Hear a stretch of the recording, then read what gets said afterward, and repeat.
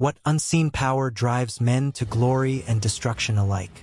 In the flickering shadows of ancient Rome, the answer looms like a thundercloud: Mars, the god of war, thirsting for blood and glory.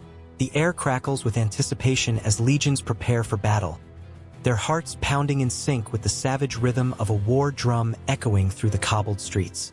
Warrior and civilian alike hold their breath, aware that beneath the surface of their grand empire lies a relentless hunger, a force demanding sacrifice. The sun sets, casting a crimson hue across the sky, mirroring the bloodshed yet to come. Statues of Mars tower over the bustling marketplaces. His eyes, fierce and haunting, seem to watch with an insatiable desire.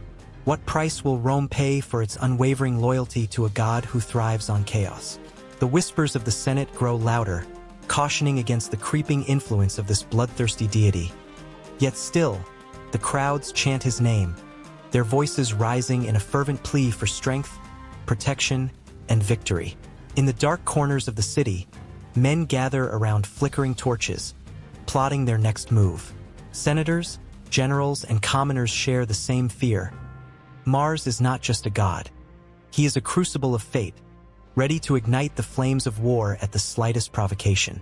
The ground trembles with the weight of impending conflict, and the air thickens with unspoken dread.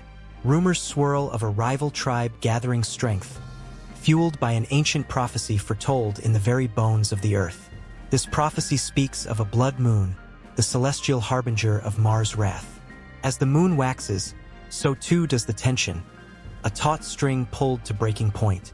Soldiers sharpen their swords, their faces set like stone, while the priests of Mars offer frenzied prayers, their voices rising in a desperate bid to appease the god's insatiable appetite. But what if Mars grows weary of mere offerings and blood sacrifices? What if he demands more than just the lives of warriors on the battlefield? As the sun dips below the horizon, casting long shadows that seem to reach for the innocent, a chill runs through the city. The bond between mortals and the divine hangs by a thread, and Romans question their devotion. Is loyalty enough to quench Mars' thirst? Or will he drain the city of its lifeblood, leaving only echoes of glory and despair? With the full moon on the rise, the heart of Rome beats wildly, unaware of the storm brewing just beyond its borders. The stage is set, the players in motion, each breath an echo of fate. Will the blood of the fallen sanctify the empire, or is this loyalty a wellspring of doom? As the night deepens, tension mounts, and with every heartbeat, Mars draws closer, his presence looming like an impending tempest ready to unleash its fury upon a city that may never be the same again. In the vast expanse of the night sky, a brilliant red dot glows and flickers, casting a hypnotic spell on anyone who gazes upon it. To the ancient Romans, this celestial body was not just a distant planet. It was a fierce god, the embodiment of war and conflict. Mars, named after the Roman god of war, was a symbol that stirred emotions of bravery, fear, and honor within the hearts of soldiers and citizens alike. It loomed over their lives as a guardian or a harbinger of doom, igniting a sense of urgency and purpose that echoed through their very beings. The Romans, with their majestic temples and grandiose statues, worshipped Mars with a fervor that was palpable. Each year, on the 1st of March, the month itself was named after him, they celebrated the Mars festival, called Mars Altar, where they honored the god who embodied their greatest desires and fears. It was a time when warriors would don their armor, hearts pounding with anticipation, ready to seek glory in battle. The echoes of their prayers filled the air, woven with tales of triumph and tragedy, as they sought the god's favor to protect them in their quests. Ancient texts tell of Mars, the son of Jupiter and Juno, born of divine lineage, yet shaped by the raw realities of war. He was often depicted as a strong, robust figure, clad in armor, with a helmet gleaming like fire under the sun. His presence was both awe-inspiring and terrifying, a reminder that while victory could be sweet, defeat could be devastating. The Romans understood the duality of life that Mars represented. The thrill of battle mingled with the dread of loss. His blood-red hue mirrored the very essence of life and death, a color associated with valor and sacrifice. As the Romans gazed at the red planet, they saw more than a celestial object. They gazed into a symbol of their fate. The tales of Mars were woven into the fabric of their history. Stories of bravery against overwhelming odds, of the legendary hero Romulus slaying his brother Remus and founding Rome, a city destined for greatness. This mythos fed into their existence, reminding them that even in their darkest hours, they were connected to something greater. The very foundation of their society was built upon the principles that Mars stood for: strength, honor, and relentless pursuit of victory. However, the allure of Mars was not solely tied to glory. Beneath the surface of noble intentions lay the darker shades of humanity, the destructive power of war, the anguish of loss. The Romans, with their powerful armies and expansive territories, were no strangers to the consequences of conflict. Each campaign fought in Mars' name brought with it bloodshed and sorrow, a tightly woven tapestry filled with the threads of human experience. The cries of the fallen echoed through the ages, a haunting reminder that each victory came at a cost. The priests and priestesses of Mars, known as the Salii, performed elaborate rituals, dancing to the rhythm of drums that mimicked the heartbeat of the earth itself. They adorned themselves in red cloaks, embodying the spirit of the god they served. Their movements were not just performance. They were a prayer, a plea for Mars to look favorably upon them and guide them through their trials. The atmosphere was electric, charged with a mixture of hope and desperation. In those moments, every soldier felt the pull of Mars, a surge of adrenaline coursing through their veins as they prepared to face their destinies. As tales of Mars spread throughout the Republic and later the Empire, they began to intertwine with the lives of common folk. Farmers, merchants, and artisans all paid homage to the god, invoking his name in hopes of protection and prosperity. Mars, the god of war, transformed into something more, a guardian of the city, a symbol of resilience against the challenges of life. In the bustling streets of Rome, whispers of his power could be felt, urging them to push through adversity and strive for greatness. The very essence of Mars inspired not just warriors, but all Romans to confront their fears and passions head-on. Yet, with the rise of other belief systems, the worship of Mars began to wane. As new ideas took root in the hearts of people, the once mighty god became a relic of the past. But still, the memory of his influence lingered, a bittersweet echo of a time when the red planet commanded respect and fear. Even as empires fell and civilizations crumbled, the spirit of Mars lived on, a testament to the complexity of human emotions, pride intertwined with humility, and power shadowed by vulnerability. The Romans' relationship with Mars encapsulated the essence of humanity itself: the struggle for power, the quest for meaning, and the eternal battle between light and dark. The myths surrounding Mars were not mere tales. They were reflections of the trials and tribulations faced by a society that strived for glory, but often found itself grappling with the consequences of its own desires. The stories of Mars became the backdrop of passionate lives, whispering of courage and cowardice, triumph and despair. As Mars continued to gaze down upon the Earth from the depths of the cosmos, he remained an indelible part of human history. His legacy was not confined to the annals of ancient texts. It pulsed through the veins of a civilization that dared to dream and fight. With every red sunset, as the sky ignited in flames, echoes of the past reverberated, reminding all who dared to look up that the spirit of Mars would forever linger. A timeless reminder of the eternal dance between war and peace, love and loss, and the delicate balance that shapes the human experience. In the flickering light of 1,000 candles, shadows danced along the walls of an ancient temple, their movements whispering secrets of days long past. The air was thick with incense and the weight of countless prayers, each one a thread in the intricate tapestry of a civilization that thrived in the valleys and hills of Italy before Rome cast its mighty shadow. The Etruscans, a people both enigmatic and profound, worshipped deities that breathed life into the very fabric of their existence. Among these gods, one stood apart, a figure cloaked in the ferocity of battle and the honor of valor. Tins of bronze rattled softly as priests prepared for a ceremony. Their faces, marked with the lines of wisdom and the fervor of devotion, were lit by the warm glow surrounding a statue of the war god, known as Maris. With a helmet adorned with intricate designs and a spear poised for action, Maris was not merely a statue. He was the embodiment of strength, courage, and the unyielding spirit of his people. The Etruscans believed that he did not just oversee the chaos of war. He guided the hearts of men, spurring them into battle with an unwavering sense of justice. As the first notes of ritualistic flutes filled the air, the atmosphere grew thick with anticipation. The priests chanted, their voices rising and falling like waves against the shore. Each word was a prayer, an invocation of not just Maris, but the pantheon of deities that surrounded him. Deities whose names echoed through the valleys and whose stories were etched into the very bones of the land. Tinia, the sky god, watched over the storms, while Uni, the goddess of love and war, balanced the scales with a fierce grace.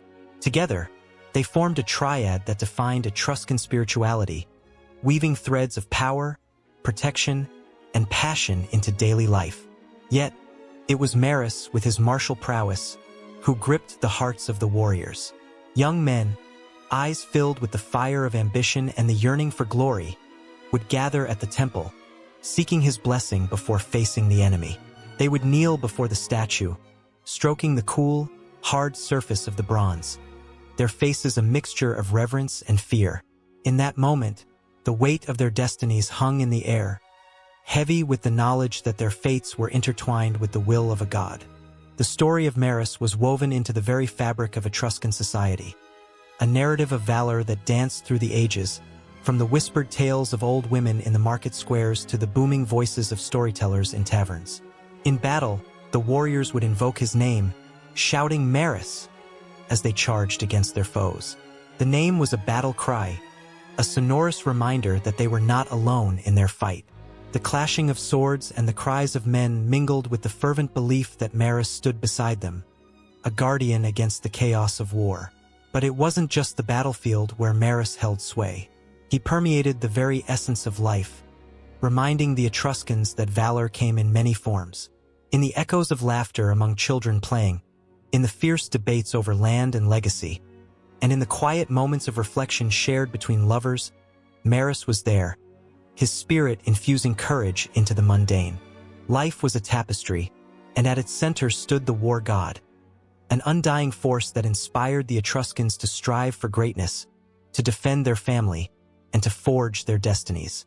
As the ceremony reached its climax, the air crackled with energy. The priests raised their arms toward the darkened ceiling, invoking the blessings of the gods to rain down upon the gathered crowd. The flickering candlelight cast haunting shadows upon their faces, revealing the raw emotions of hope and desperation. Each soul present was a vessel of dreams, longing for the strength to face the trials that lay ahead.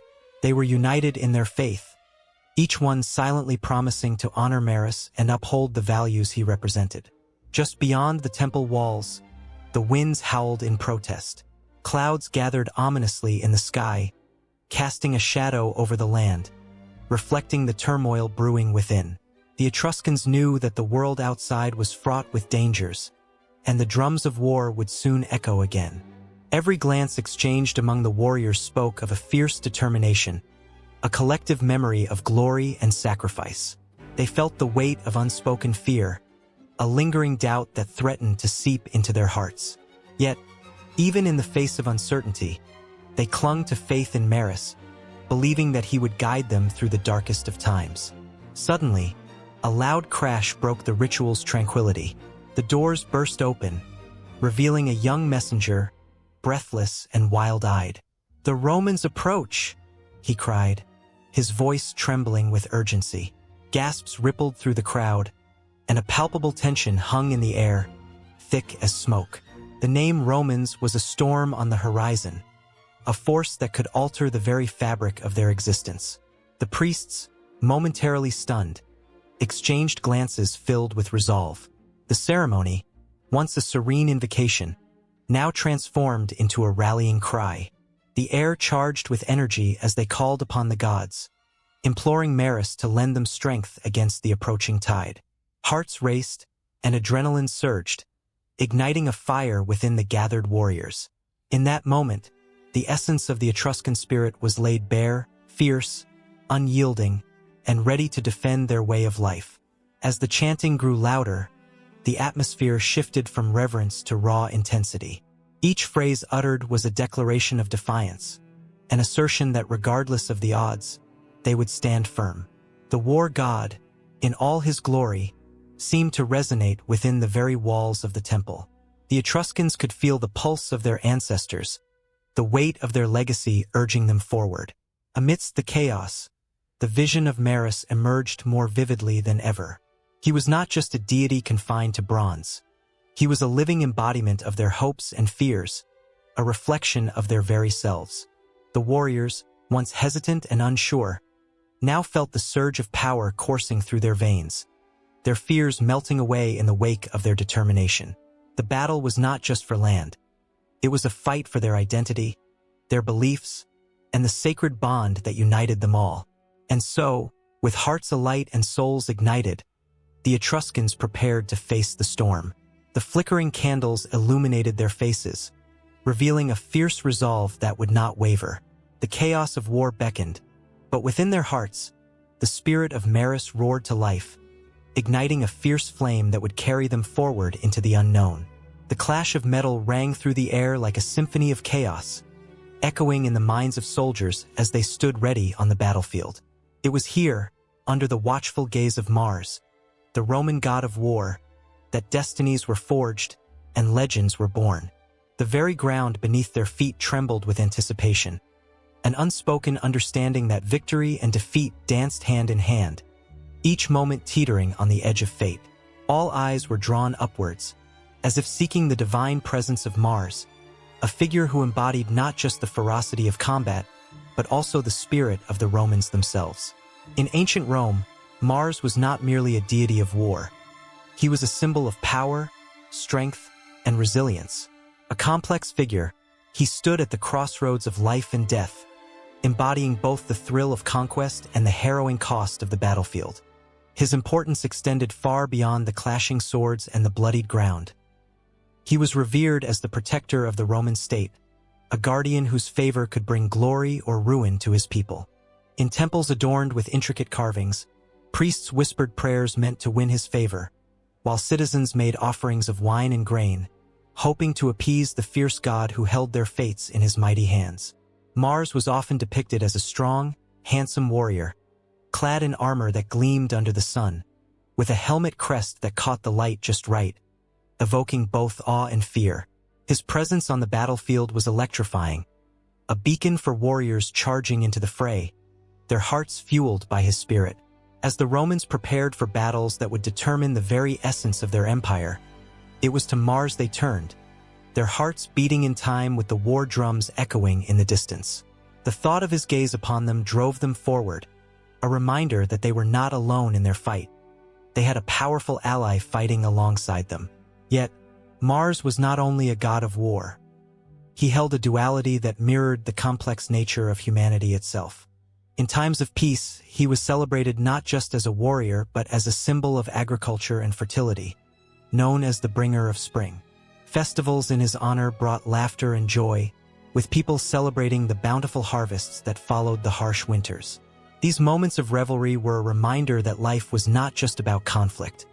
It was also about growth, sustenance, and the cycles of nature. This dual nature created a deep reverence among the Romans, who understood that both war and peace were essential to the fabric of their society. The Lupercalia festival, honoring Mars, was a grand affair, filled with excitement and anticipation. Young men, stripped to the waist and adorned with goat skins, would run through the streets, striking women with strips of hide, believed to bring fertility and ensure healthy offspring. The thrill of the chase echoed the very essence of Mars, wild, untamed, and filled with purpose. The air was electric, charged with hope and the promise of life, all under the watchful protection of the god who ruled both war and harvest. Mars's influence stretched far beyond the borders of Rome, shaping the Roman identity in ways that resonated through centuries. The Romans, fierce and proud, viewed themselves as warriors, and Mars was their patron. His image was stamped on coins, erected in statues, and sung in hymns. Even in the most mundane moments of life, people spoke his name, hoping for his blessing in their endeavors. He became a part of their very essence, a constant reminder of who they were and the legacy they wished to leave behind. As the seasons changed, so did the moods of the people, and with it, the perception of Mars. In times of great triumph, he was celebrated with grand parades, his name echoing through the streets, while in moments of despair, his absence was felt like a chilling wind. The Romans understood that the balance of life was delicate, and they worked fervently to maintain the favor of their god. They recounted tales of his legendary exploits, drawing inspiration from the stories of heroes who fought bravely in his name. These tales were not just entertainment. They were the lifeblood of Roman culture, motivating generations to rise up, to dream, and to conquer. But with great power came great responsibility, and Mars was often a reminder of the consequences of war. In times of strife, when the clamor of battle was a constant companion, the specter of loss loomed large. The sorrow of mothers mourning their fallen sons intertwined with the pride of victory, creating a tapestry of emotions that was as complex as the god himself. Mars, who inspired courage and valor, was also the harbinger of grief and destruction. His presence on the battlefield was both a comfort and a curse, a paradox that left indelible marks on the hearts of those who worshipped him. As the sun set over the Roman landscape, the warm hues painted the sky, casting long shadows that danced like the memories of battles fought and won. Mars remained ever-present, a sentinel over the land, a reminder of the price paid for glory and the sacrifices made for peace. His legacy lived on, echoing through the hills and valleys, whispering tales of bravery and honor while simultaneously urging caution in the face of overwhelming ambition. And thus, the Roman pantheon, with Mars at its core, mirrored the struggles of humanity. War and peace intertwined, hope and despair dancing together like flames in the night. The gods were not distant entities. They lived and breathed within the hearts of the people, their stories woven into the very fabric of society. As the night descended, the fires of devotion flickered against the dark, illuminating the faces of those who still believed, who still hoped, as they looked to the heavens for guidance, comforted by the thought that Mars was watching over them, still shaping the fate of Rome. In the dim light of a flickering torch, beneath the shadow of ancient stone walls, a tale began to take shape, a tale steeped in mystery, passion, and the echoes of 1,000 voices from the past. It was the birth of Mars, the god of war, and the questions surrounding his parentage shrouded his origins in an aura of intrigue and fear. The myths that spun around Mars's arrival into the world were as varied as the stars in the night sky. Was he born from the union of fierce deities, or did he spring from something darker, more primal?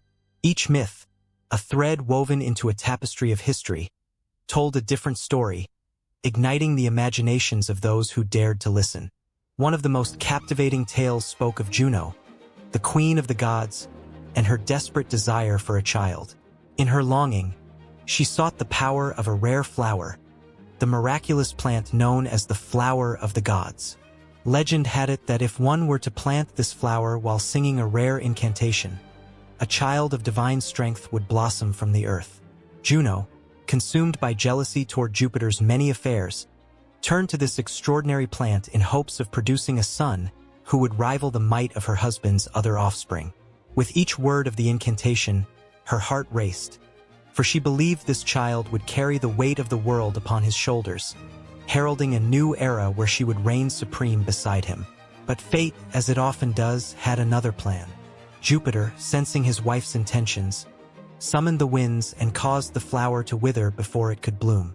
In a twist of fate, Mars emerged not from the nurturing embrace of the flower, but from the primal chaos of the universe itself.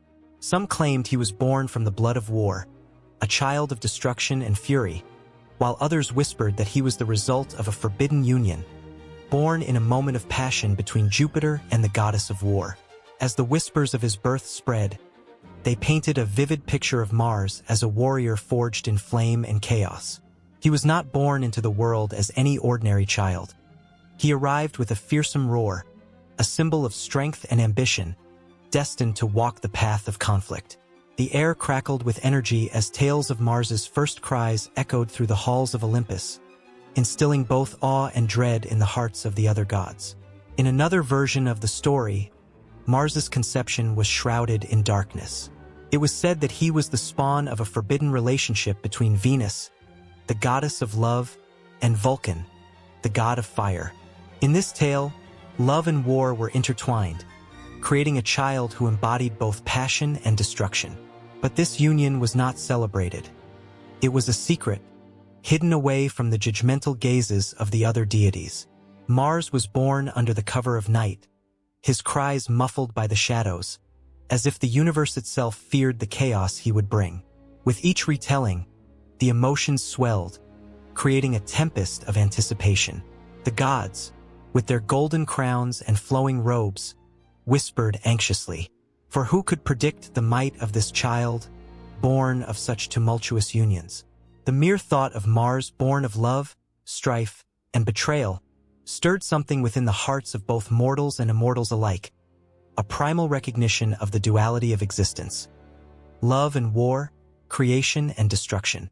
As the myths continued to ripple through time, they sparked curiosity and fear. The people of Rome painted their own interpretations of Mars's origins, blending the tales they heard with their cultural values. To them, he was not just a god of war. He was a protector, a guardian of the Roman state. They sought strength in the stories, finding inspiration in the idea that their most powerful protector could have emerged from such passionate beginnings. Yet, with every myth came a shadow, a hint of darkness lurking just beneath the surface. Histories intertwined with Mars's birth story revealed a complex relationship between love and war, one that resonated deeply with those who questioned their own lives. The fear of conflict loomed large, but so did the hope that love could conquer all. As the tension built, the people wondered, was Mars destined for glory, or was he fated to bring ruin? The echoes of his birth reverberated through the ages, leaving a mark on every heart that dared to contemplate his existence. Every warrior who marched into battle carried with him the weight of Mars's legacy, the knowledge that they fought for something greater, something born from the very chaos of life itself. Amidst the swirling emotions and intense narratives, the stories of Mars's parentage continued to evolve. Historians debated fiercely, attempting to piece together the fragments of myth and fact, trying to find the truth hidden within the legends. They examined artifacts, inscriptions, and ancient texts, each one a window into the past, yet each one raised more questions than answers. As the sun dipped below the horizon, casting a golden hue upon the ruins of ancient temples, a silence fell over the land, broken only by the whispers of the wind. The story of Mars's birth was not merely a tale to be told. It was a living, breathing entity that grew and changed with every telling. The tension between love and war, creation and destruction, mirrored the struggles faced by humanity. The myths continued to cast their spell, beckoning those who yearned for understanding, for connection. And so, the myths of Mars's birth spun on, pulling everyone deeper into the web of history. With every heartbeat, every breath, the tension grew, intertwining emotions with the very fabric of existence, promising that the next chapter would be as electrifying as the last. In the shadows, the truth waited, just out of reach, ready to unveil itself when the time was right. In the flickering shadows of a warm Roman evening, the air thick with the scent of burning incense, a low chant rose from the Temple of Mars. The sound, haunting and filled with power, echoed through the cobbled streets of early Rome, weaving a spell that drew the curious and the faithful alike. A sense of urgency hung in the air, a palpable tension that promised something extraordinary was about to unfold. Mars, the fierce god of war, stood as a sentinel at the center of Roman identity. His presence was feared and revered, a duality that defined a civilization hungry for glory.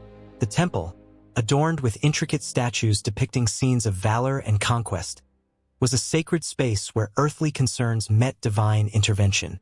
Each stone seemed to pulse with the stories of warriors and victors, their blood spilled in the name of honor and protection. The people knew they were but a whisper in the grand narrative of Mars, yet the weight of their devotion felt monumental, as if the very fabric of Rome was stitched together by their prayers. As darkness cloaked the city, the faithful gathered in throngs. Men dressed in the simple tunics of commoners brushed shoulders with senators clad in flowing togas, their expressions a mix of anticipation and reverence.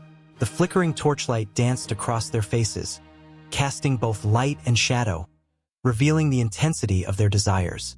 They came seeking strength, guidance, and perhaps a glimpse of the glory that had once draped their ancestors in gold and laurel. Rituals unfolded with a rhythm as old as the city itself. Priests, clad in white robes, moved gracefully, their steps measured and deliberate. They offered sacrifices, animals trembling under the weight of the moment, their fates sealed in the name of Mars. The sharp tang of blood mixed with the sweet smoke of incense, a potent reminder of the cost of favor. Each drop that fell to the earth seemed to echo the battle cries of men who had fought for Rome's honor, their spirits intertwined with those who now sought the gods' blessing.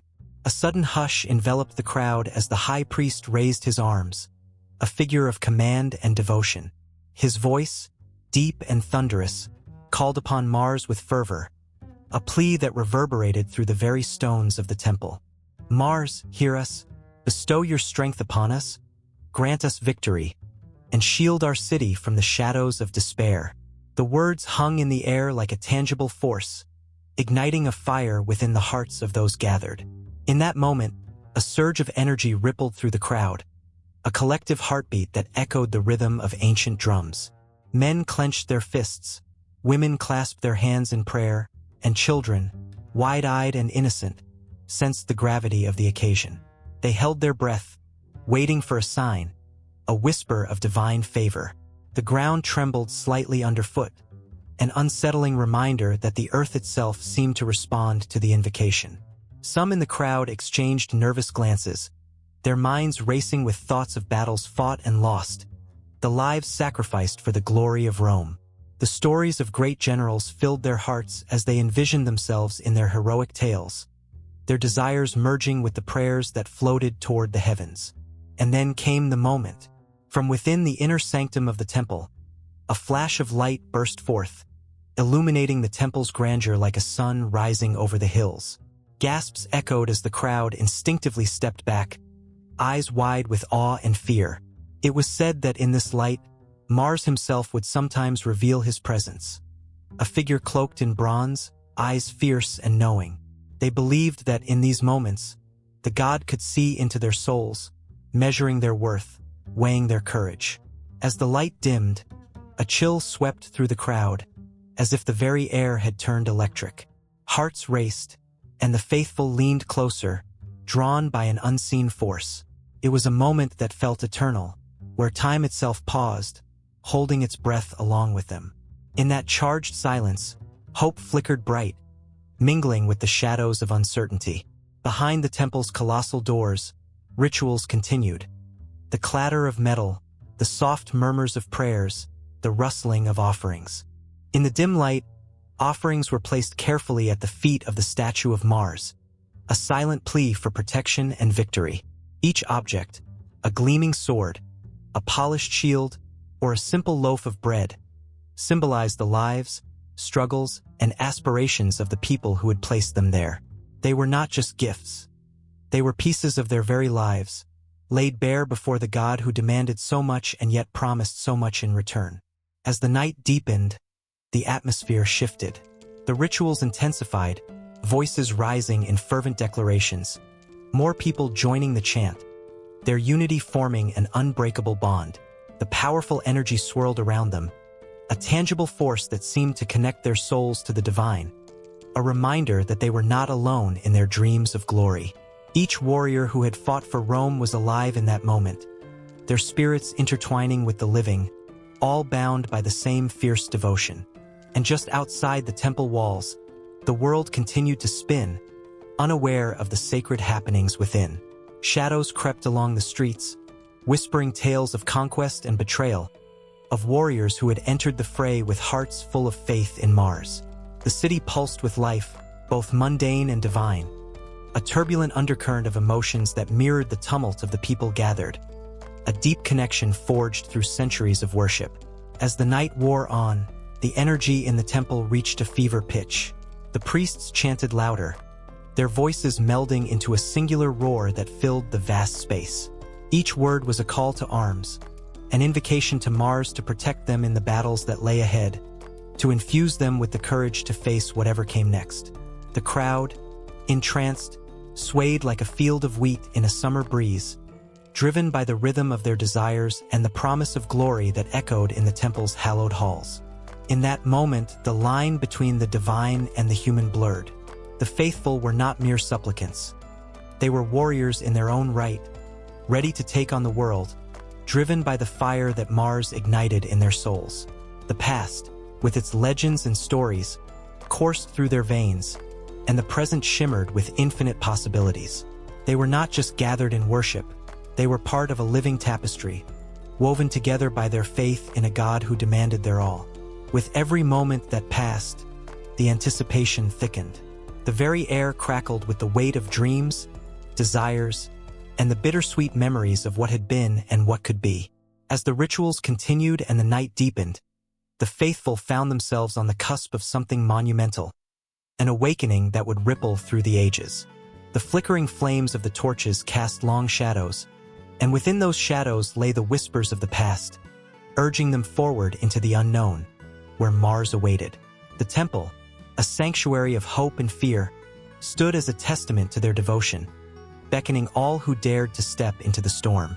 The battlefield lay strewn with the echoes of clashing swords and the cries of brave men, each sound a testament to the fierce battle waging under the watchful gaze of the looming mountains. Amidst the chaos, one figure loomed larger than life. A soldier, heart pounding like a war drum, fists clenched around his sword. Each thundering heartbeat seemed to pulse with the name of Mars, the ancient god of war, whose very essence was woven into the fabric of courage and conflict. In the throes of battle, the soldier's thoughts swirled like the dust kicked up by the hooves of galloping horses, drawn to the promise of protection and valor from a deity who had served as guardian to countless warriors before him. Mars was not merely a distant myth. He embodied the raw power of battle, the raging spirit that ignited the hearts of those who dared to take up arms. To the Romans, he was a revered protector, their fierce bulwark against the encroaching darkness of defeat. As the soldier squared his shoulders, he felt a shiver run down his spine, a whisper of divine strength coursing through him. Would Mars favor him today? The sun hung low in the sky, casting an ominous glow over the battlefield. Shadows danced as soldiers roared with battle cries, their voices rising and merging into a cacophony that pierced the air. It was said that before every great battle, the echo of Mars's spirit would bless the ground, weaving a spell of invincibility around those who truly believed. The soldier, now fueled by the anticipation of glory, grasped his sword tighter. He could almost hear the distant chant of his comrades, a fervent prayer invoking the god of war's protection. Each chant was a heartbeat, a sacred promise that they would stand strong against the odds. But amidst the adrenaline-fueled frenzy, doubt crept in like a thief in the night. The soldier thought of the fallen warriors, their lifeless forms scattered across the land, men who had once believed fervently as he did, now silenced. Would Mars truly stand with him today? The soldier's grip faltered for a fleeting moment, and in that breath, he felt the weight of his ancestors, their hopes and fears, their blood spilled in the name of honor. It was a moment fraught with the tension of history, the air thick with the palpable energy of warriors who had come before him, all seeking Mars's favor. The battle raged on with an intensity that ignited the very air. Swords clashed, shields splintered, and the scent of sweat and iron mingled with the cries of men. Every swing of the blade felt like a prayer sent skyward, a desperate plea for survival. The soldier found himself charging forward, adrenaline surging, heart racing, as he engaged in a dance as old as time itself. Each opponent he faced was another story, a man with a family, a dream, a future that might slip away within the heartbeat of a single moment. And yet, there was also the thrill of the fight, the rush of blood, the intoxicating promise of honor and glory that drove him onward. In the midst of the turmoil, the soldier caught a glimpse of a banner unfurling against the backdrop of the crimson sky. It bore the emblem of Mars, a symbol revered across the ages, a reminder of the god's unwavering presence. The sight sent chills racing through him, igniting a fire that surged through his veins. With renewed vigor, he pushed deeper into the fray, his sword swinging in a deadly arc. The world around him faded, each clash of steel echoing in rhythm with the war drums of his heart. He was no longer just a soldier. He was a vessel of Mars's fierce will, a protector of those who fought alongside him. As the sun dipped lower, casting long shadows that crept over the battlefield, the tide of battle shifted. It was a moment heavy with uncertainty, the kind that made the air crackle with anticipation. The soldier's breath came in ragged gasps as he faced yet another adversary. This foe was different, eyes glimmering with fury and determination, a mirror reflecting the very soul of a warrior. Time slowed.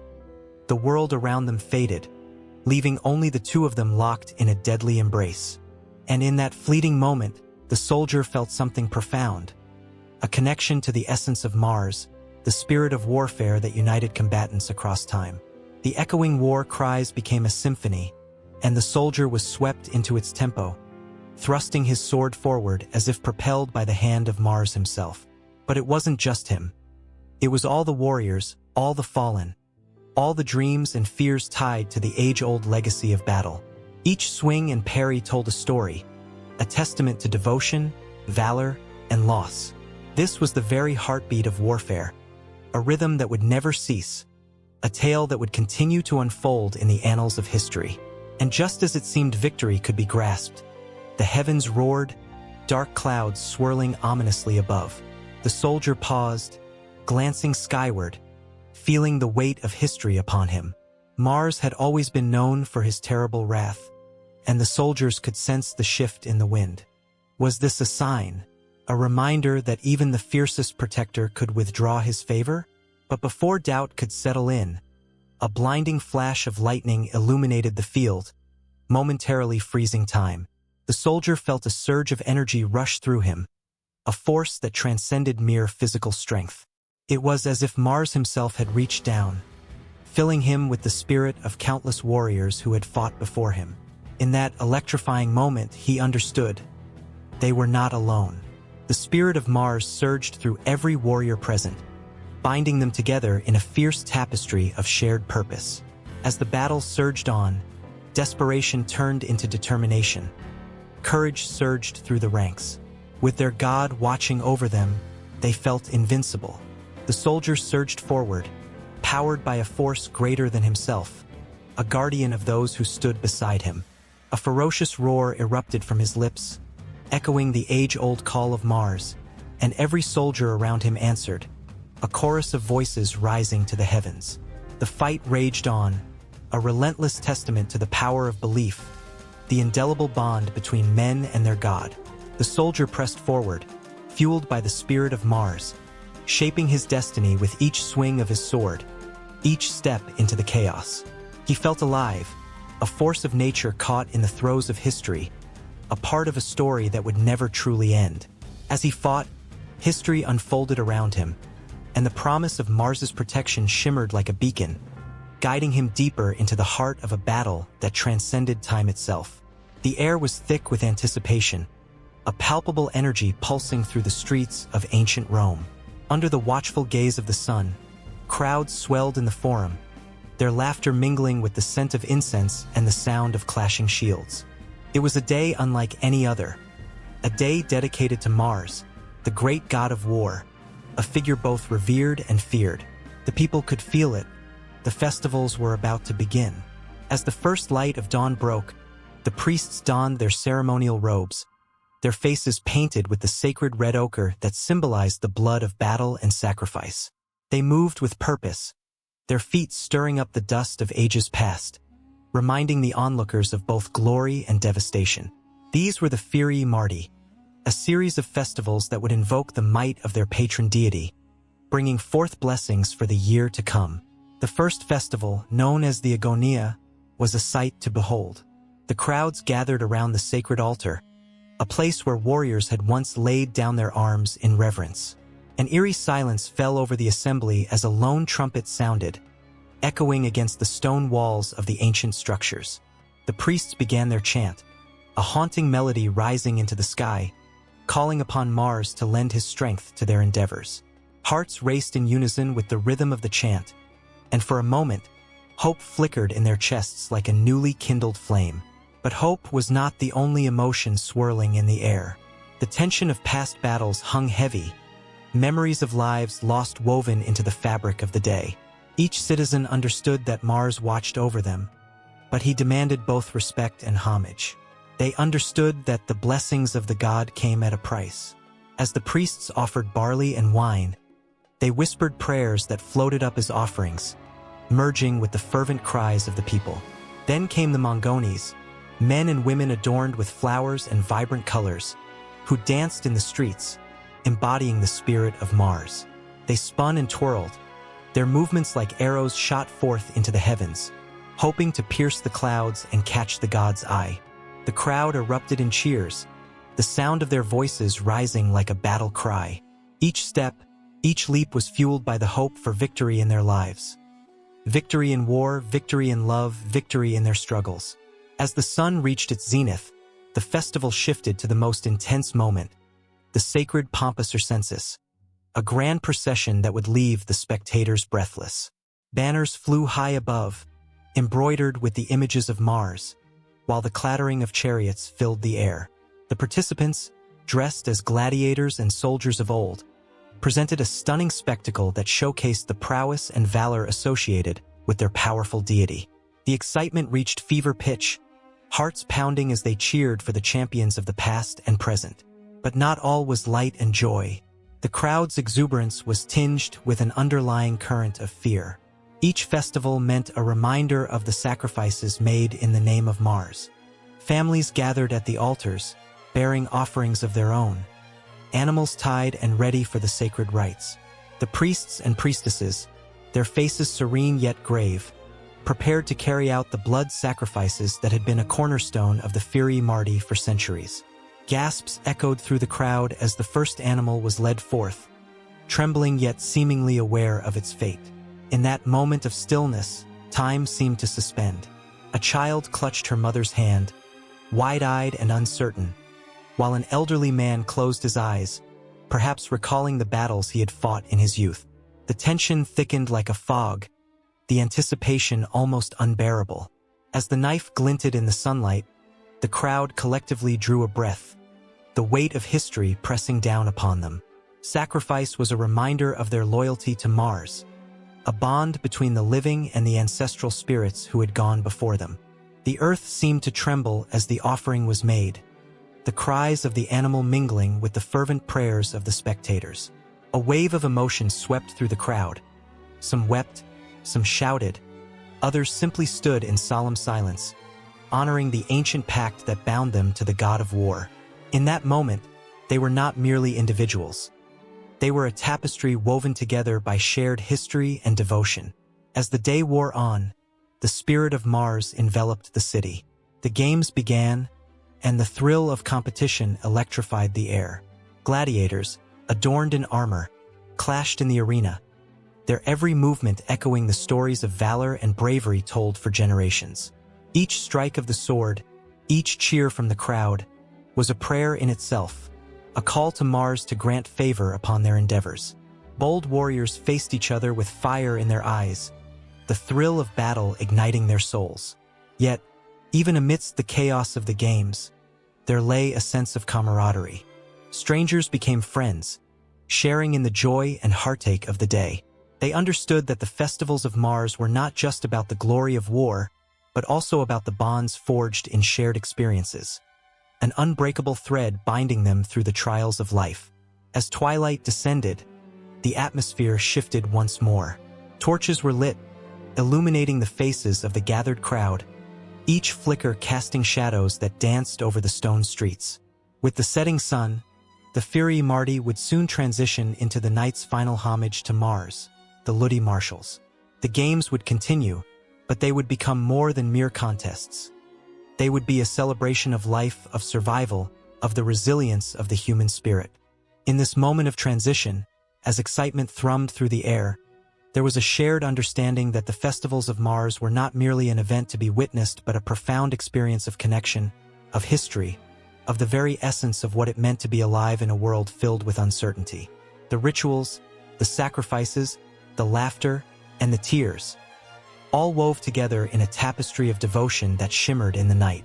As the stars blinked to life above, the true spirit of the Fiery Marty shone on, revealing that the festivals were merely a prelude, a step on a never-ending path that twisted and turned, leading ever deeper into the heart of Roman life. With every moment, the anticipation of what was to come loomed large, calling to them, whispering promises of glory, honor, and the indomitable spirit of Mars himself. In the bustling streets of ancient Rome, the air was thick with anticipation. The sound of marching feet echoed against the stone roads as citizens gathered in droves, their eyes glistening with reverence. They were not simply awaiting a spectacle but something far more profound. Today was a day dedicated to Mars, the god of war, a figure whose very presence wielded the power to ignite both fear and courage in the hearts of men and women alike. His significance transcended mere mythology. He was woven into the fabric of Roman society, an eternal symbol of strength and ferocity. As the sun began to rise, casting a golden hue over the forum, priests adorned in crimson robes moved with purpose, carrying sacred offerings. The scent of incense wafted through the air, mingling with the sweet aroma of freshly baked bread, a reminder of the community that thrived under Mars's watchful gaze. The people knew that Mars was not just a deity of conflict. He was the protector of the Roman state, the one who ensured their victories and safeguarded their homes. The fantasies of glory in battle danced in the hearts of young men, while women prayed for the safety of their beloved warriors. Temples dedicated to Mars stood as towering testaments to his might. The Temple of Mars altar, built by Augustus, gleamed in the sunlight, its marble facade a symbol of the emperor's desire for vengeance and triumph. It was more than a building. It was a sanctuary where hope and fear converged. Inside, the walls were inscribed with the deeds of Rome's greatest heroes, their names echoing through time, immortalized by the very hand of Mars. A place where worshippers cried out for strength before they faced their own personal battles, whether on the battlefield or within the tumultuous tides of everyday life. The stories told of Mars were not merely tales of war and bloodshed. They were deeply interwoven with the values of honor, sacrifice, and resilience. Children grew up with the tales of heroes like Romulus, who, with the blessing of Mars, founded the great city of Rome. They learned that courage was not just for soldiers but for anyone who dared to confront the challenges of their time. In schools, children chanted praises of Mars, envisioning themselves as the next valiant protector of their homeland, their hearts racing with the promise of glory. Festivals in honor of Mars overflowed with emotion, each celebration a vivid tapestry of life, death, and the unyielding spirit of Rome. The Armilustrium, a festival of purification, was particularly poignant. As the soldiers gathered, their armor shining and weapons at the ready, the air crackled with intensity. The rituals performed were steeped in solemnity and hope, each act a prayer for both protection and victory. In the eyes of the participants, one could see the flicker of longing, a yearning to be worthy of the god they revered. The drums beat loudly, echoing the pulse of the city, urging all to remember that Mars was both a harbinger of war and a beacon of strength. But the influence of Mars was not limited to the battlefield. He seeped into the daily lives of the Romans, affecting decisions made at every level of society. Generals consulted the omens before battle, seeking Mars's guidance, while merchants and farmers offered sacrifices to ensure prosperity for their families. The farmers, tilling their fields under the watchful eye of Mars, believed that their crops would flourish if they honored him. Each harvest was not just a product of toil but a blessing from the god of war. Women, too, held a unique connection to Mars. They prayed for their sons, brothers, and fathers to return safely from war. In their homes, they crafted shrines adorned with small figurines of the god, lighting candles and whispering fervent prayers. In the heart of their homes, Mars was not merely a warrior. He was the guardian of their families, embodying both fear and hope. When a loved one fell in battle, The grief was overwhelming, yet the memory of Mars's strength served as a source of resilience. They understood that in loss, one could still find purpose and honor. The tension within Roman society often mirrored the duality of Mars himself, the fierce warrior and the nurturing protector. The political landscape was rife with ambition, where leaders often maneuvered like gladiators in an arena, seeking victory at any cost. They invoked Mars not only for martial prowess but as a symbol of the glory of Rome. It was this very duality that could incite both passion and turmoil, as people struggled to balance the desire for peace with the realities of power and conquest. Even in moments of peace, the shadow of Mars loomed large. The Pax Romana, a time of relative stability, did not diminish the reverence for the god of war. Instead, it transformed into a celebration of Roman identity. Statues of Mars adorned public squares, reminding all that peace was not merely the absence of war, but a testament to the strength and resilience of Rome. The people felt a strange sense of pride, knowing that even in their tranquility, the spirit of Mars resided within them, urging them to remain strong and vigilant. As the day wore on, the sun dipped low in the sky, painting the heavens with hues of crimson and gold, a reflection of Mars's fiery spirit. The collective heartbeat of the city pulsed with life, each moment a reminder of the unyielding connection between the people and their god. They knew that as long as they honored Mars, his blessings would be upon them, guiding them through hardships and celebrating their victories. In the twilight of the day, as shadows stretched long across the cobbled streets, the spirit of Mars lingered, weaving through the lives of every Roman. He was more than a god. He was a reflection of their very essence, an amalgamation of hope, fear, strength, and sacrifice. The importance of Mars was not confined to ancient tales. It was a living, breathing part of every Roman story, a flame that would never be extinguished, a legacy that would echo through the ages. The anticipation lingered in the air, a promise of stories yet to unfold, of battles yet to be waged, as the vibrant pulse of Rome continued to beat beneath the watchful gaze of Mars. The sun cast its golden rays over the dusty Roman battlefield, where the blood of brave men mingled with the earth. A sharp clang of metal echoed as swords met shields, the cries of warriors filling the air with a symphony of valor. Among the thrumming chaos, a young soldier known as Gaius stood resolute, gripping his gladius with a determination that sent chills down his spine. For him, this was not just a fight. It was a testament to everything he believed in. Valor, honor, and the very essence of what it meant to be a Roman soldier surged through his veins like wildfire. As Gaius faced the enemy, he recalled the stories etched into the hearts of every Roman. Tales of heroes who had fought not just for land or glory, but for the respect of their comrades and the memories of those who had fallen before them. There was an unspoken bond among the soldiers, a brotherhood forged in the flames of battle. They wore their scars as badges of honor, each mark a story of bravery and sacrifice. It was this spirit that inspired him, that drove him to hold the line against the oncoming tide of foes. The air thickened with the scent of sweat and iron as Gaius advanced, his heart racing with the rhythm of battle. Valor was not merely a word, it was a way of life. It beckoned him to fight fiercely, to hold his ground against overwhelming odds. The stories of his ancestors echoed in his ears, tales of the legendary General Scipio Africanus, who had faced the might of Carthage and emerged victorious. In those moments of doubt, Gaius would remember the words of his commander. A soldier's honor is his greatest weapon. With each swing of his sword, Gaius felt the weight of history upon him. He fought not just for himself but for the legacy of Rome.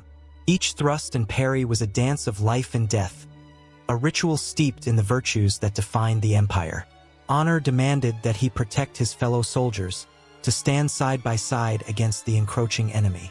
It was this fierce loyalty that ignited a fire within him, a fire that could not be extinguished. In the midst of the clash, he caught sight of Marcus, his closest friend, grappling with an adversary twice his size. Fear gripped Gaius's heart, but valor surged forth, pushing him beyond the limits of reason. He dashed towards his friend, a primal roar escaping his lips as he plunged into the fray. The world around him faded, The battle became a blur, and all that mattered was the bond between brothers in arms. Together, they would not falter. As they fought back to back, Gaius felt a surge of energy unlike anything he had ever known. Each strike was motivated by more than survival. It was a pledge to honor those who had fallen, a promise to uphold the values that had built an empire. The very air crackled with the weight of their martial virtues, an invisible shield that protected them as they faced overwhelming odds. But as the sun began to set, painting the sky with hues of crimson, the tide of battle shifted. The enemy pressed harder, and suddenly, Gaius found himself surrounded. The cold, hard reality of the battlefield encroached upon him, and he could feel the fear creeping in. Then, as if a switch had been flipped, a wave of rage surged through him. Honor meant not just fighting, but fighting for something greater than oneself. He thought of his family, of the lands they had nurtured, and of the dreams that would die if he failed. With a newfound ferocity, he broke free from the circle of foes, roaring like a lion.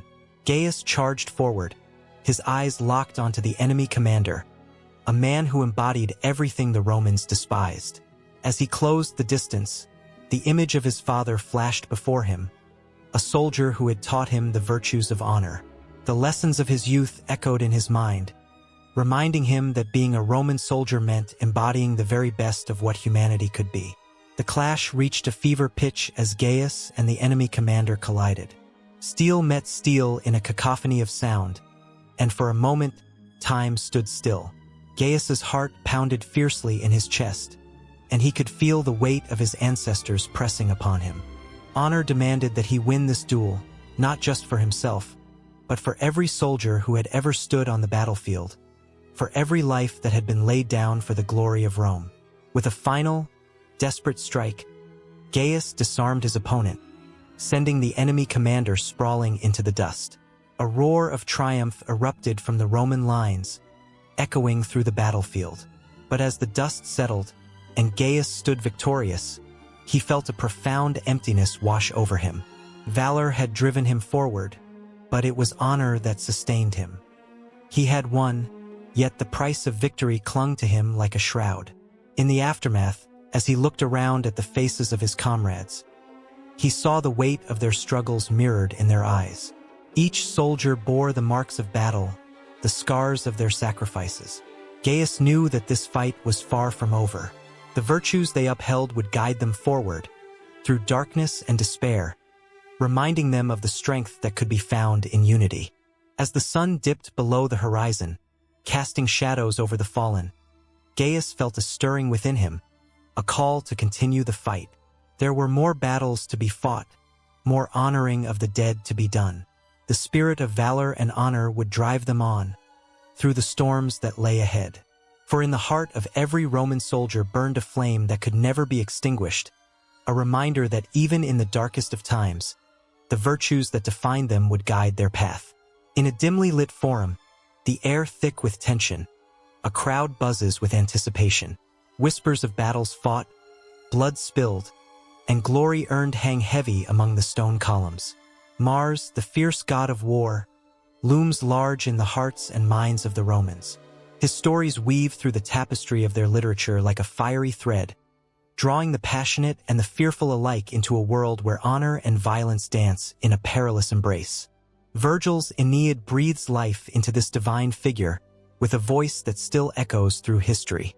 In the ancient epic, Mars is not just a god but a complex character, a reflection of the Roman psyche itself. As Aeneas leads his weary band toward destiny, he is often blessed by Mars, the protector of soldiers and the embodiment of valor. Each battle is not merely a fight for land but a sacred duty, a chance to honor the gods and secure a legacy. The tension builds as swords clash and shields splinter, each encounter pulsating with the heartbeat of Mars' indomitable spirit. As the dust of war settles, it's not just blood that stains the earth. It's the very essence of man's struggle for meaning amidst chaos. Yet, Virgil paints more than just the glory of war. He captures its haunting aftermath. The loss, the sorrow, the cries of mothers mourning sons who will never return. These moments are tender, achingly human. The juxtaposition of Mars, the fierce god, against the backdrop of such raw vulnerability makes the reader shudder. It's as if one can feel the weight of a helmet, the grip on a sword slipping, and the realization that every victory carries a price. Ovid, on the other hand, introduces a different side to Mars in his Metamorphoses. Here, the war god breathes with passion and vulnerability, entwined in a love affair with Venus, the goddess of beauty. Ovid's verses pulse with intoxicating emotion. Mars, a formidable warrior, is shown as a lover swept away by desire, caught in the intricate web of romance that softens his steely edges.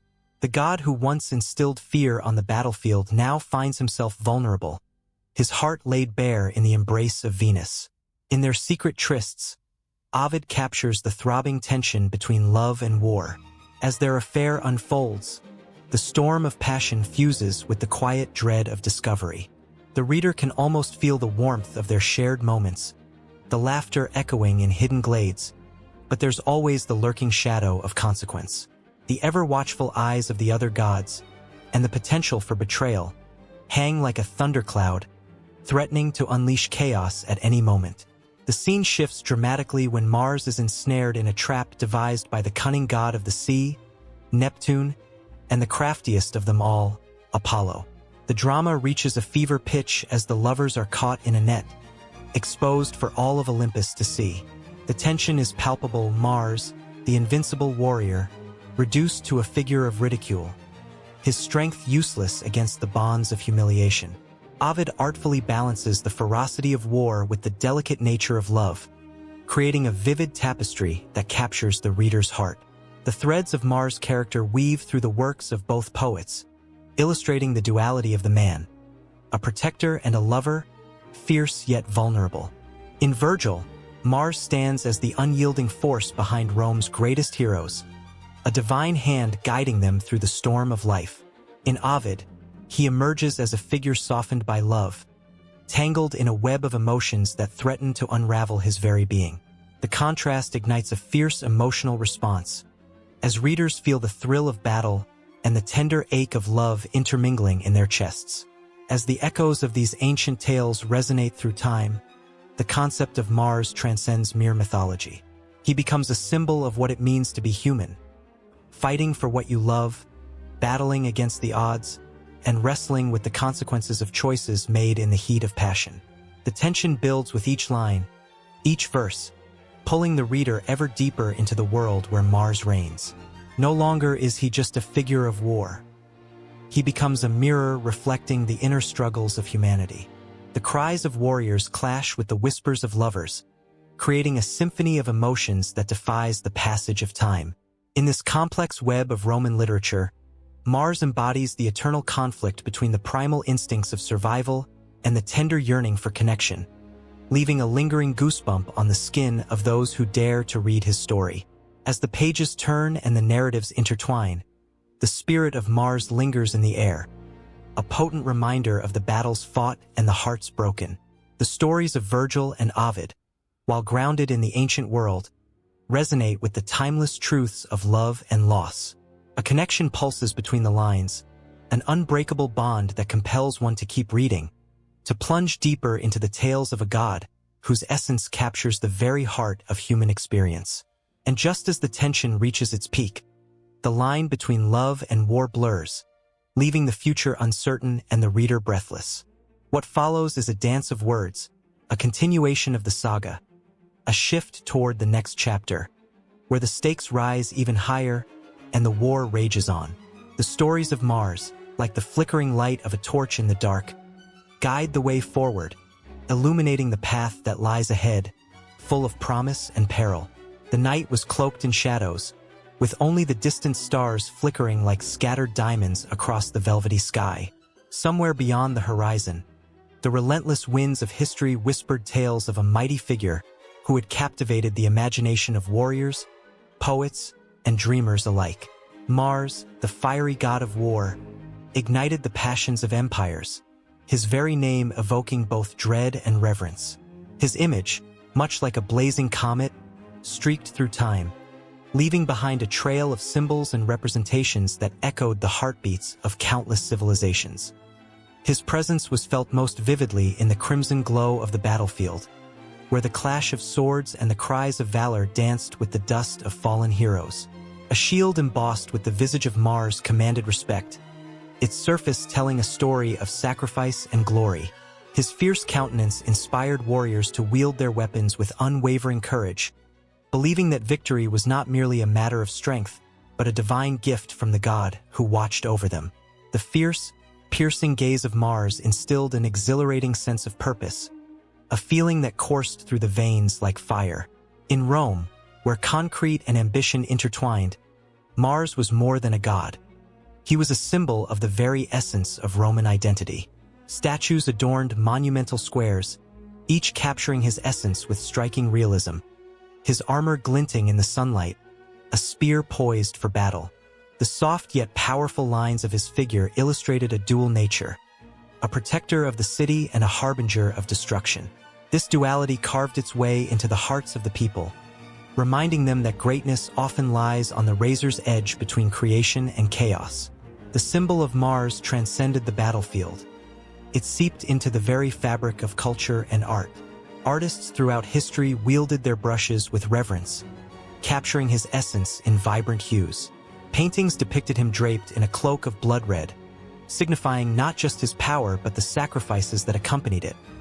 Each stroke breathing life into the god who inspired both fear and admiration. The symbolism of red ran deeper than color. It became an emblem of passion, a reminder of the fervor that fueled both love and war. In ancient Greece, Mars took on the name Ares, though the Greeks portrayed him with a different lens. He was not merely a god of war but an embodiment of tumultuous emotions, the chaos that surged through the hearts of men. His representation often presented him as a figure caught in the throes of battle, an image that evoked both respect and a touch of disbelief.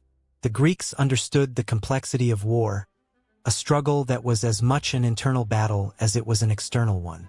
Ares, with his wild hair and fierce demeanor, was a reflection of the chaos that dwelled within the souls of men, a stark reminder of the thin line between honor and madness.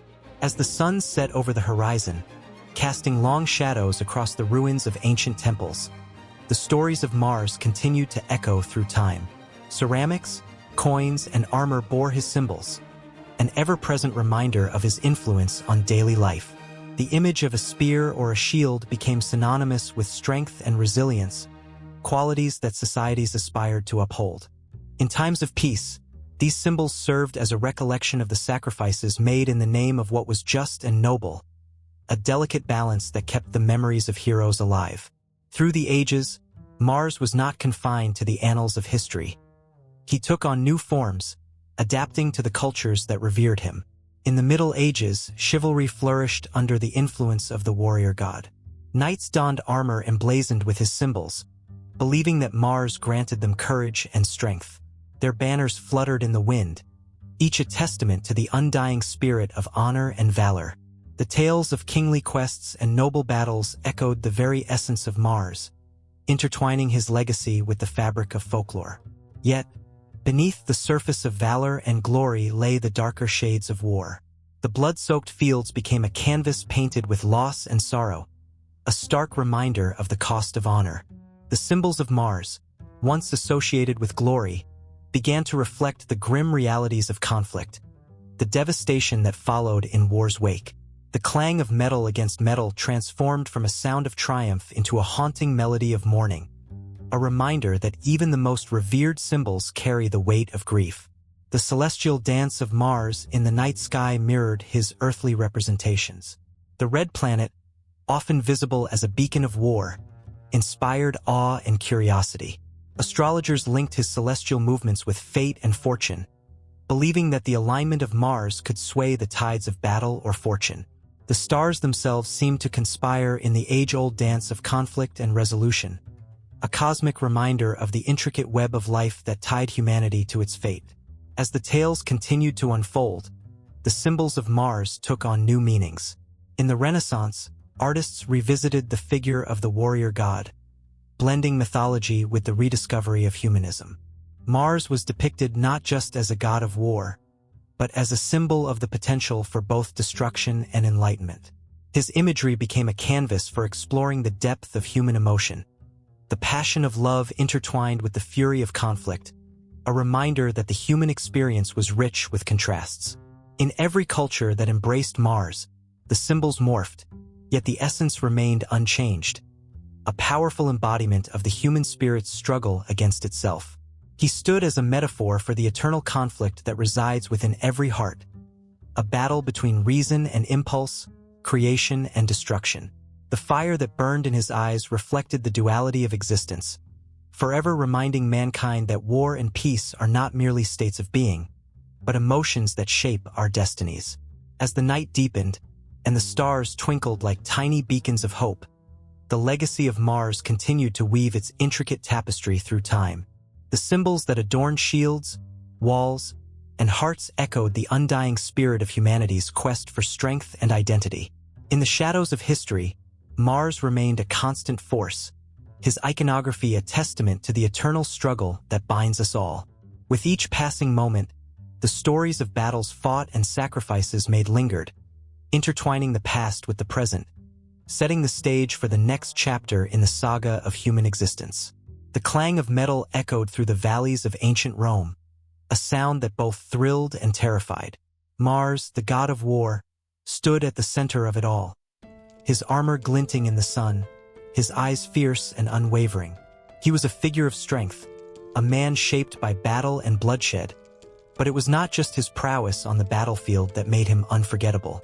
Behind that exterior lay a tangled web of relationships and rivalries, with other deities that painted a portrait of fierce loyalty, jealousy, and ambition. As the day wore on, whispers filled the air.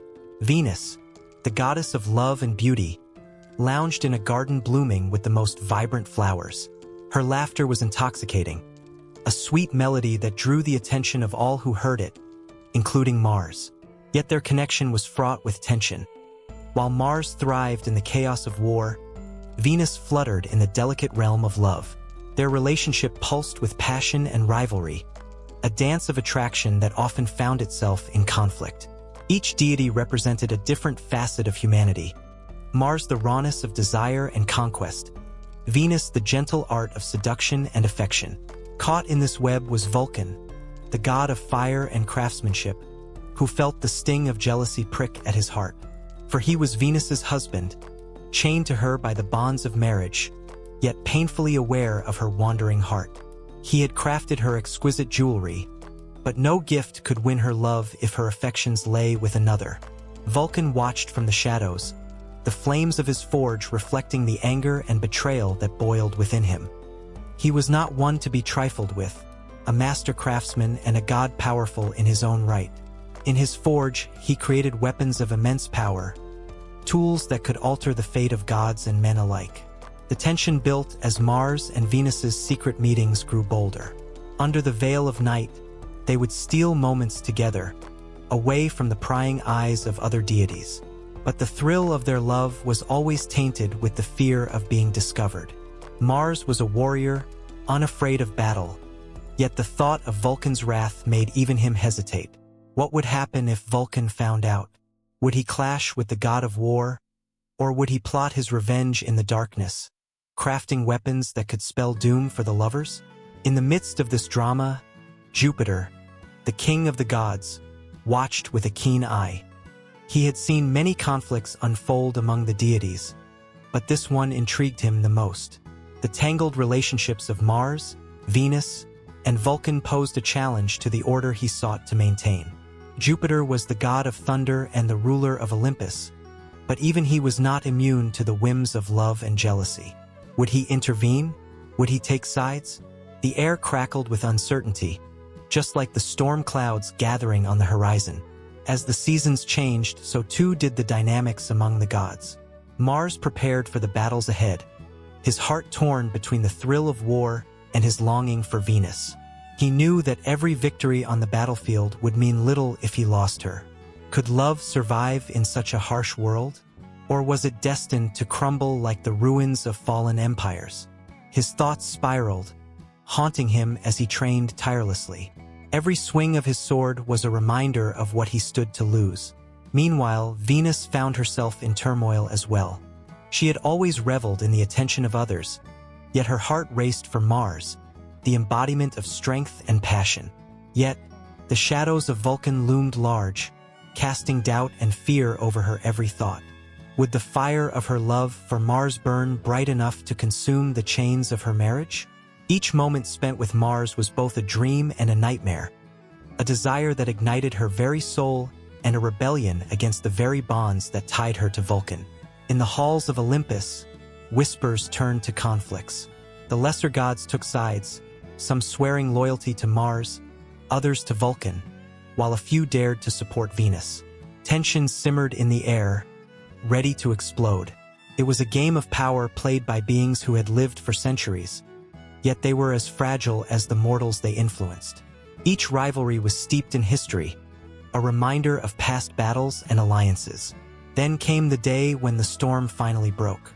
Rumors of Mars and Venus's affair reached Vulcan's ears, igniting the molten core of his fury. He crafted a magnificent trap, a net of chains that would ensnare Mars, pulling him into the depths of betrayal. It was a masterwork of invention, fueled by the fiery anger that boiled within him. As he unveiled his creation, a sense of dread loomed overhead. The gods gathered, breathless with anticipation. Would they witness the fall of the war god, or the rise of a new conflict that would engulf Olympus? In that charged atmosphere, every heart raced, every breath hung heavy with the weight of choices. Each god had a stake in this unfolding drama, and the outcome would shape their world forever. Would love conquer all, or would vengeance reign supreme? The stage was set for an epic showdown, with emotions running high and relationships hanging by a thread. Flowers wilted as the winds of change swept through the garden where Venus once reveled in laughter. The laughter faded, replaced by the echoes of impending battles, the cries of gods entangled in a struggle as old as time itself.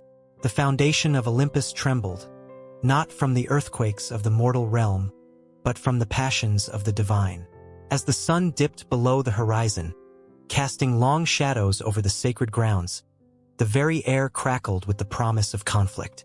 Every deity felt it, the pulse of fate quickening, drawing them into the maelstrom of emotions, alliances, and rivalries. This was not just a story of gods. It was a reflection of the human experience, a tale of love, betrayal, and the unyielding quest for power. And as the first lightning bolt struck, illuminating the darkened sky, everything was about to change. The air was thick with anticipation, a breathless silence hanging over the legion as they gathered in the shadow of the great temple dedicated to Mars. The glint of polished armor caught the first rays of dawn, promising a day steeped in glory or death. Soldiers whispered prayers to the god of war, their voices a low hum that rose like incense into the morning sky. The mood was electric, a heady mix of fear and fervor, as the men sought to harness the will of the fierce deity who had led countless armies to victory. Mars was not merely an abstract concept to these warriors. He was the embodiment of their most primal instincts, a force that shaped their very existence on the battlefield. As they prepared to march, each soldier felt the pull of this ancient god. The thought of his gaze, fierce and unwavering, brought them courage. In the chaos of war, where death danced closely, it was Mars who inspired their hearts to beat louder, their swords to strike harder. The clashing of metal echoed like a heartbeat, a rhythm that resonated deep within the souls of the men. Every campaign waged under the banner of Rome was a testament to their devotion. The legions were not merely fighting for territory. They were fighting for the favor of Mars, seeking to carve their names into the annals of history. With each victory, the scent of blood and sweat mingled with the promise of glory, invigorating their spirits. They were not just soldiers. They were champions of a cause, bound together by their reverence for the god of war. As the legion advanced through the rugged landscape of Gaul, tension crackled in the air. The weight of Mars's influence pressed upon them, reminding them of the stakes they faced. The soldiers recalled the stories of past campaigns, the legendary battles where the god's presence could almost be felt amidst the clash of swords and the roar of war cries. Each tale was a thread in the rich tapestry of Roman military history, woven together with valor and sacrifice. In the thick of battle, the soldiers would often invoke Mars's name, their voices rising above the cacophony. Mars! Mars! With us! They shouted, a mantra that filled them with ferocity. And in those moments, when the enemy surged like a tidal wave, fierce and relentless, there was a spark. The very air seemed to crackle with divine energy, as if the god himself had descended upon the battlefield, urging them onward. The Battle of the Allia in 390 BCE, a grim reminder of defeat, haunted the Romans like a shadow. It served as a stark contrast to their subsequent campaigns, spurring them to seek Mars's favor with increased fervor. In the aftermath of that catastrophic loss, they turned to their god more fervently, offering sacrifices and seeking signs, desperate to win back his benevolence. This relentless pursuit of Mars's approval fueled their determination, transforming each soldier into a vessel of ambition and pride. As the legions marched towards Carthage, the atmosphere was thick with resolve. They remembered the ominous omens that had preceded their campaigns, the ravens that circled overhead and the lightning that split the sky. The Romans believed these were messages from Mars, guiding them toward victory or warning them of impending doom. The weight of such beliefs hung over them like a cloak, adding urgency to each step they took. In the darkness before dawn, as the army camped on foreign soil, the soldiers gathered around their fire, sharing stories of past glories. They spoke of Hannibal, the formidable foe who had tested their mettle. But even in the face of such a daunting adversary, the men felt invincible, buoyed by their faith in Mars. After all, it was he who had gifted them with strength, unity, and the desire to conquer. The day of reckoning arrived with the sun rising like a great ball of fire, igniting the horizon. As the legions advanced, banners fluttering in the wind, the cries of war echoed across the fields of Zama. Each soldier felt the adrenaline coursing through their veins, a primal urge to fight for their lives and for the glory of Rome. The moment they clashed with the enemy was a symphony of chaos. The metallic clang of swords, the thunder of hooves, the roar of battle cries. It was in this maelstrom that Mars revealed his true power, stirring within them an unquenchable desire to prevail. Blood flowed freely as the battle raged on. Yet amidst the chaos, there were moments of clarity. A soldier, his heart pounding in his chest, lifted his sword high, rallying his comrades around him. "For Mars!" he bellowed, and the cry reverberated through the ranks, igniting a fire that blazed across the battlefield. They fought not just with their weapons, but with their souls, channeling the spirit of the god who had guided them through every trial. The victory at Zama was not merely a win. It was a cataclysm, a testament to the unyielding spirit of the Roman legions and their bond with Mars. As they stood bloodied and battered, the echoes of their triumph rang through the ages. Mars had been with them, his presence felt in every swing of the sword, every rallying cry. In that moment of victory, as the sun dipped below the horizon, they knew they had not just fought for land, but for the very essence of what it meant to be Roman. But the war was far from over. As the legions returned to Rome, they bore the scars of battle, both physical and emotional. The weight of expectation loomed large, a reminder that they had to keep winning, not just for the glory, but to keep the favor of Mars alive. The stories of their conquests would be told and retold, inspiring future generations to honor the god of war and the legacy of those who had fought in his name. With each campaign, the essence of their struggles remained, forming a bond that transcended time. The soldiers understood that the spirit of Mars was woven into the very fabric of their identity. Every march, every clash, every victory was not just a step toward conquest but a prayer, reverberating through the hearts of those who carried the banners of Rome. And as the sun set on the horizon, the shadows of battles yet to come loomed ever larger, whispering promises of glory and reminding them that their journey was just beginning. In the stillness of dawn, the fields lay bathed in a golden glow, the air ripe with the scent of earth and promise. Ancient farmers knelt in the soil, hands caked with dark, rich mud, whispering prayers to the figure who watched over them, the deity known as Mars. Once, he was not the spear-wielding god of war, but a gentle guardian of agriculture, nurturing the seeds that would spring forth life.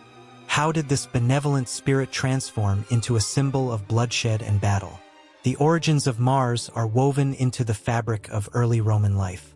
He was born from a lineage that connected him to the primal forces of fertility, a god whose very existence was tied to the cycles of planting and harvest. In the early days, he was celebrated with vibrant festivals, where offerings of grains and fruits were laid at his feet. The people sang songs of gratitude, their voices rising, filled with hope and reverence. They believed that through Mars, the crops would flourish, ensuring sustenance for families and communities. Yet the shadow of change loomed. As Rome expanded, its ambitions grew fierce. The peaceful gatherings faded, replaced by the thunder of hooves and the clash of swords. Mars, once cradling the delicate balance of life, began to morph into a figure of conflict. The transformation was not abrupt but a gradual seep into the collective psyche of a burgeoning civilization. Battles erupted on the horizon, and the cries of warriors replaced the songs of harvest.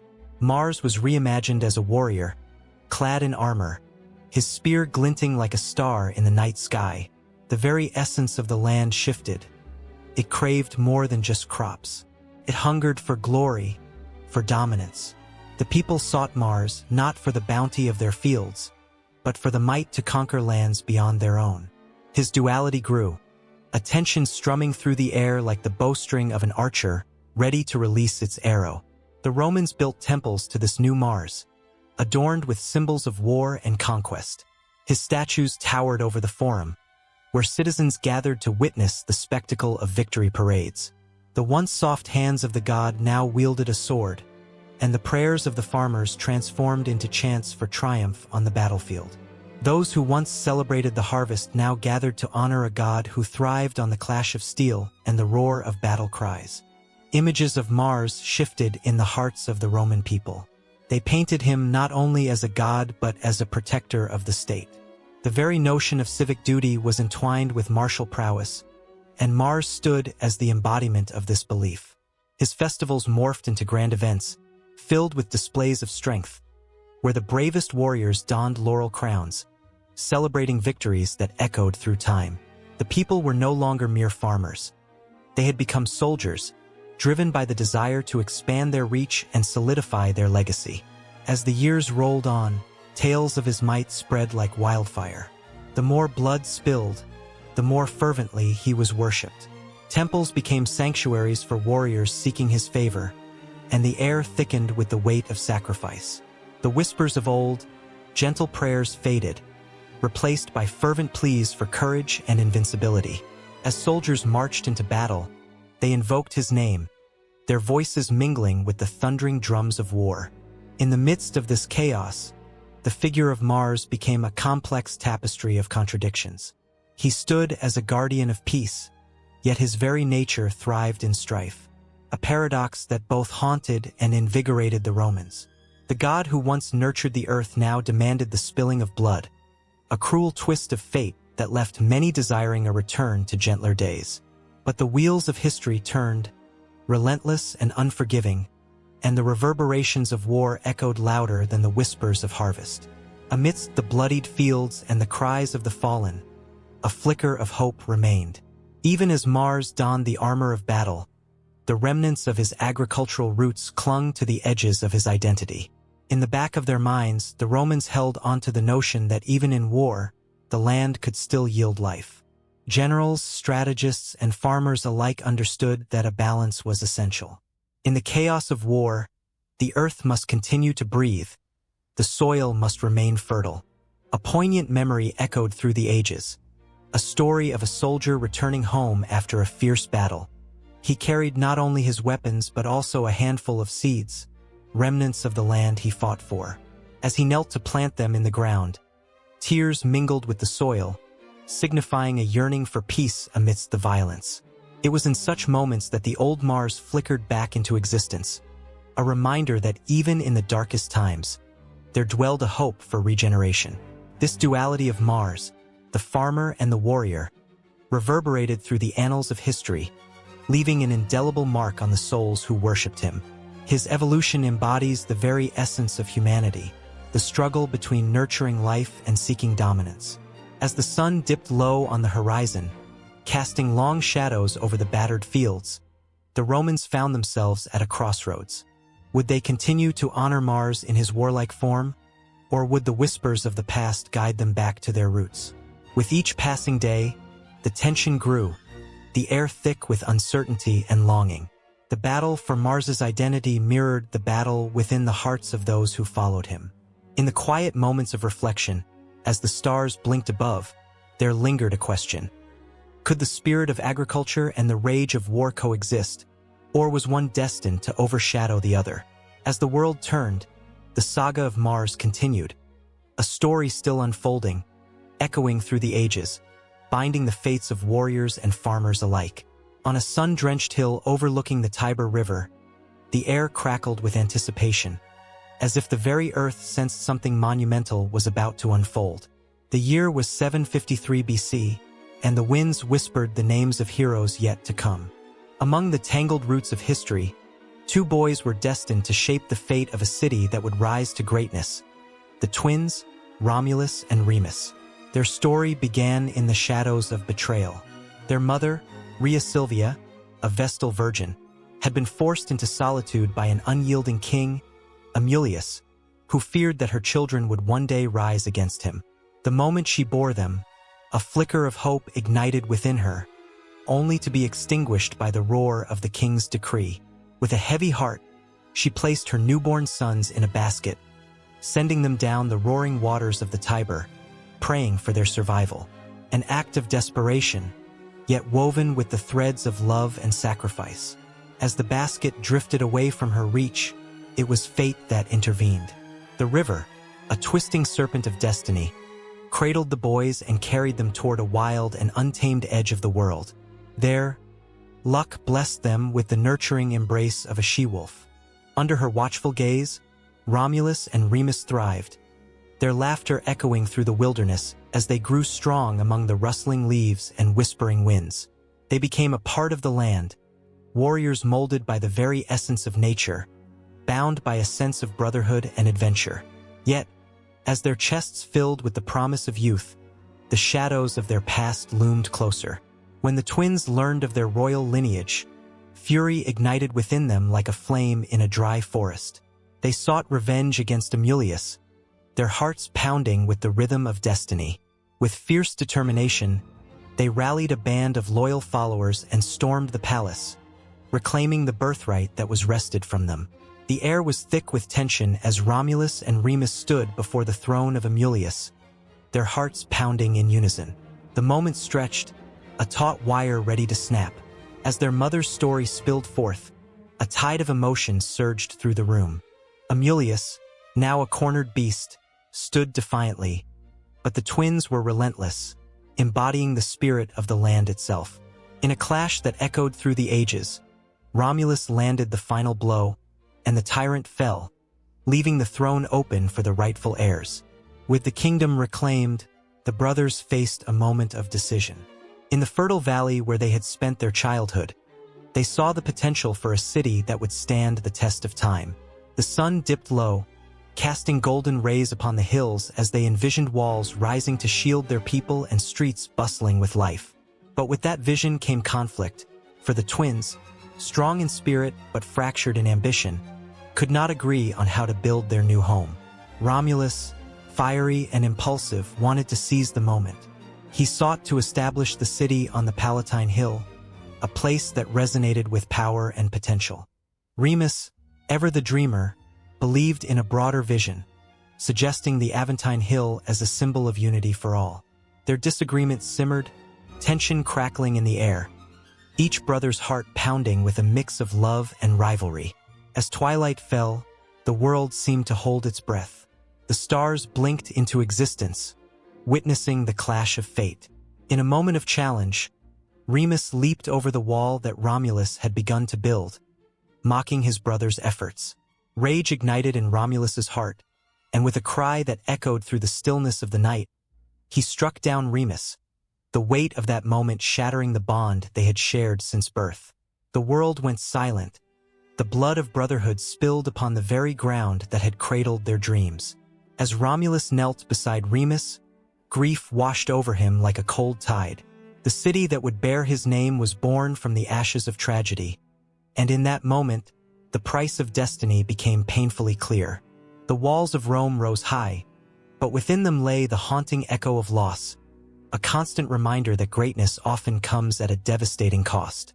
With the establishment of the city, Romulus looked out over the expanse of what would become a formidable power. He was now a king, but the throne felt heavy with sorrow and loneliness. The laughter of his brother haunted him, weaving through the streets like a ghost.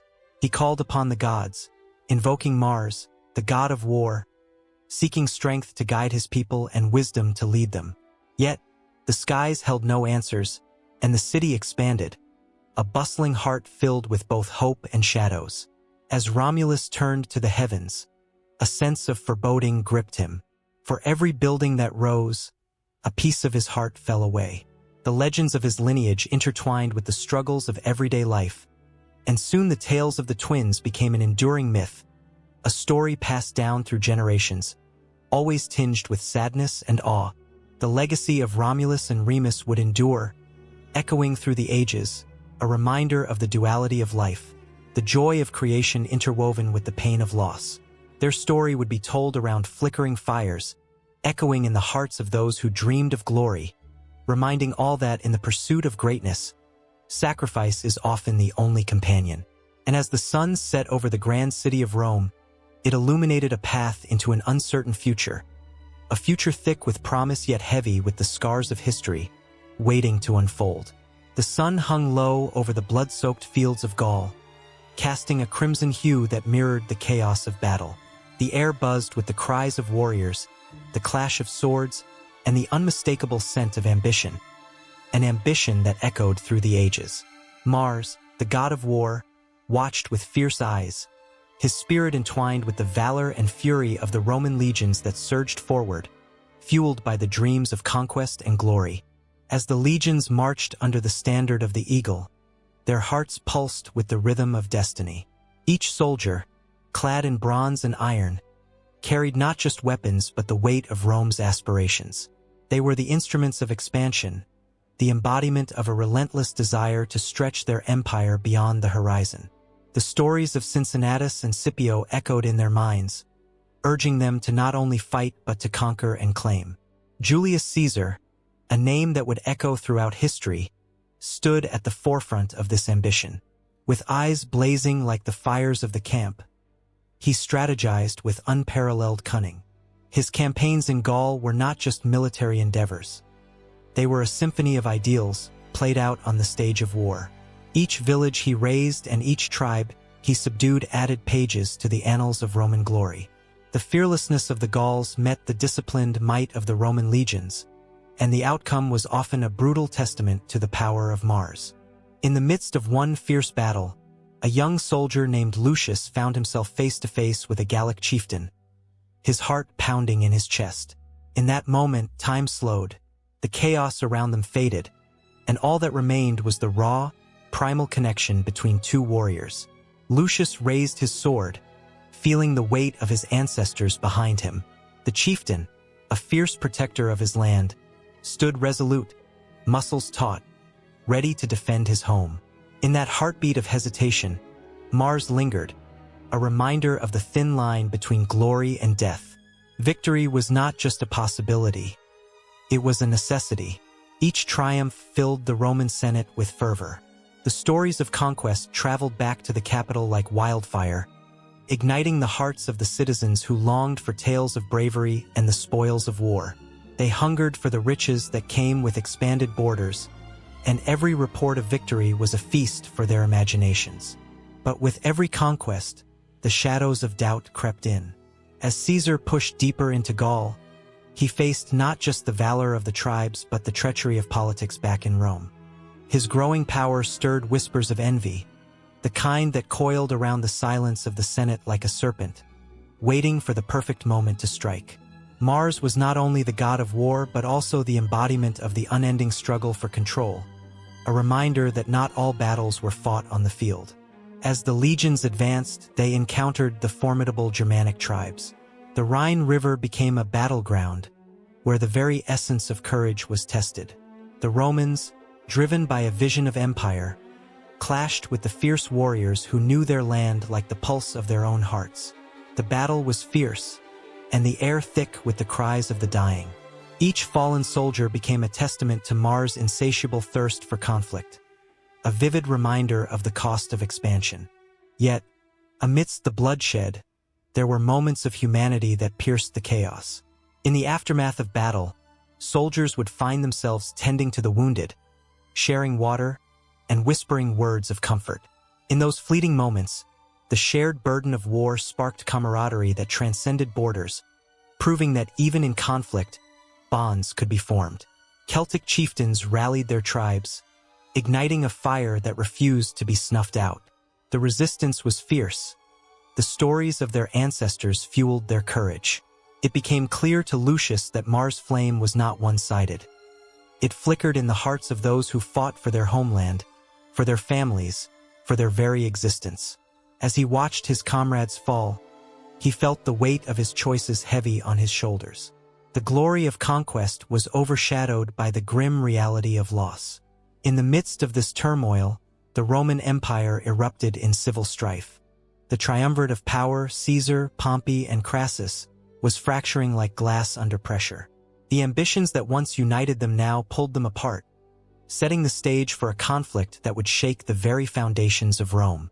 Mars lingered in the background, a harbinger of the chaos that awaited, a reminder that the pursuit of power often leads to the darkest corners of the human soul. As battles raged on distant fronts, the stakes grew higher. Every victory became a double-edged sword. Caesar's triumph in Gaul brought him adoration among the masses, yet it also painted a target on his back. The Senate, filled with whispers of betrayal, plotted behind closed doors. The tension crackled like lightning in the air, each day bringing a new possibility of war not just against foreign foes, but against former allies. In a silent moment, Lucius sat by the flickering fire, staring into the flames. He thought of the lives lost, the dreams extinguished under the weight of ambition. Would his name echo through history, or would he be forgotten like countless others who had fallen before him? The duality of Mars haunted him. The god of war could grant glory or condemn to oblivion. The inherent conflict within drove him to understand what it truly meant to be a soldier of Rome. And so the winds of change blew across the plains of Gaul and the shores of the Mediterranean. The sound of marching feet, the echoing clash of swords, and the cries of the fallen became a haunting melody that played on the hearts of all who sought power. Mars was not just a deity of battle.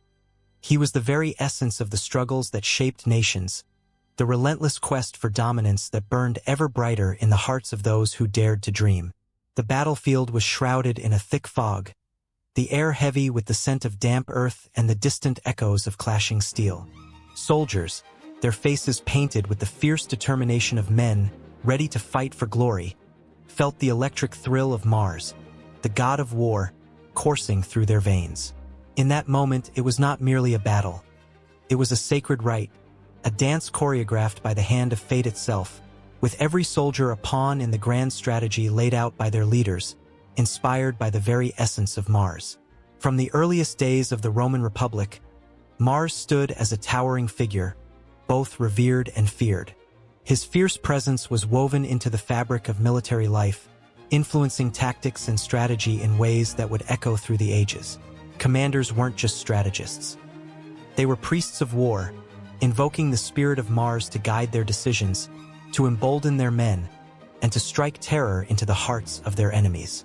Each battle was not just a contest of strength and skill, but a divine test of their devotion to him. The Roman legions marched forward, their discipline unrivaled, each soldier a part of a larger machine. The strategies devised were not simply the product of calculation, but imbued with the fervor of Mars himself. The famous formation of the testudo, or tortoise, was more than just a defensive tactic. It was a living tribute to the protective nature of the god. Soldiers would lock their shields together, forming an impenetrable wall that advanced steadily against the enemy. As they pressed forward, The weight of their unity seemed to ripple through the ranks, a testament to their shared faith that Mars favored their cause. But it was not just in formation that the influence of Mars was felt. The Romans were master tacticians, their strategies evolving with each conflict, influenced by the landscapes of war and the ever-changing tides of fortune. The cunning of generals like Scipio Africanus came from a mind shaped by the harsh teachings of Mars. He learned to adapt, to surprise, to lure his enemies into traps that would spell their doom. In the fields of Zama, he faced the mighty Hannibal, whose reputation loomed large. Scipio, guided by the whispers of Mars, used misdirection, allowing Hannibal's forces to stretch thin before striking with the ferocity of a storm. In the heat of battle, the chants of soldiers filled the air, a fervent prayer to Mars, pleading for victory, for glory, for survival. The connection was palpable, a bond that transcended mere belief. It became a living force. Soldiers would wear amulets and tattoos, symbols of Mars etched on their skin, a constant reminder that they were warriors of the god, chosen for valor and strength. Each clash of swords, each rallying cry, was a culmination of countless hopes and fears channeled into the single-minded pursuit of victory. But with the adoration came the weight of expectation. The Romans believed Mars demanded not just bravery but also sacrifice. A commander who faltered in battle risked not just defeat but the wrath of the god himself. A dark cloud loomed over leaders like Crassus, who, in his ambition to conquer Parthia, faced the crushing reality of defeat at Carrhae. As he watched his legions fall, the realization dawned. Mars was not always a benevolent force. The tides could turn, and the consequences of hubris could be dire. The cries of the fallen echoed in his ears, a haunting reminder that the favor of the god was fickle. In the aftermath of each battle, the Romans would pay homage to Mars, holding lavish ceremonies to celebrate their victories and seek atonement for any missteps. The blood of sacrificed animals stained the altars, mingling with the prayers of the living, a promise to the god that they would continue to honor him. Each victory built upon the last, a chain of triumphs that enhanced their reputation across the known world. Yet, every triumph also invited new rivalries, new challenges that would test their resolve. As the tides of war shifted, so did the interpretations of Mars's favor. The emergence of leaders like Julius Caesar transformed the landscape of military strategy. His conquests in Gaul were marked not just by brute strength, but by cunning intelligence, by a deep understanding of the terrain and the psyche of the enemy. Caesar's victories were often as much about manipulating the beliefs of his soldiers as they were about the sheer might of the Roman army. He understood that the spirit of Mars could be ignited by not just the clash of swords, but by the promise of glory and the allure of power. Yet, the very essence of war, the relentless pursuit of conquest, left shadows in its wake. The legions, once celebrated as heroes, began to witness the darker side of their devotion. As the empire expanded, so too did the burdens of war.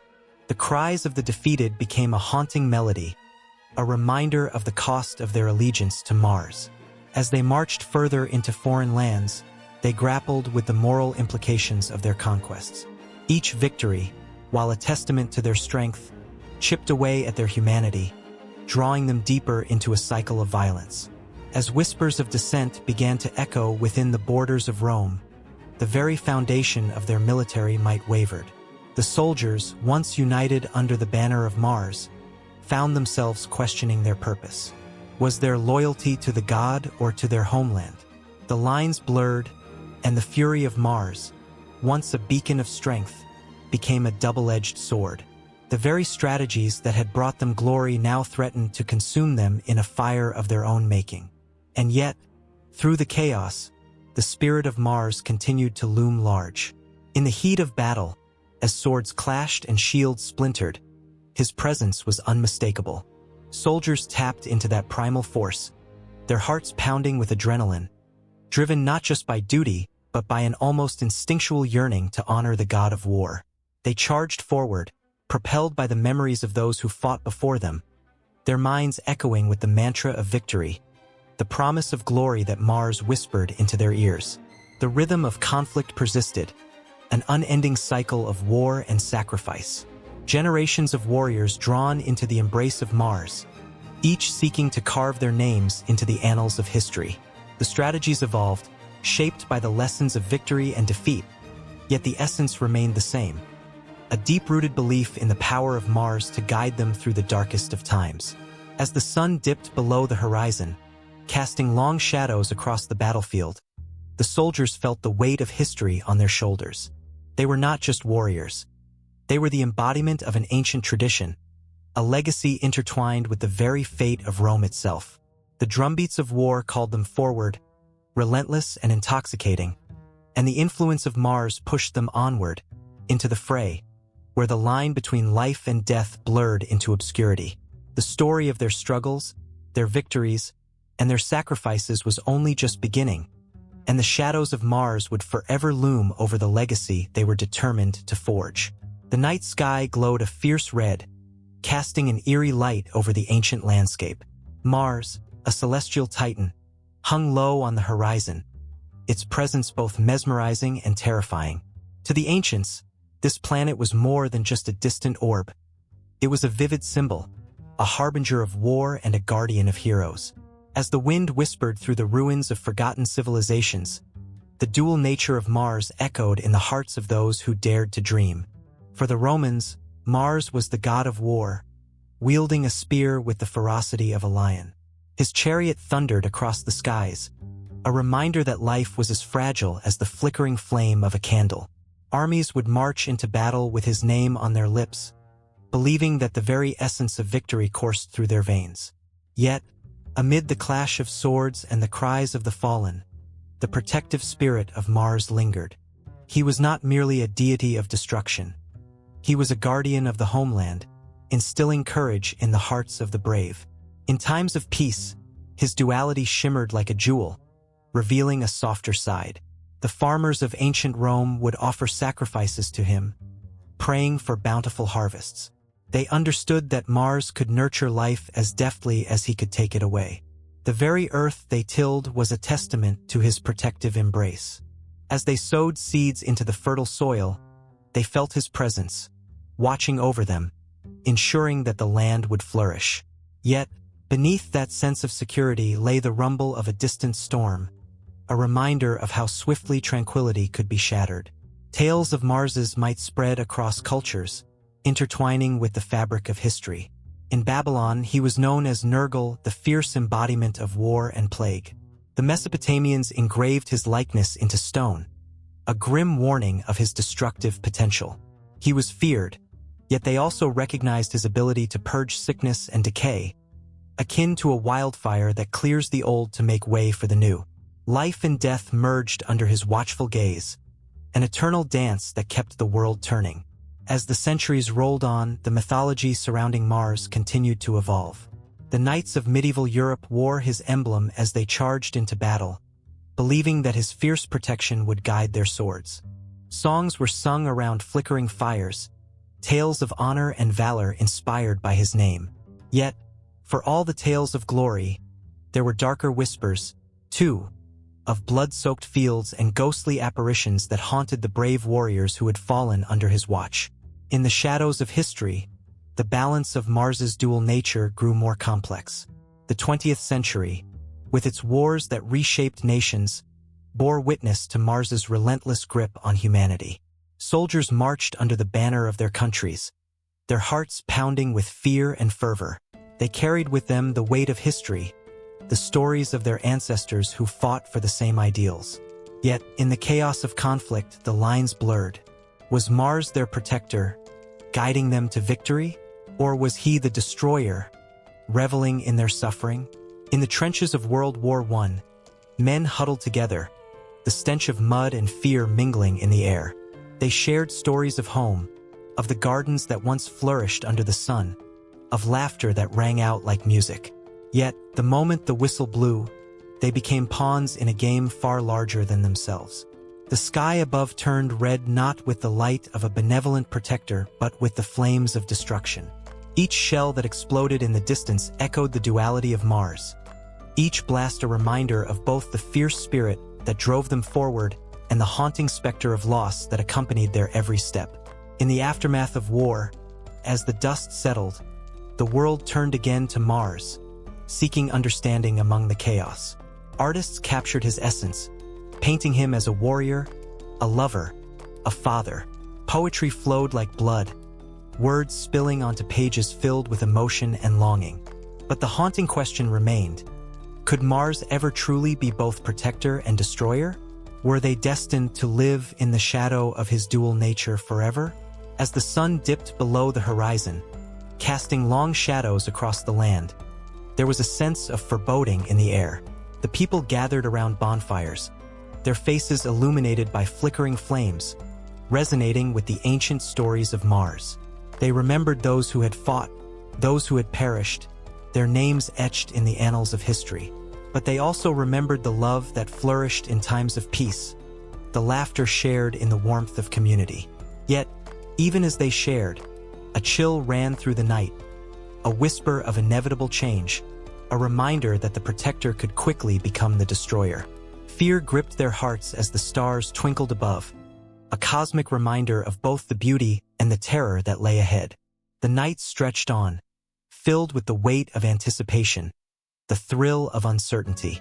In that moment, as they gazed up at the burning red of Mars, they felt an undeniable connection to the past. Generations had wrestled with this duality, the dance of life and death that defined their existence. And as the wind rustled through the trees, carrying with it the echoes of the past, the story of Mars whispered on the lips of every child, every soldier, every dreamer.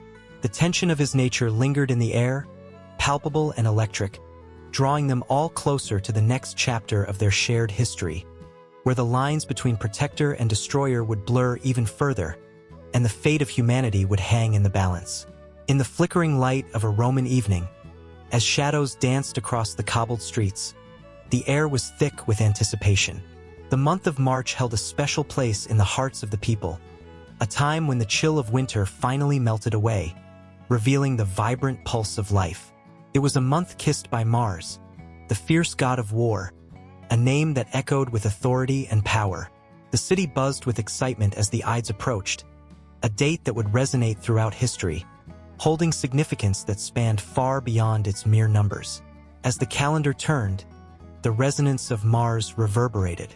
The Romans observed the calends, the first day of March, with ceremonies meant to honor the new beginnings that the month promised.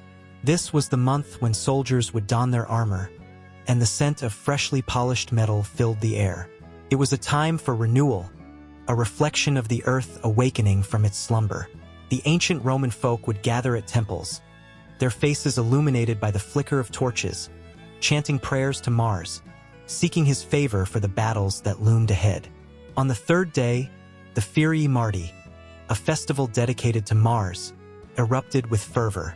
The streets transformed into a kaleidoscope of colors, where banners waved and joyous laughter intertwined with the sounds of drums and flutes. For the Romans, this celebration was not just about war. It was a tribute to courage, strength, and the protection of their home. The air was thick with the scent of offerings, animal sacrifices, and the sweet aroma of wine, poured liberally in honor of the god. Hearts raced with every cheer that swept through the crowd, for they believed that Mars himself was watching, blessing them with his fierce spirit. But beneath the surface merriment, a tension simmered. The Ides of March on the 15th loomed ominously, a date that would seal fate in a way no one could predict. It was a day marked by warnings and omens, a day when the skies seemed to hold their breath. As the sun rose on that fateful morning, the streets buzzed with whispers of betrayal and power. Julius Caesar, a figure revered and reviled, prepared to enter the Senate, unaware that destiny's hand was poised to strike. The Senatus, the seat of Roman power, had become a cauldron of intrigue. On that day, the air turned electric, charged with a palpable tension. The conspirators, cloaked in the guise of friends, awaited their moment to unleash chaos. As Caesar stepped into the Senate, the memory of the celebrations for Mars faded like a distant dream. The clang of swords would soon drown out the laughter, and the vibrant rhythm of life would twist into something darker. Each stab of betrayal echoed with the weight of history, sending ripples through time. The blood of the great leader stained the marble floor, the very ground that had once welcomed the jubilation of Mars. It was a moment when the gods themselves seemed to pause, their breath held in the silence that followed the chaos. The Ides of March had transformed from a day of honor into one of treachery, forever etching its memory into the annals of time. As the month progressed, the shadows of that day lingered. March was once a time of hope and celebration, yet now it bore the weight of an unspeakable loss.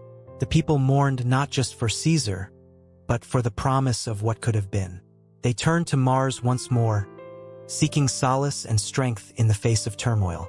The rituals continued, but they felt different, heavy with the understanding of betrayal and the fragility of power. On the 23rd, the Romans would observe the festival of the Tiber, a reminder of their reliance on the river that nourished their land. Offerings were made, prayers whispered, as the current flowed on, indifferent to the human struggles that swirled around it. The waters carried away the sorrows and joys alike, a poignant reminder of the ever-turning wheel of life. The festival was a moment of reflection, a chance to rekindle the spirit of Mars, to draw strength from the earth and its bountiful gifts. As March drew to a close, the echoes of the past continued to resonate. The month that began with celebration had morphed into one of reflection and grief. The final days brought with them a resolve, a determination to honor those lost and to seek a future worthy of their sacrifice. The triumph of spring was overshadowed by the weight of history, and yet, in every new bud that dared to bloom, there was a whisper of hope. The Romans understood the cyclical nature of life, the way joy and sorrow intertwined like threads in a tapestry. As they prepared for April, the promise of new beginnings beckoned. War would always dance with peace, and the vitality of Mars would forever be a part of their story. The calendar turned, but the emotions, the memories, and the lessons learned would linger on, shaping the very fabric of their civilization. The journey through March had been one of intensity, a reflection of life itself. Chaotic, beautiful, heartbreaking, and brave. As the shadows faded and dawn broke anew, the Romans stood ready to embrace whatever came next, for they were a people forged in the fires of conflict and tempered by the resilience of their spirit. Each day was a gift, every moment a chance to honor the past and forge a future that echoed with the legacy of Mars, a legacy that would live on long after the last leaf of March had fallen. The clang of swords echoed through the cobbled streets of ancient Rome, a sound that could send shivers down the spine of even the bravest soldier. It was a symphony of chaos and valor, a testament to Mars, the god of war, whose influence seeped into every stone and statue of the city. The fervor of battle and the quiet elegance of art coexisted, entwined like lovers in a passionate embrace. As the sun set, casting an orange glow over the forum, sculptures of Mars stood as silent sentinels, their marble faces forever etched with the intensity of life and death. Each curve, each chiseled line told stories of heroes and legends, tales of bravery that echoed through the ages. The artistry was not merely decorative. It was a celebration of the essence of being Roman, where glory and martial prowess were intertwined with the very fabric of society.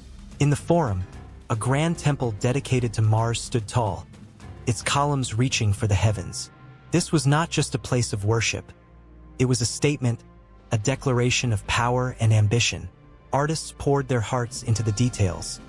The intricate friezes depicting the triumphs of generals, the mesmerizing reliefs that danced across the walls.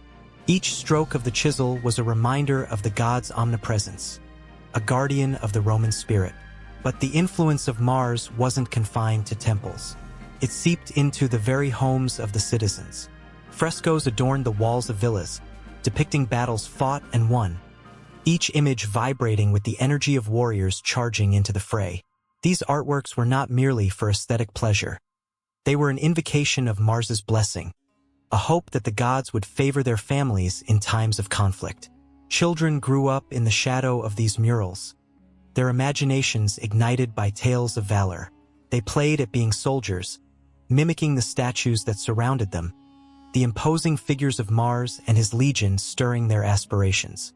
The very air was thick with dreams of glory, as parents whispered stories of their ancestors, each recounting filled with pride and the weight of history. The tension between beauty and brutality echoed in the way Mars was depicted. He was not just a figure of war, but one of stark beauty, a warrior adorned with armor that glimmered like the stars in the night sky. Artists captured the essence of his duality, strength tempered with elegance. Each piece of art was a balance of ferocity and finesse, a reminder that in war, as in art, there is a delicate dance between aggression and grace. In the marketplace, the influence of Mars manifested in the wares sold.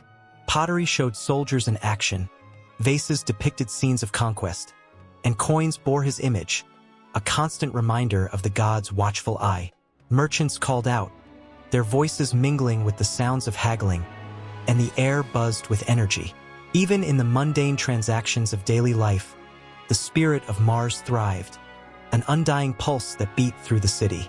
As the night deepened, the flicker of torches illuminated a nearby amphitheater, where crowds gathered to witness a spectacle of blood and glory. Gladiators, adorned with symbols of Mars, fought fiercely, their bodies glistening with sweat and determination. The spectators roared, their voices rising like a tidal wave, feeding off the energy of the combatants. Here, art transformed into living legend, each strike and parry an homage to the god whose very essence was woven into the fabric of Roman life. The architecture of Rome echoed this devotion. The Colosseum, a magnificent structure, was a testament to the god's legacy. Its arches soared into the sky, inviting the masses to witness bloodshed and bravery. Architects found inspiration in Mars's might, their designs reflecting strength and durability. Every stone placed was a homage, a part of a grander narrative that celebrated the conqueror's spirit.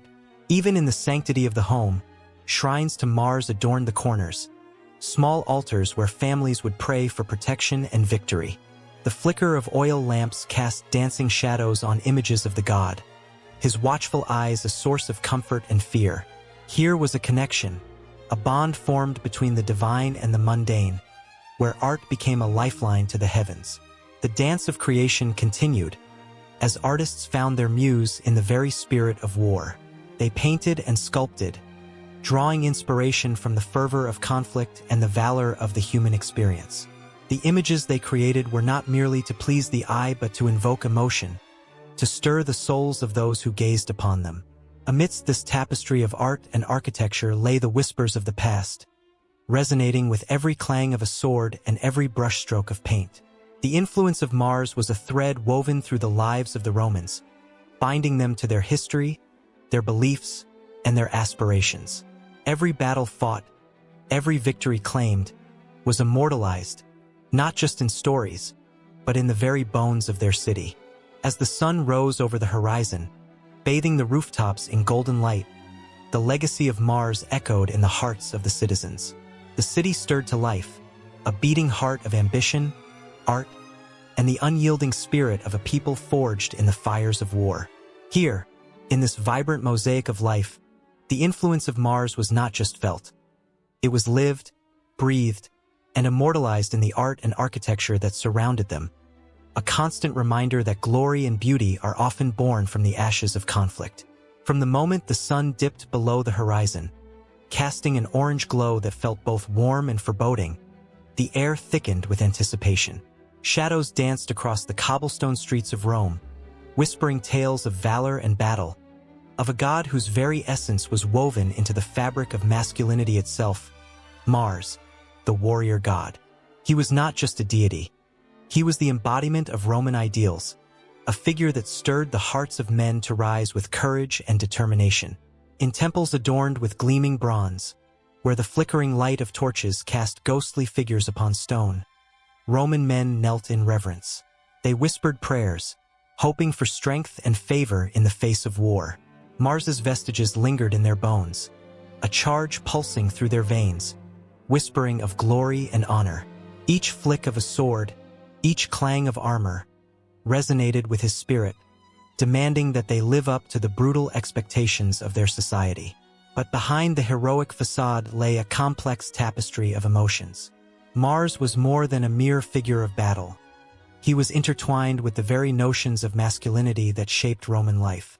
His image portrayed not only bravery and strength but an expectation to suppress vulnerability, to wear emotions like armor.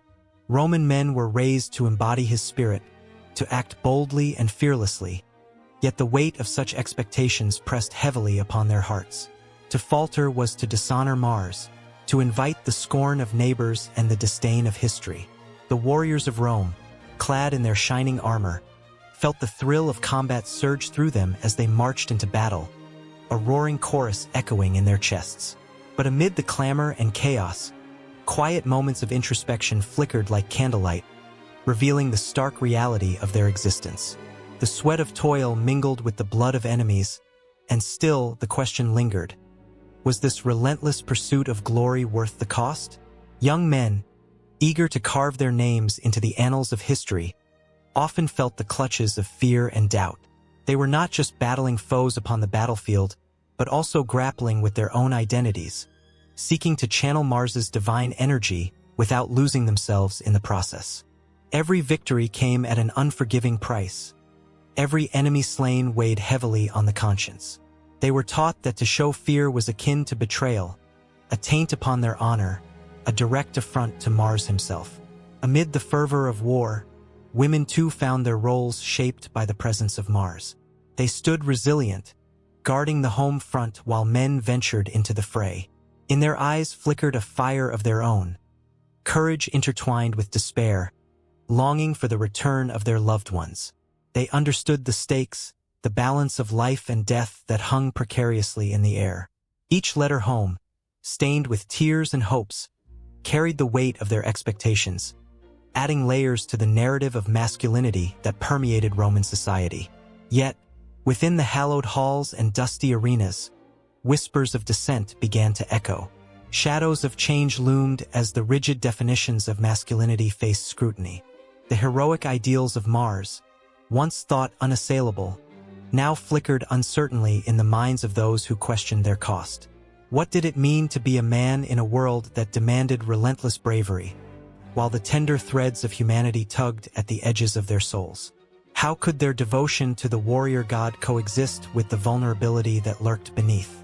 The stories of soldiers returning home, some triumphant, others forever altered, began to challenge the narrative. The wounds they bore were not just flesh-deep, but etched into their spirits. They spoke of fear, of loss, and of the burden of expectations that had become a second skin. As they recounted their tales, the images of Mars began to shift, revealing a god that was not just a warrior but a complex figure, a reminder that strength could coexist with sensitivity and that vulnerability was not a flaw but a facet of the human experience. In the quiet corners of the city, philosophers and poets began to explore these themes, threading them through their verses and discussions. They painted Mars not merely as a symbol of conquest but as a reflection of the tumultuous struggles men faced within themselves. The battle cry, once a call to arms, began to morph into a dialogue, an invitation to ponder what it truly meant to be masculine in a world that too often demanded silence from the heart. As the night deepened and the stars twinkled overhead, old men gathered around fires, sharing stories of glory and sorrow, their voices weaving the fabric of history and humanity. The echoes of Mars lingered in their tales, reminding all who listened that the warrior god was not just a figure of strength but a mirror reflecting the complexities of life, the duality of masculinity, a warrior's heart softened by the love of family, the tenderness of friendship, the fragility of hope. In this shifting landscape, the quest for identity unfolded, forever entwined with the legacy of Mars. The tension simmered, an electric pulse that drew men and women alike toward a reckoning, a moment where the past met the present, and the heroism of battle collided with the truth of human experience. The warrior god's legacy was poised to evolve, beckoning forth a new understanding of what it meant to be a man in a world where the heart could boldly beat alongside the sword. And so, as the flicker of torches began to wane and the air filled with the laughter and tears of those who dared to dream, the tale of Mars transformed. The warrior god, wrapped in the embrace of both honor and vulnerability, stood at the precipice of change, waiting for the next chapter to unfold. A chapter where masculinity could be redefined, where the weight of expectation could be lifted, and where the heart could find its rightful place alongside the sword. The sun dipped low over the plains of Rome, casting long shadows that danced like whispers of the past. In the fading light, the statues of emperors and warriors seemed to awaken, their stone eyes glinting with the fervor of ancient battles. Among them stood a figure cloaked in the power of victory and bloodshed, Mars, the god of war. His presence loomed large, an invisible hand that shaped the very essence of Roman governance and leadership. It was a force that inspired fear and respect, igniting passions that drove men to greatness and folly alike. In a time when the whispers of the Senate echoed through marble halls, the authority of Mars was palpable. Senators often looked to the heavens, contemplating the will of the gods while making decisions that would alter the course of history. The air was thick with anticipation, as each vote taken was not merely a matter of politics but a sacred duty, a gamble with divine implications. In the chambers of power, men felt the weight of Mars' gaze, a reminder that leadership was not for the faint-hearted. They understood that to lead was to dance on the edge of a blade, balancing justice and ambition in a world where the blood of battle still stained the soil. The generals, too, were ensnared by Mars' magnetic pull. Figures like Julius Caesar, a name that reverberated through time, rose to prominence not solely through military might, but through an uncanny ability to channel the divine energy of war. Caesar's campaigns were a symphony of strategy and valor, harmonizing with the thunderous pulse of Mars himself. Each victory brought him closer to the people, who thronged to him as if he were a living embodiment of their warrior god. He wrung from them loyalty and admiration, their hearts ablaze with a fervor that eclipsed reason. Yet the god of war was a fickle ally. As Caesar's influence grew, so did the shadows of discontent. The Senate, once a bastion of unity, began to fracture under the weight of ambition and envy. Senators, men who had sworn an oath to uphold the republic, were torn between the allure of power and the fear of Mars' retribution. They whispered amongst themselves in dimly lit chambers, plotting the demise of a man they saw as both a savior and a usurper. The air crackled with tension, a storm brewing that would soon unleash its fury upon the city. On that fateful day, the Ides of March, the sun shone bright, an ironic contrast to the darkness that enveloped the Senate. As Caesar entered the Curia, the weight of his destiny hung heavy in the air. The conspirators, each driven by their own desires, waited like coiled serpents. This was not just a betrayal. It was a sacrilege against the god they all revered. The moment the daggers glinted in the light, the spirit of Mars seemed to descend upon the Senate, a harbinger of chaos that shattered the very foundation of Rome. In the chaos that followed, the echoes of Mars grew louder. The death of Caesar unleashed a torrent of civil strife, with leaders rising and falling like the tide. Augustus emerged from the ashes, a phoenix born of conflict, and he wielded the influence of Mars like a masterful conductor guiding an orchestra. His reign brought stability, yet in every triumph, there lingered the shadow of violence. The people adored him, drawn not just to his power but to the aura of divine approval he exuded. Under his rule, the Pax Romana flourished, but the ghost of Mars was never far behind, reminding all of the fine line between peace and war. As emperors came and went, the impact of Mars continued to shape the political landscape. Each leader who claimed the throne carried the burdens of their predecessors, haunted by the specter of a god whose expectations were unforgiving. The people yearned for strong leadership, and in their quest for glory, they often found themselves caught in the throes of war. The arena became a stage where power and sacrifice played out before eager crowds, a brutal reminder of the price of leadership in a world where Mars demanded tribute. Even in moments of peace, Mars' influence never waned. The political maneuvering and strategic alliances bore the unmistakable fingerprints of a deity who thrived on competition and conquest. Diplomacy was a battlefield in its own right, and leaders who sought to navigate these treacherous waters found themselves constantly at odds with the volatile spirit of Mars. The Senate became an arena of skirmishes, where rhetorical prowess was as valued as military might. Emperors learned to wield words like weapons, crafting speeches that inspired ardor, their voices rising and falling like the sound of clashing swords. As Rome continued to evolve, the ideals of governance and leadership transformed, yet the essence of Mars remained intertwined in the very fabric of their society. The games held in the Colosseum were a testament to this enduring legacy. Spectators witnessed not just contests of skill and strength, but a celebration of the virtues Mars embodied: courage, ambition, and the insatiable quest for glory. Each gladiator who stepped into the arena was a reflection of the struggles of leadership, battling not only for survival but for the very recognition of their worth. Through the rise and fall of dynasties, the spirit of Mars echoed in the hearts of the Romans. They revered him not just as a god of war but as a symbol of their aspirations, a reminder that true leadership required sacrifice and resilience. The stories of heroes and villains intertwined, creating a tapestry rich in triumph and tragedy. The lessons of Mars served as a guide, urging leaders to embrace their destiny while being wary of the fine line that separated glory from ruin. As the sun set once more over ancient Rome, casting golden hues over the ruins, the spirit of Mars lingered, ever watchful. The people moved through the streets, their lives a testament to the complexities of governance and the weight of leadership. The echoes of the past reverberated in the very stones beneath their feet, a reminder that the dance with Mars was never truly over. In the shadows of the Forum, the whispers continued, a relentless reminder that power, once tasted, could ignite flames that burned brighter than any sun. In the flickering shadows of a Roman temple, the air crackled with fervor as the scent of incense mingled with the low hum of whispered prayers. The flickering flames illuminated the polished bronze statue of Mars, the god of war, his strong form poised with a spear, reflecting the might of the empire itself.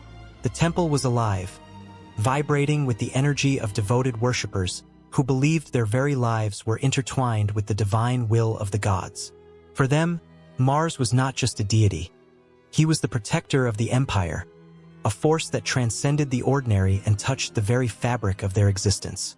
As thunderous cheers erupted in the Colosseum, a different kind of celebration filled the city, one steeped in both reverence and fear.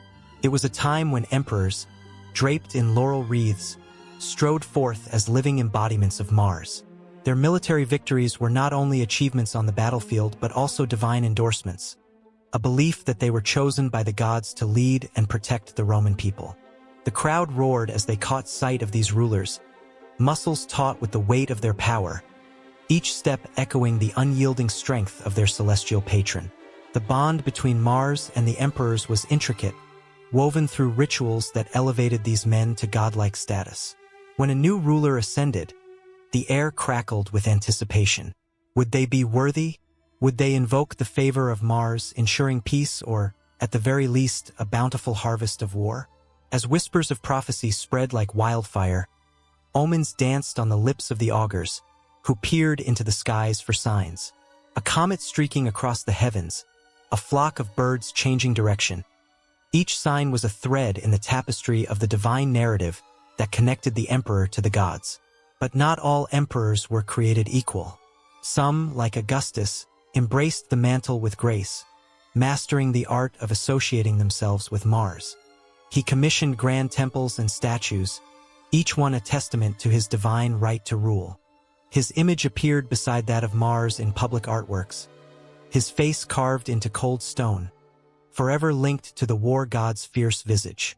Augustus knew the power of perception, how belief could be shaped, molded like clay in the hands of a master potter. He became not just a ruler but a living conduit to the divine. The people loved him, and in their eyes he became a god himself. Yet shadows lingered. Not every emperor basked in the glow of divine favor. Caligula, in his erratic quest for glory, sought to elevate himself above even the gods. He invoked Mars with reckless abandon, demanding grand tributes and sacrifices that left the populace in fear. Where Augustus had drawn the people together in worship, Caligula drove them apart, instilling a dread that whispered of rebellion. As the blood of sacrificed animals soaked the temple floor, so did the loyalty of the people seep away, replaced by an undercurrent of rage and betrayal. The bonds of power and divinity were not without their trials. The ambitious Nero, desperate for approval, staged grand spectacles that pitted gladiators against one another, all in the name of Mars. The bloodshed echoed through the city, a cacophony that resonated with the cries of the fallen and the cheers of the crowd. Yet it was a hollow kind of worship, one that left a bitter taste in the mouths of many. As the chariot races thundered through the Circus Maximus, the cheers for Nero were mixed with murmurs of discontent. The divine association he desperately sought slipped further from his reach, as the once beloved patron of the people became a figure of suspicion and fear. In the secretive chambers of the Senate, the tension was palpable. Conspirators exchanged furtive glances, plotting the fall of tyrants who had lost the favor of Mars. They knew that to be associated with the divine was to stand on sacred ground, and every misstep could lead to their undoing. Yet, in their meetings, they spoke not only of politics but of omens, casting lots and interpreting dreams for signs from Mars. These divine associations were a double-edged sword. They could elevate a ruler to celestial heights or plunge them into darkness, leaving behind a legacy carved in both stone and blood. As the sun dipped below the horizon, casting a golden glow over the city, temples littered with offerings reflected the struggles of the emperors and their desperate attempts to cling to the divine. The people drifted in and out of the shadows, their faith a fragile thread binding them to the whims of the gods. Each year, the Ludi Romani, the great games held in honor of Jupiter, also celebrated the link to Mars. Gladiators fought for glory, warriors sought honor, and emperors prayed fervently for the gods' protection in the inevitable campaigns to come. The arena became a living theater of sacrifice and valor, where the emperor's fates danced precariously on the edge of destiny. And as the drumbeats of war echoed across the land, the image of Mars loomed larger than life, a reminder that power was not just a matter of might, but of divine association. The emperors, with their ambitions soaring to the skies, were forever seeking that elusive link to the divine. The gods' favor was a fickle thing, yet it was the lifeblood of their rule, a testament to their power and their connection to the very soul of Rome. As the last embers flickered in the temple, the night sky filled with stars, each glimmer a silent witness to the drama unfolding below. The tension between mortal ambition and divine favor hung heavy in the air. What would the next chapter bring? Would the emperor who dared to defy the gods fall to ruin, or would the one who embraced their might soar to new heights of glory? The questions lingered like the whispers of the faithful. The eternal dance of power and divinity rolled on, keeping the heartbeat of the empire alive, a living testament to the bond forged between Mars and those who sought to rule in his name.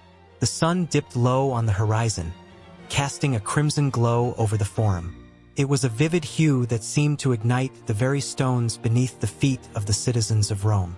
The air buzzed with tension, as whispers of a gathering storm spread through the crowd, a storm that had long been brewing in the hearts of men.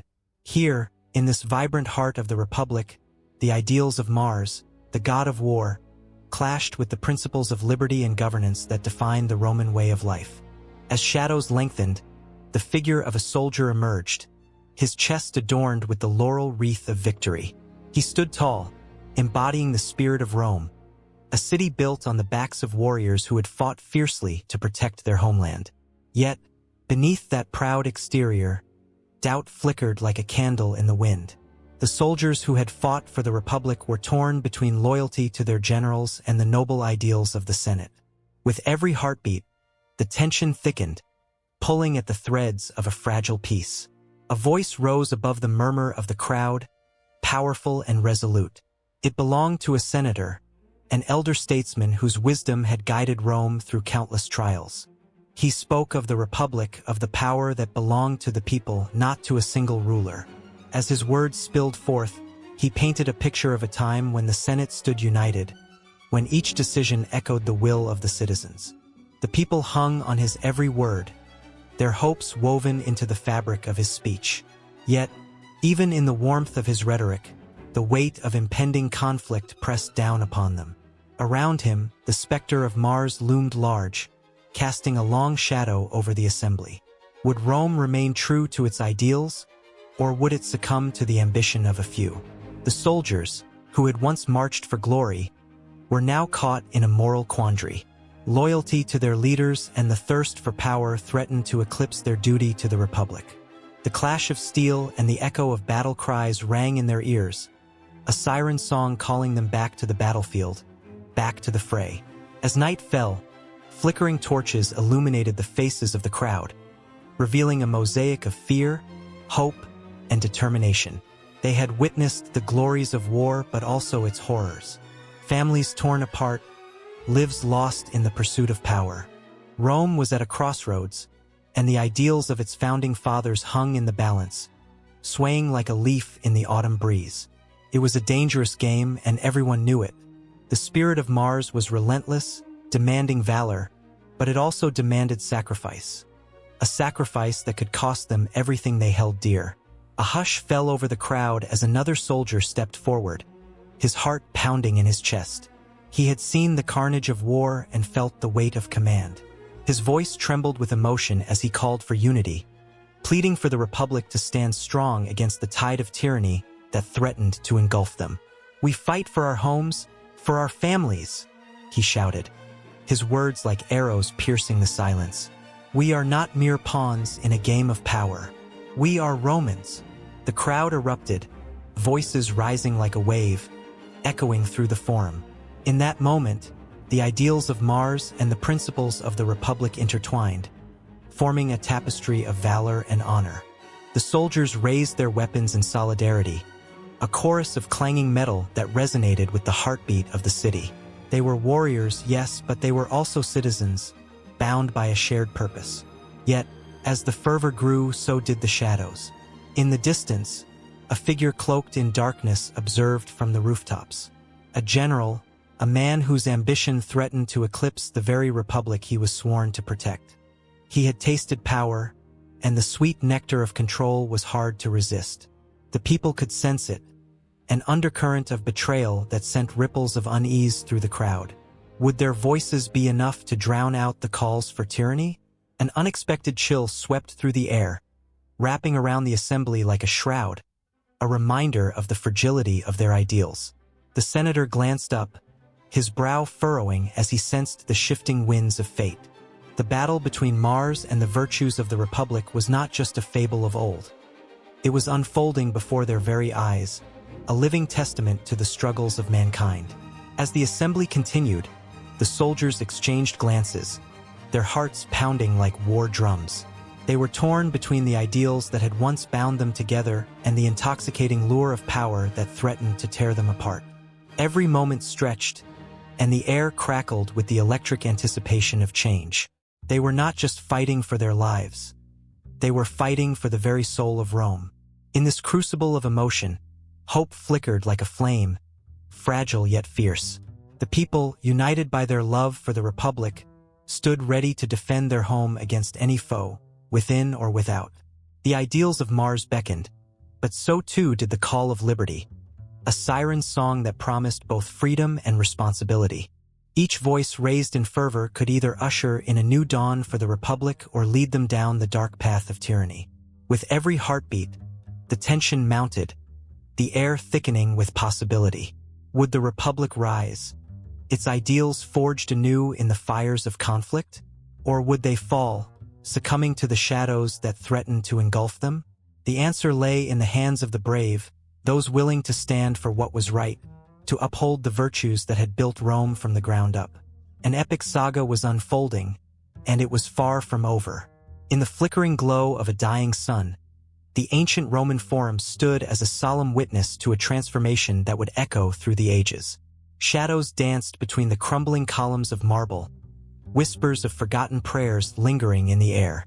Once, the vibrant chants honoring Mars, the god of war, filled the bustling streets, but now an unsettling hush enveloped the sacred precinct. The scent of incense had faded, replaced by the musty odor of neglect. It was a time of change, and the tide was turning against the once revered cult of Mars. The legions that had marched proudly under the banner of the Red God now found their voices fading, drowned out by new ideologies that promised peace over bloodshed. In the heart of the Forum, a lone priest stood before the altar, his hands trembling as he prepared to offer a sacrifice. The bronze blade glinted in the dim light, but the crowd that had once gathered in droves had dwindled to a mere handful. Faces that once brimmed with fervor now reflected uncertainty, casting sidelong glances at one another, each silently questioning the relevance of their harsh rituals in a world that seemed to crave compassion over conquest. As the priest raised his arms to the heavens, he felt the weight of history pressing down upon him. The echoes of the past reverberated within those weathered stones, memories of valor and sacrifice etched into the very fabric of Rome. Yet now, the idea that perhaps the blood of countless warriors was not the answer but rather a haunting reminder of a brutal age began to take root in the minds of the people. The worship of Mars, once a source of strength and honor, now felt like a shackle, a chain binding them to a cycle of violence. The transition was not sudden. It crept in like the soft twilight that blurred the lines between day and night. Philosophers and poets began to rise, their words weaving a new tapestry that captivated the hearts of the citizens. Instead of hymns to the glory of war, the air was filled with verses celebrating harmony, love, and the beauty of the human spirit. The marketplace buzzed with discussions of Stoicism and Epicureanism, ideas that called for a life of moderation and understanding, steering away from the glory of battle and instead towards the peace of the soul.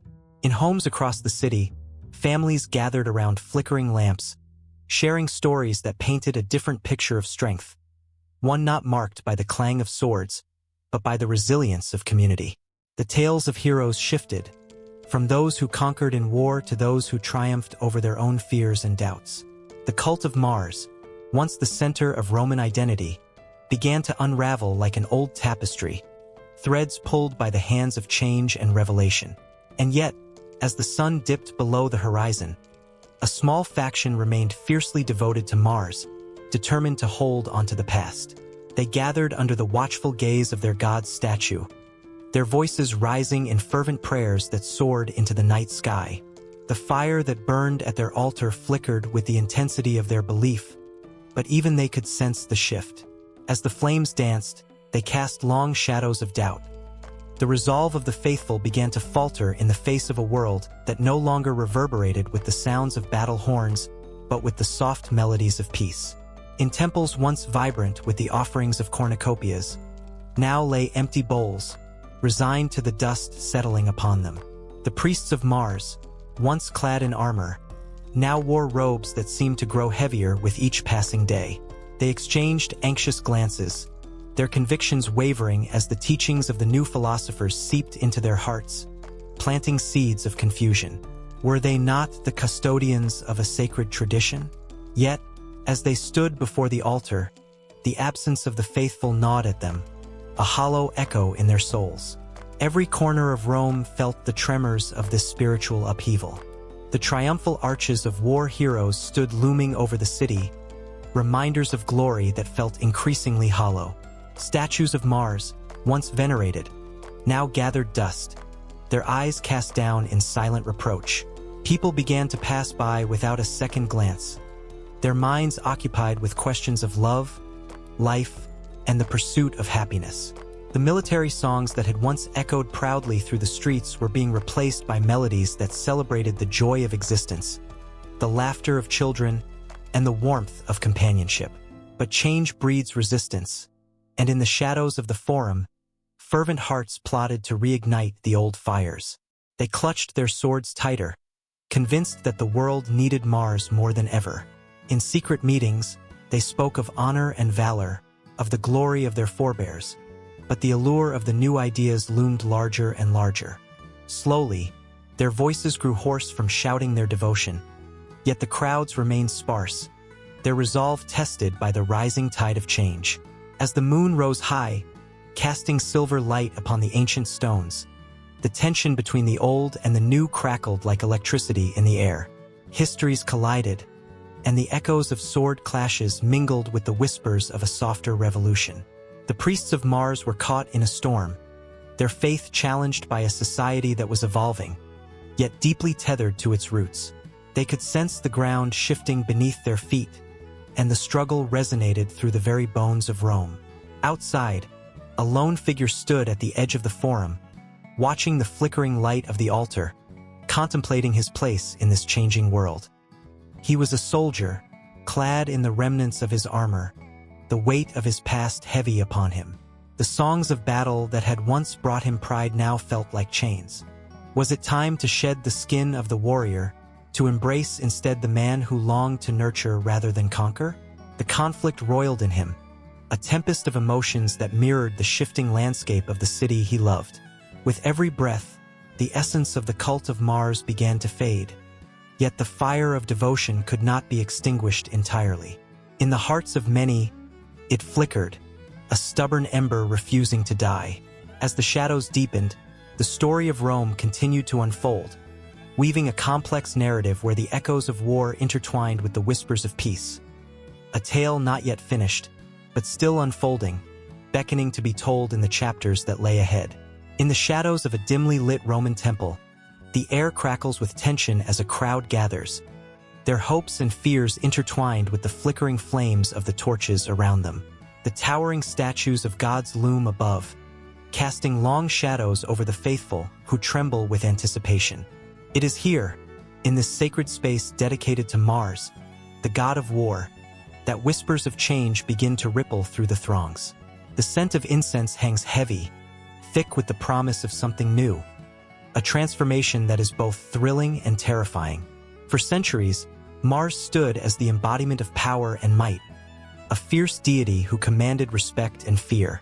Roman legions marched under his banner, and his very name stirred the hearts of warriors, igniting a fiery passion for battle. Yet, as the sun dipped below the horizon, casting a golden glow that seemed to illuminate the hearts of the faithful, there was a shift brewing, a whisper of hope that echoed through the air like a gentle breeze. The Christians, with their message of love and salvation, had started to infiltrate the Roman psyche. They brought with them a different kind of strength, one not forged in the fires of war, but in the quiet resilience of faith. Bit by bit, they began to chip away at the hardened stone of tradition, revealing a softer side of humanity that had long been overshadowed by the clamor of swords and shields. The Christians spoke of a new kind of heroism, one not defined by conquest, but by compassion. As the crowd listened, their hearts began to swell with possibility. Could there be room for this new faith alongside the age-old veneration of Mars? The tension crackled in the air as a faint voice rose above the murmurs, reciting the words of Christ. "Blessed are the peacemakers, for they shall be called children of God."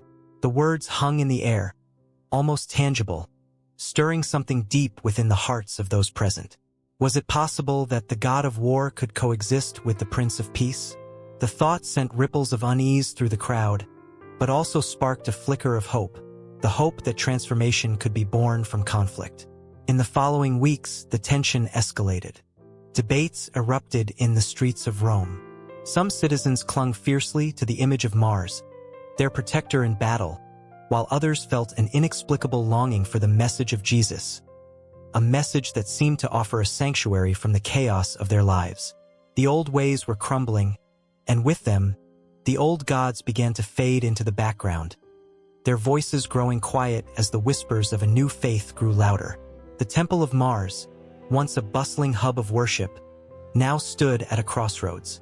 It was here that the echoes of clashing beliefs reverberated, creating a tension that was palpable. Priests clad in flowing robes of crimson and gold, symbols of Mars himself, were met with the unwavering gaze of Christians holding their sacred texts, hearts pounding with conviction. In that sacred space, a battle raged, not of swords and shields, but of ideologies. As seasons turned, the whispers transformed into shouts.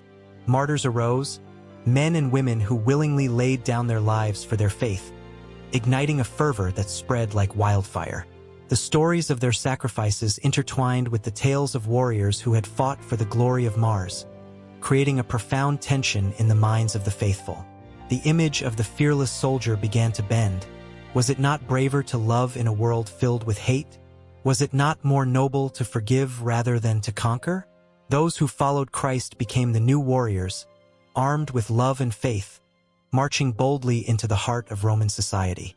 The battlegrounds shifted from the fields of war to the very streets of Rome, where ideas clashed as fiercely as any sword. The cries of the Christians echoed through the city, calling for unity and understanding, while the followers of Mars decried their beliefs as weak and cowardly. Yet, beneath the surface of this turmoil, a deeper transformation was taking place, a slow, almost imperceptible merging of the two worlds. As the years passed, the Temple of Mars became a symbol of the old order, a relic of a time when might made right. However, the growing acceptance of Christianity began to etch new stories into the hearts of the people.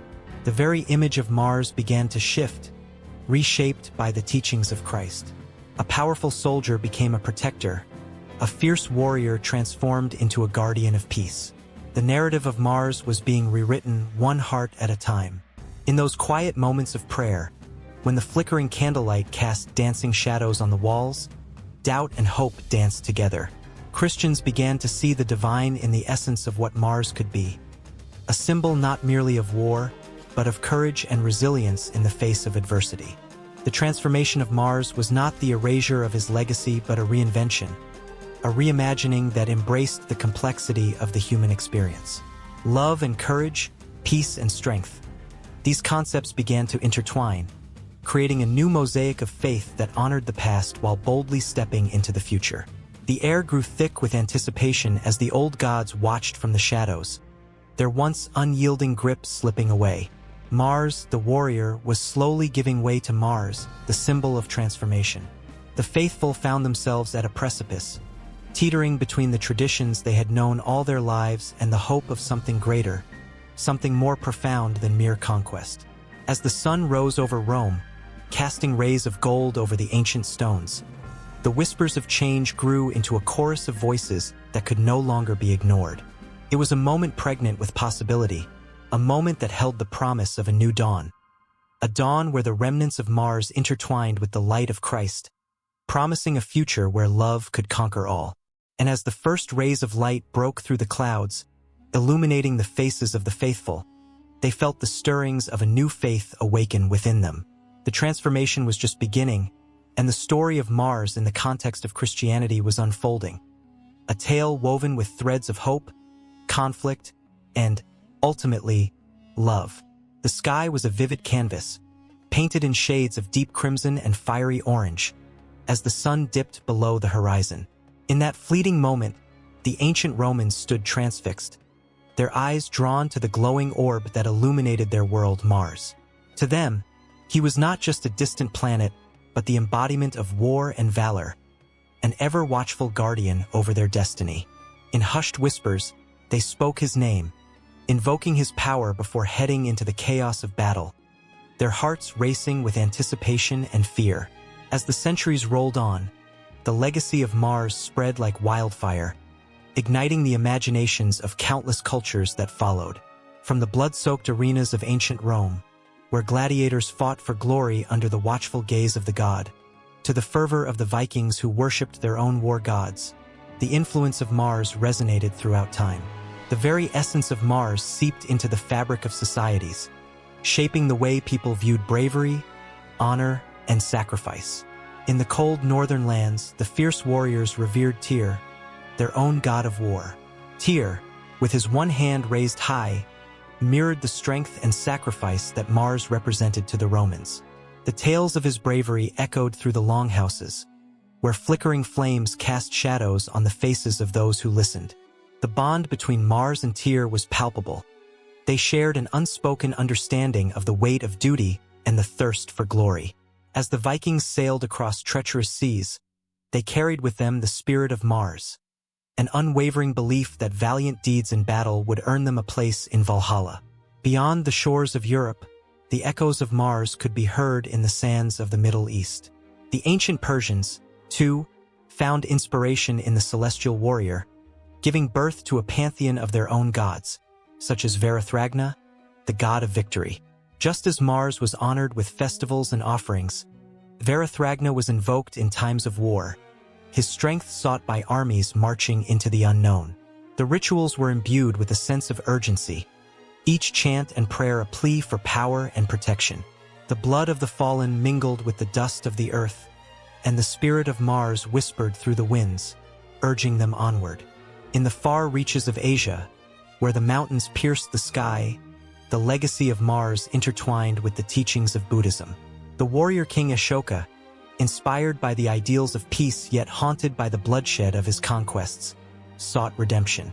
He erected pillars engraved with edicts that spoke of non-violence, reflecting Mars's dual nature as a harbinger of both war and wisdom.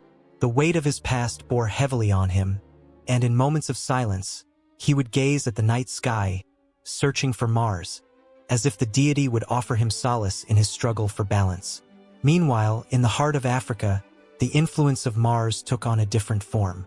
The Zulu warriors, fierce and proud, revered their own ancestral spirits, but the essence of Mars flowed through their veins. They called upon their ancestors before battle, invoking their strength and courage to guide them. The drumming resonated like thunder, and the warriors danced under the moonlight, channeling the vigor of Mars as they prepared for the fight ahead. With each heartbeat, they felt the pulse of history, a connection to all those who had fought before them, their spirits intertwining in a tapestry of valor and sacrifice. In the Americas, the legacy of Mars found new life among the Aztecs. They honored Huitzilopochtli, the god of war and the sun, who bore a striking resemblance to Mars in his relentless pursuit of victory. The Aztec warriors donned intricate costumes adorned with feathers and jewels, their hearts pounding as they prepared for ceremonial battles. The scent of incense filled the air, mingling with the sounds of drums, creating an atmosphere charged with anticipation. In their rituals, they sought the favor of Huitzilopochtli to guide their arrows to the hearts of their enemies, believing that the spirit of Mars flowed through their veins, empowering them to conquer. As the ages turned, the legacy of Mars grew ever more complex, woven into the very fabric of stories and myths. The knights of medieval Europe would don their armor, paying homage to the god of war, drawing strength from the tales of valor and glory passed down through generations. They believed that the spirit of Mars guided their swords, and in the heat of battle, the cries of their fallen ancestors rang in their ears, echoing the courage of those who had fought before them. Among the flowing scripts of ancient texts, the influence of Mars whispered like a ghost. Philosophers and scholars debated the nature of war and peace, their minds grappling with the duality of human existence. The teachings of Sun Tzu, wrapped in layers of wisdom, echoed the principles of strategy and honor that Mars represented. In the quiet corners of libraries, hearts raced as they pondered the lessons learned from the fiery god, transforming the art of war into something more profound, a moral compass that challenged the very essence of humanity. Through the ages, the legacy of Mars has lingered, a shadow that stretches across time and culture.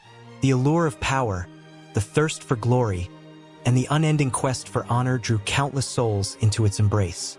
Each civilization, each warrior, each philosopher contributed to a narrative that transcended mere existence, capturing the essence of what it means to be human.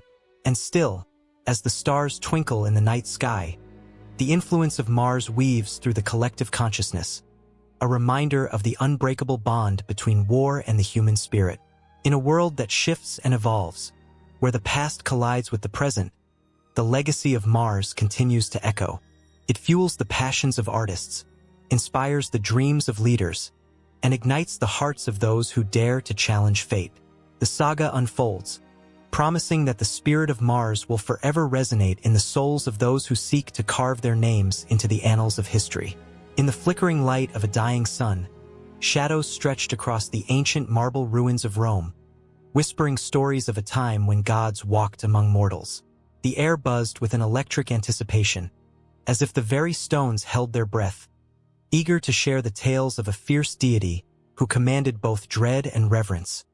Mars, the god of war. At the foot of the Palatine Hill, the remnants of a once magnificent temple rose defiantly against the twilight sky. The temple of Mars Ultor, or Mars the Avenger, had loomed large in the hearts of Romans, a symbol of their unwavering spirit and martial prowess. Each meticulously carved column, each fragment of marble, was a witness to the chants and prayers that once filled the air, pleading for strength and victory in battle. Here, history clung to the walls like the scent of incense long extinguished, bringing a shiver of recognition to those who dared to tread this hallowed ground. Archaeological excavations had unearthed treasures that painted a vivid picture of Mars worship in Rome, revealing not just artifacts, but the beating heart of a civilization that fought relentlessly for glory. Among the scattered remnants of sacrificial altars, the skulls of animals offered in devotion lay bare, each a testament to the desperate hope of warriors seeking Mars's favor. The ground was rich with bone fragments, remnants of the sacred rites that defined an era. The very act of sacrifice sent waves of emotion through the air, fear, hope, and the desperate desire for victory that echoed through the ages. Just beyond the temple, the Forum stood like a sentinel, a gathering place where the pulse of public life throbbed vigorously. Here, citizens clamored for news of battles fought and won, their voices weaving a tapestry of ambition and pride. It was in this lively arena that Mars took on a life of his own, becoming a symbol not just of war, but of the ethos that drove Romans to build an empire. Statues of the god adorned the Forum, each one a silent promise to protect the city, a reminder that in every soldier's heart burned a flicker of divine fire. Fragments of pottery, once used in rituals, sparkled like stars in the dust, their designs depicting the fierce battles where Mars was invoked. Scenes of soldiers praying before battle, their faces etched with determination, leapt from the clay. Each vessel was a time capsule, preserving hopes and fears in the delicate brushstrokes of its ancient creators. As the archaeologists brushed away layers of dirt, they uncovered not just artifacts, but the very essence of the Roman spirit, a blend of courage and devotion that breathed life into the stones.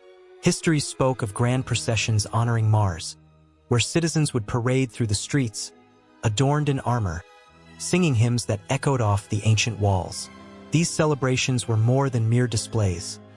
They were fervent prayers sent skyward, a collective heartbeat of a people intertwined with their god of war. The excitement would rise, coursing through the crowd, as the air thickened with anticipation. It was a moment where the divine met the mortal, and the boundaries of hope blurred into an exhilarating dance of faith. Then there were the inscriptions, etched into marble and stone, each letter a heartbeat of devotion. The words declared vows of loyalty, promises made in the heat of battle. Amidst the ruins, one could almost hear the whisper of soldiers, their voices rising to the heavens, crying out to Mars, "Protect us, grant us victory." Such fervor, such desperation, carved timeless tales into the fabric of the city, binding the people to their god with invisible threads of faith. In the cool depths of the catacombs, traces of Mars worship lingered like ghosts among the shadows. The flicker of torchlight illuminated crypts where early Christians, in an era of persecution, paid homage to the warrior god in secret. Here, the clash of beliefs echoed, as the old ways were interwoven with the new, creating a tapestry of spirituality that reflected the complex nature of Roman identity. The tension was palpable, a silent struggle between ancient faiths and emerging ideologies, where Mars transformed from a champion of violence to a symbol of inner strength. Artifacts crafted in his likeness hinted at the duality of his nature. He was both fearsome and protective, a guardian and a destroyer.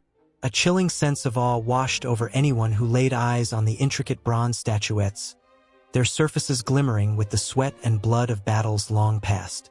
Each piece told a story, capturing the spirit of a civilization that revered the fight as both an art and a necessity. The raw emotion wrapped around these items was like a heavy cloak, burdening the hearts of those who understood the weight of the sword. As the last rays of sunlight slipped beneath the horizon, the temple of Mars' altar stood resolute, a monumental reminder of the divine and the human intertwined. The echoes of prayers and battle cries reverberated in the stillness, a haunting melody that transcended time. The fervent worship of Mars, once a living heartbeat in the city, lingered like a ghostly presence, urging the present to remember the past.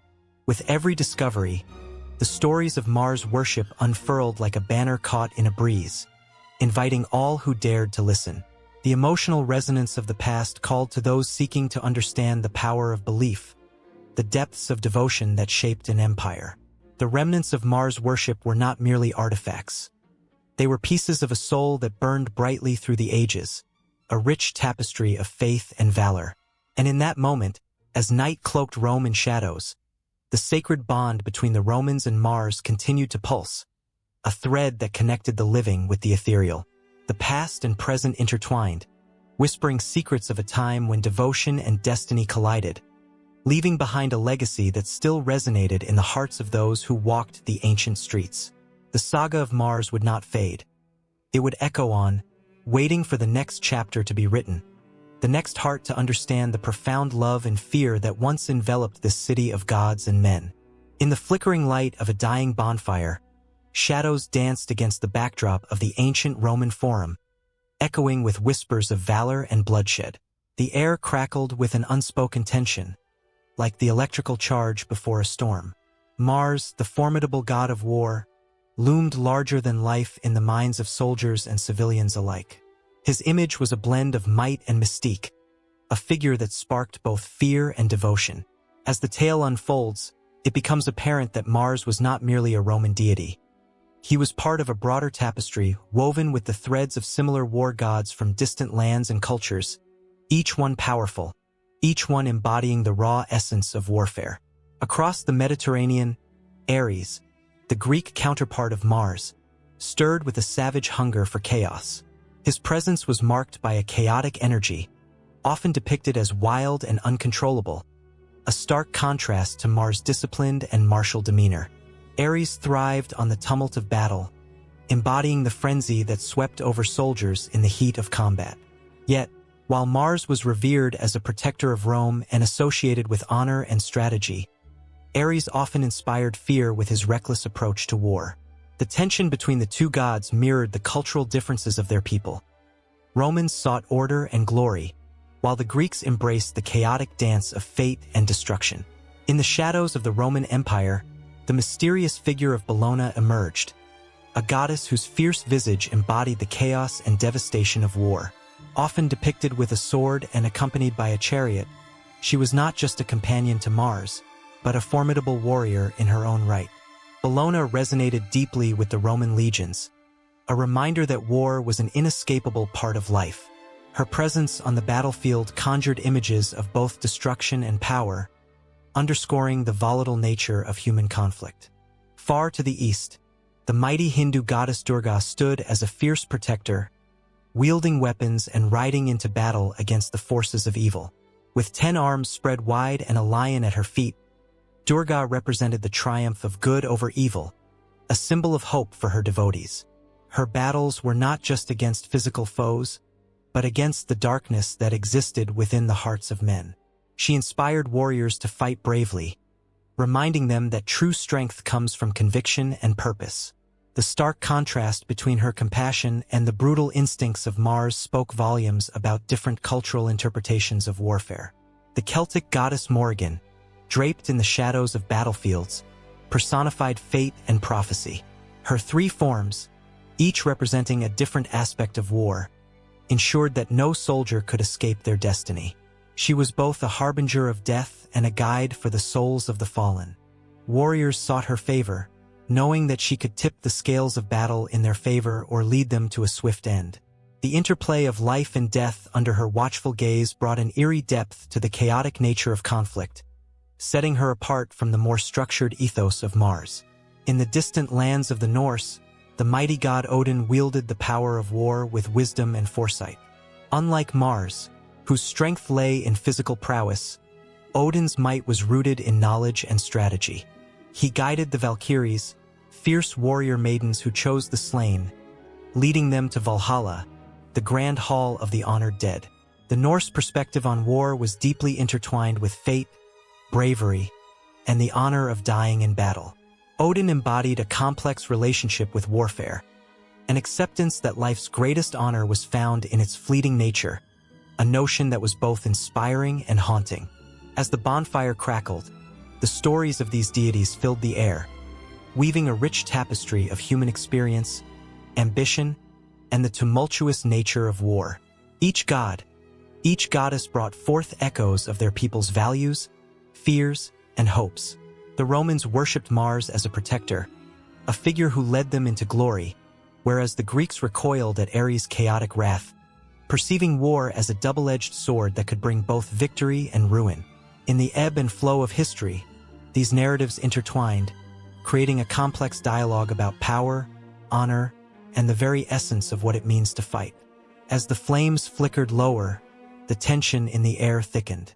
The stories of gods and goddesses lingered on the lips of the listeners, igniting imaginations and stirring a primal longing for glory.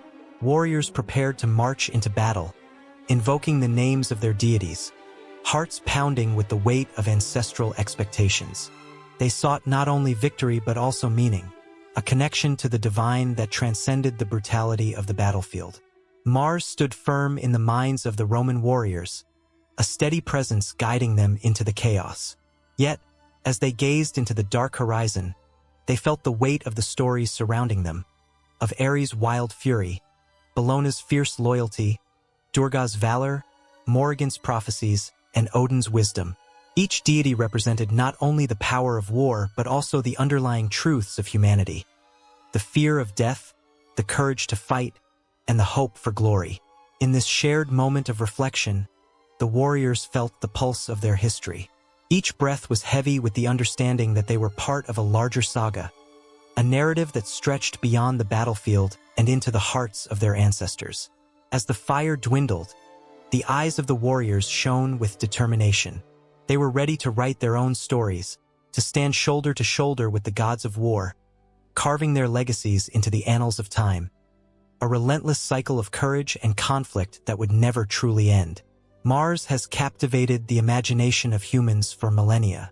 The sight of its crimson glow against the vast black canvas of the night sky has stirred emotions as ancient as time itself. Long before telescopes or rovers, people looked up and saw not just a planet, but a story waiting to be told. This celestial body, named after the Roman god of war, became a symbol of conflict, intrigue, and the unknown, threading its way through the fabric of culture and history. In ancient Rome, soldiers would gaze at Mars before going into battle, seeking strength and favor from the god whose name they bore. They believed that his fiery spirit invigorated their courage and determination.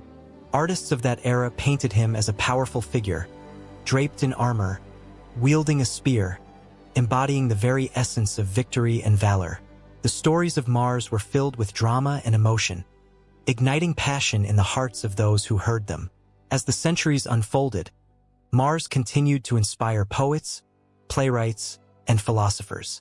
In the Middle Ages, it was the subject of countless tales, where knights sought glory in its name. The red planet became a metaphor for the struggles of life, the eternal fight between good and evil. It was a time when the stars were seen as guides for the soul. Every shimmering point of light was a reminder of humanity's yearning for understanding, a longing that Mars embodied in its bright, unyielding glow. As the Renaissance swept through Europe, eyes turned towards the heavens with renewed curiosity. Mars, the star of war, took on new meanings. Astronomer Tycho Brahe meticulously documented its movements, laying crucial groundwork for future explorations of the cosmos. This was a time when science and art merged. Both sought to unravel the mysteries of existence. The planet became a symbol of knowledge, an emblem of humanity's quest for truth that would echo through the ages. The advent of the telescope opened a doorway to a new frontier. Suddenly, Mars was no longer just a point of light. It became a world unto itself. The shimmering red orb revealed polar ice caps and vast plains, igniting the imaginations of writers and scientists alike. H.G. Wells' The War of the Worlds unleashed a wave of fascination and fear, presenting Mars as a distant civilization with intentions that sent shivers down the spines of readers. The story was a blend of adventure and horror, a reflection of humanity's deepest fears about the unknown. In the early 20th century, science fiction exploded into popular culture. Mars transformed from a distant sphere into the setting for countless tales of exploration and adventure. Edgar Rice Burroughs introduced readers to Barsoom, a vibrant world filled with exotic creatures and ancient civilizations. The thrill of interplanetary travel captivated audiences, allowing them to escape the mundanity of everyday life. Burroughs' characters faced trials and tribulations that mirrored the struggles of humanity itself, highlighting the universal themes of love, honor, and sacrifice. As the century progressed, Mars continued to stir the imagination. With the advent of space exploration, the red planet became a tangible goal. The 1960s brought a wave of excitement and possibility as people dreamed of walking on its surface. Movies like Mission Mars and Robinson Crusoe on Mars explored the themes of survival and human resilience in the face of the unknown. The imagery was powerful. Astronauts donning suits, brave souls venturing into the void, their hearts racing with anticipation and fear. Television shows like The Martian Chronicles painted Mars in shades of both hope and despair. Ray Bradbury's stories examined humanity's flaws, portraying Mars as a mirror reflecting our own civilization's struggles. With each episode, viewers felt a connection to the planet, a sense of longing for something greater than themselves. Was Mars a second chance for humanity, or simply another chapter in a story of ruin? The 21st century ushered in a new era of fascination as technology brought Mars closer than ever before. Rovers like Spirit and Curiosity roamed its surface, sending back images that sparked wonder and excitement. The reality of Mars as a potential home for future generations ignited a fire in the hearts of dreamers across the globe. Films like The Martian showcased not only the challenges of survival, but also the indomitable spirit of exploration. Audiences watched, holding their breath as they cheered for the hero stranded on a distant world. The stakes felt real. The journey was one of hope, determination, and the unyielding will to survive.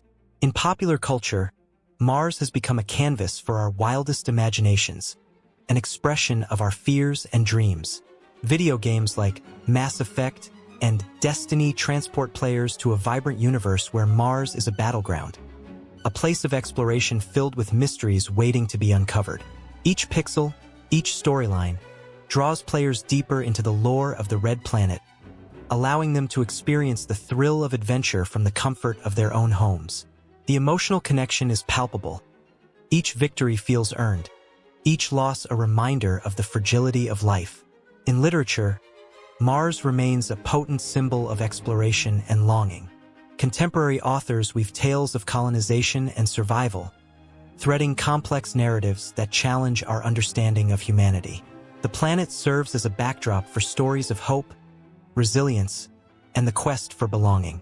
Each book invites readers to ponder their own place in the universe, to dream of distant worlds and the possibilities that lie beyond the stars. Each page turned is filled with the thrill of discovery, the tug of emotion that pulls at the heartstrings. As society stands on the brink of actual Mars missions, the line between fiction and reality blurs. The dreams of the past are becoming the present, and the stories that have captivated hearts for centuries now feel within reach. Each advancement in space exploration serves as a reminder of the enduring connection between humanity and the cosmos. The tales of Mars are not just stories.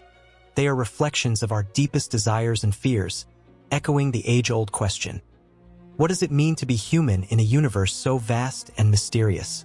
With every new discovery, Mars pulses with life, a testament to our relentless desire to understand the unknown. The planet, once a distant dream, now stands as a beacon of hope, a promise of tomorrow filled with adventure, exploration, and the eternal quest for knowledge. Mars has always been a source of wonder and fear, its crimson surface glowing like a beacon against the vast darkness of space.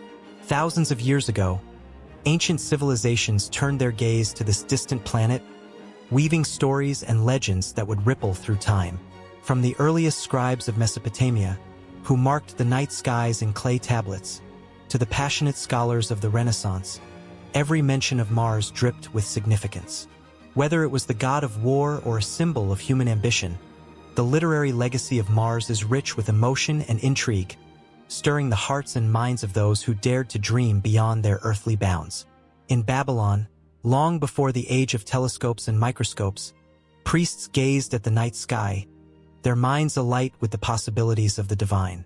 They recorded their observations, noting the movements of the red planet and intertwining them with their myths. Mars, or Nergal as they named him, was a fierce deity, representing not just war but the ferocity of life itself.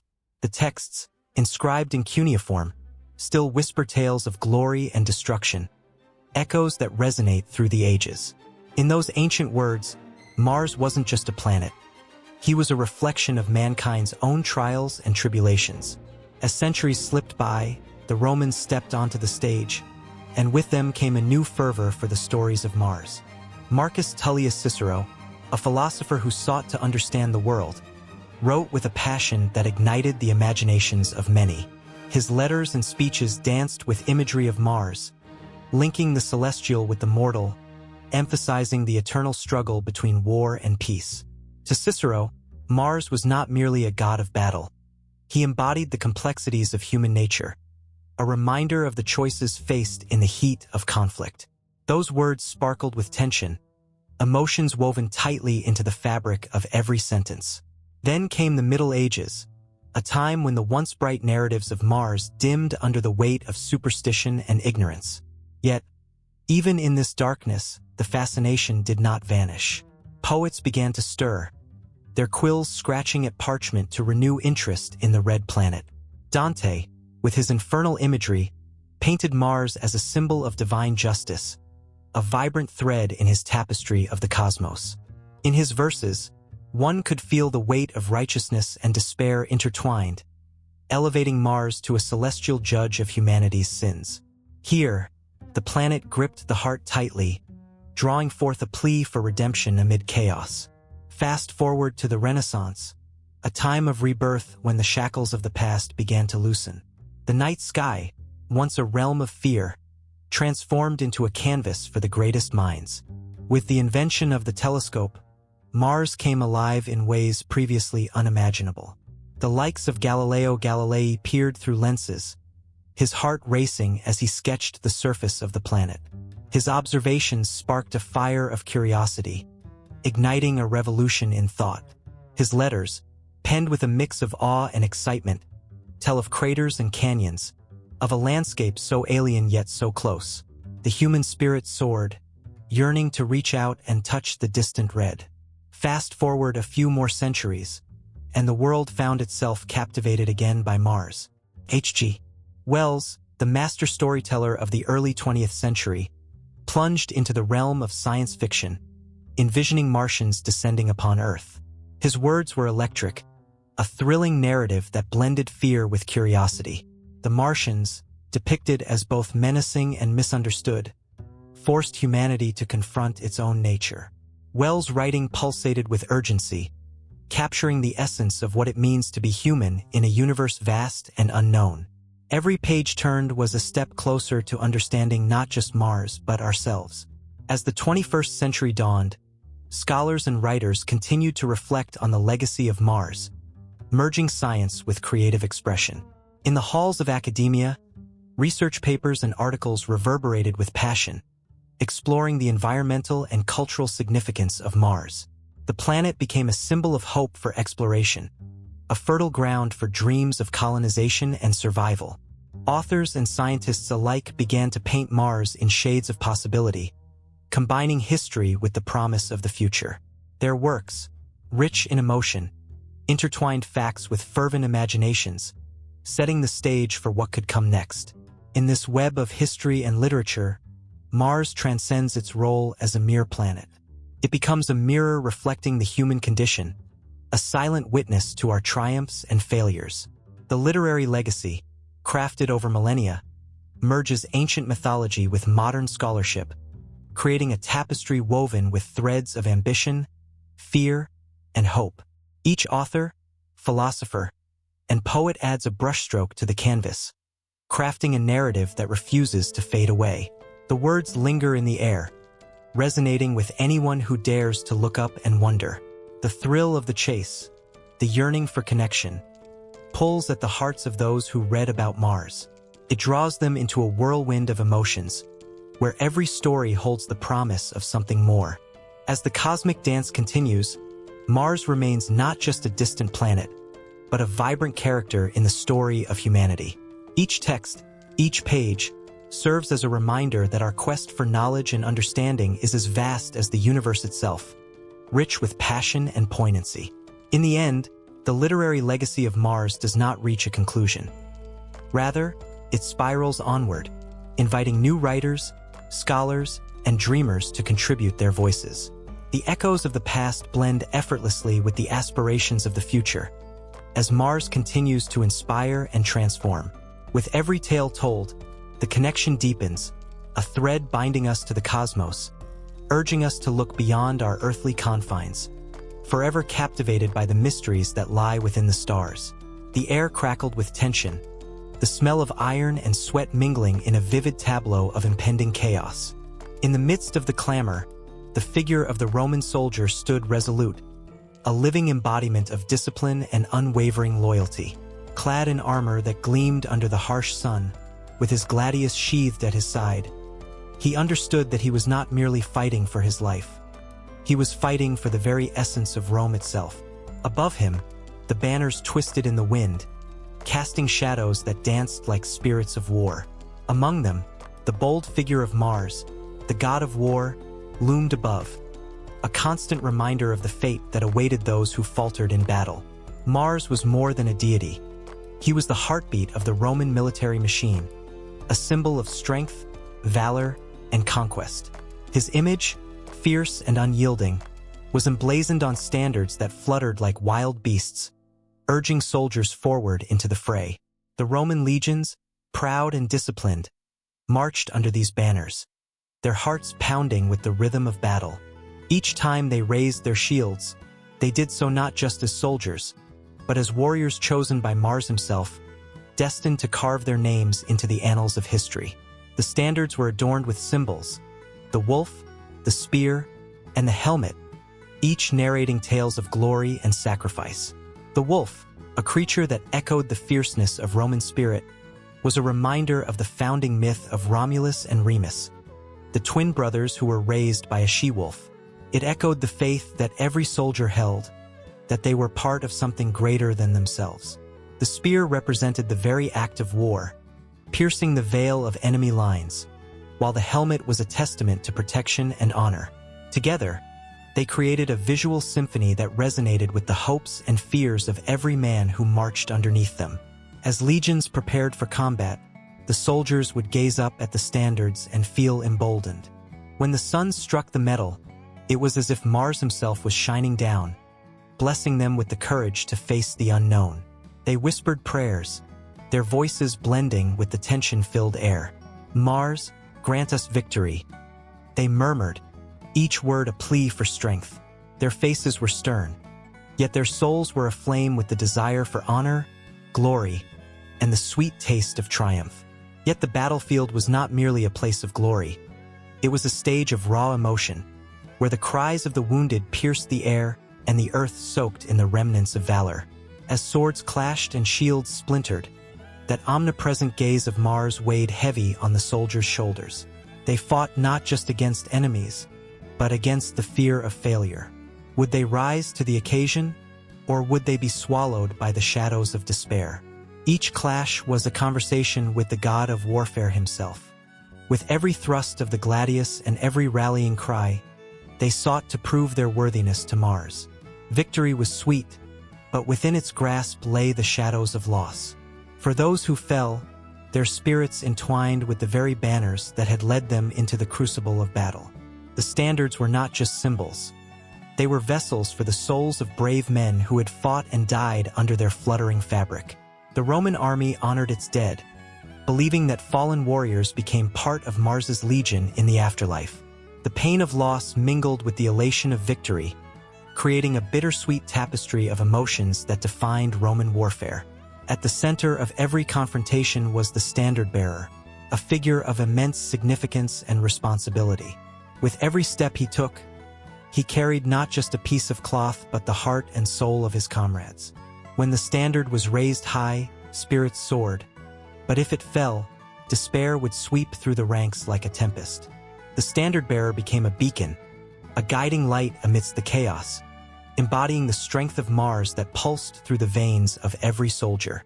It was a role laden with honor and peril, a call to arms that demanded unwavering bravery. In the heat of battle, the soldiers looked to the standards as a lifeline, a connection to Mars himself.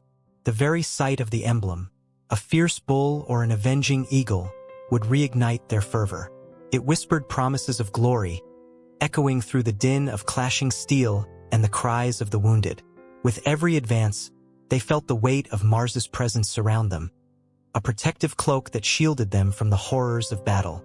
They charged forward, driven by the hope that their sacrifice would not only please the god of war but would also etch their names into the very fabric of history. But even the mightiest warriors could fall to fate's cruel hand. As arrows flew and swords bit deep, the specter of death loomed over the battlefield, a constant reminder of the cost of glory. Those who fell took with them the dreams of their comrades, leaving behind echoes of laughter and camaraderie.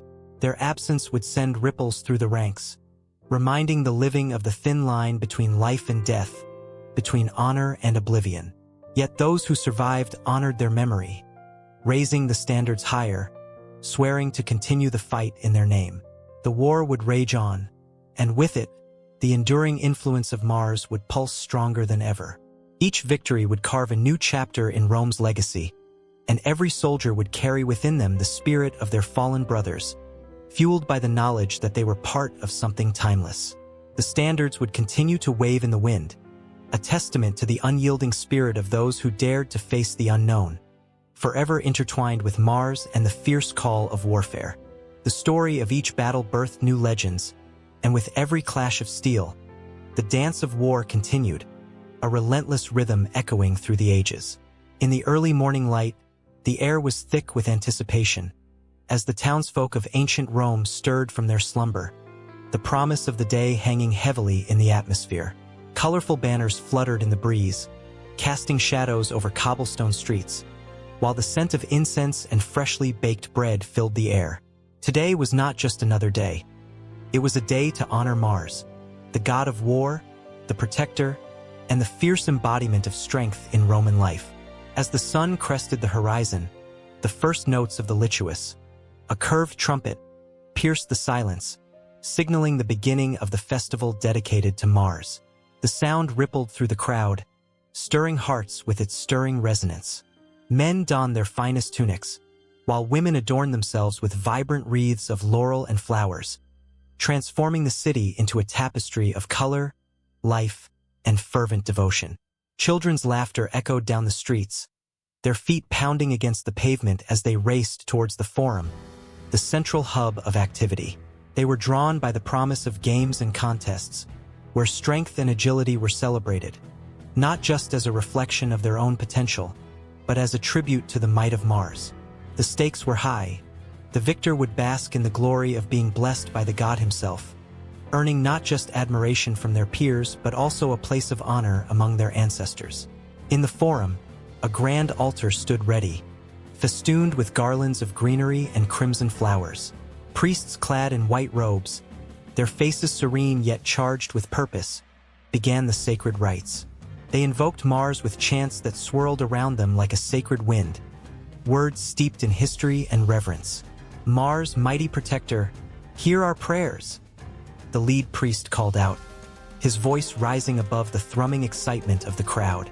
Gasps of awe filled the space as onlookers felt the very essence of the god manifest amidst them, a palpable energy that made hearts race and spirits soar. As the rituals progressed, the atmosphere thickened with emotion. Flames flickered, casting dancing shadows that seemed to mirror the hearts of the people gathered for this momentous occasion. Bold sacrifices were made, animals tethered to the altar, their eyes wide and frightened. The weight of the moment pressed upon every soul present, for in these offerings lay the hopes and dreams of the Roman people. The blood that spilled was not merely life extinguished. It was a vital connection to the divine, a request for Mars to bless their lives with victory and protection. With each sacrifice, the crowd roared, a mix of reverence and fervor. For victory, for strength, for Mars. Their voices surged in a chorus that echoed off ancient stone walls, creating a symphony of devotion that filled the very air. Each shout was a heartbeat, synchronized with the pulse of the city, a reminder that they were part of something greater than themselves, a community bound by shared beliefs and fervent wishes. In time, the sun hung high, and the festivities shifted from solemnity to exuberance. The games commenced with raucous enthusiasm, Men and women, their bodies painted with the colors of Mars, engaged in contests of wrestling and running, their movements fierce and passionate. The clashing of bodies echoed the battles fought long ago, a modern homage to the valor and spirit of warriors who once roamed the earth under the watchful gaze of their god. Spectators roared as competitors fell and rose, embodying the very spirit of tenacity that Mars represented. Faces were flushed with excitement, eyes glimmered with the thrill of the fight, and every cheer ignited a sense of unity among the spectators. They were not just witnesses. They were participants in a grand narrative, woven together by the threads of ancient tradition and collective aspiration. But the festival was not without its shadows. As the day wore on, the weight of the sacrifices lingered in the air, reminding everyone that glory and triumph came at a price. Each cheer was tinged with an undercurrent of solemnity, a reminder of the lives that had been offered, and the unyielding expectation that Mars would answer their prayers. Would he grant them the strength to face the challenges ahead? Would he protect them through the trials of life? The stakes were as high as the emotions that unfurled like the banners above them. As dusk approached, the atmosphere transformed once more. The day's fervor began to give way to a soft reverence, as the setting sun painted the sky in brilliant oranges and purples, a canvas of fiery splendor that felt like a divine blessing. The priests gathered once more, their faces illuminated by the glow, performing the final rites.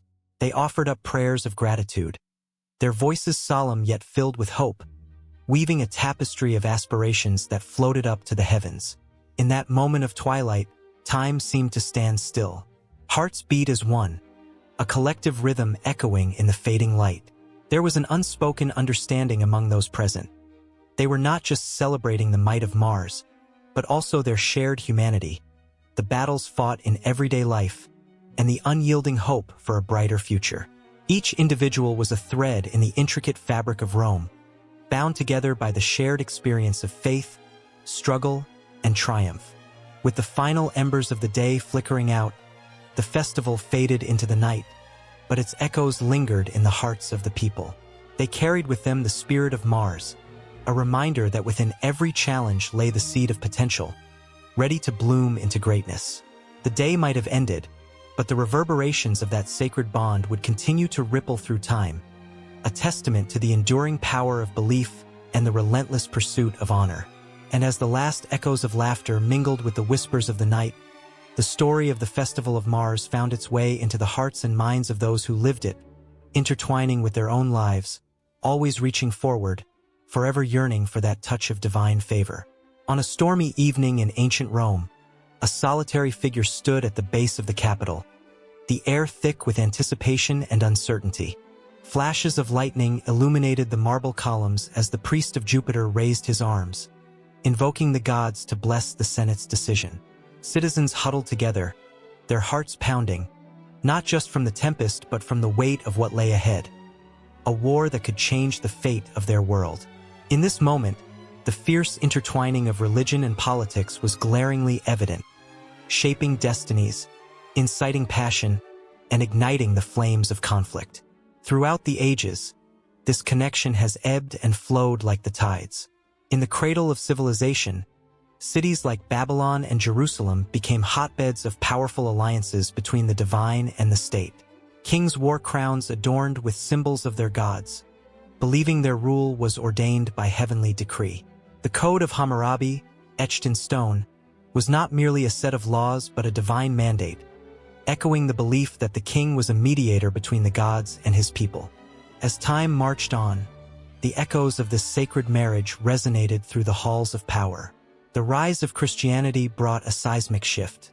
The Roman Empire, once a bastion of polytheistic rituals, witnessed a slow yet undeniable transformation.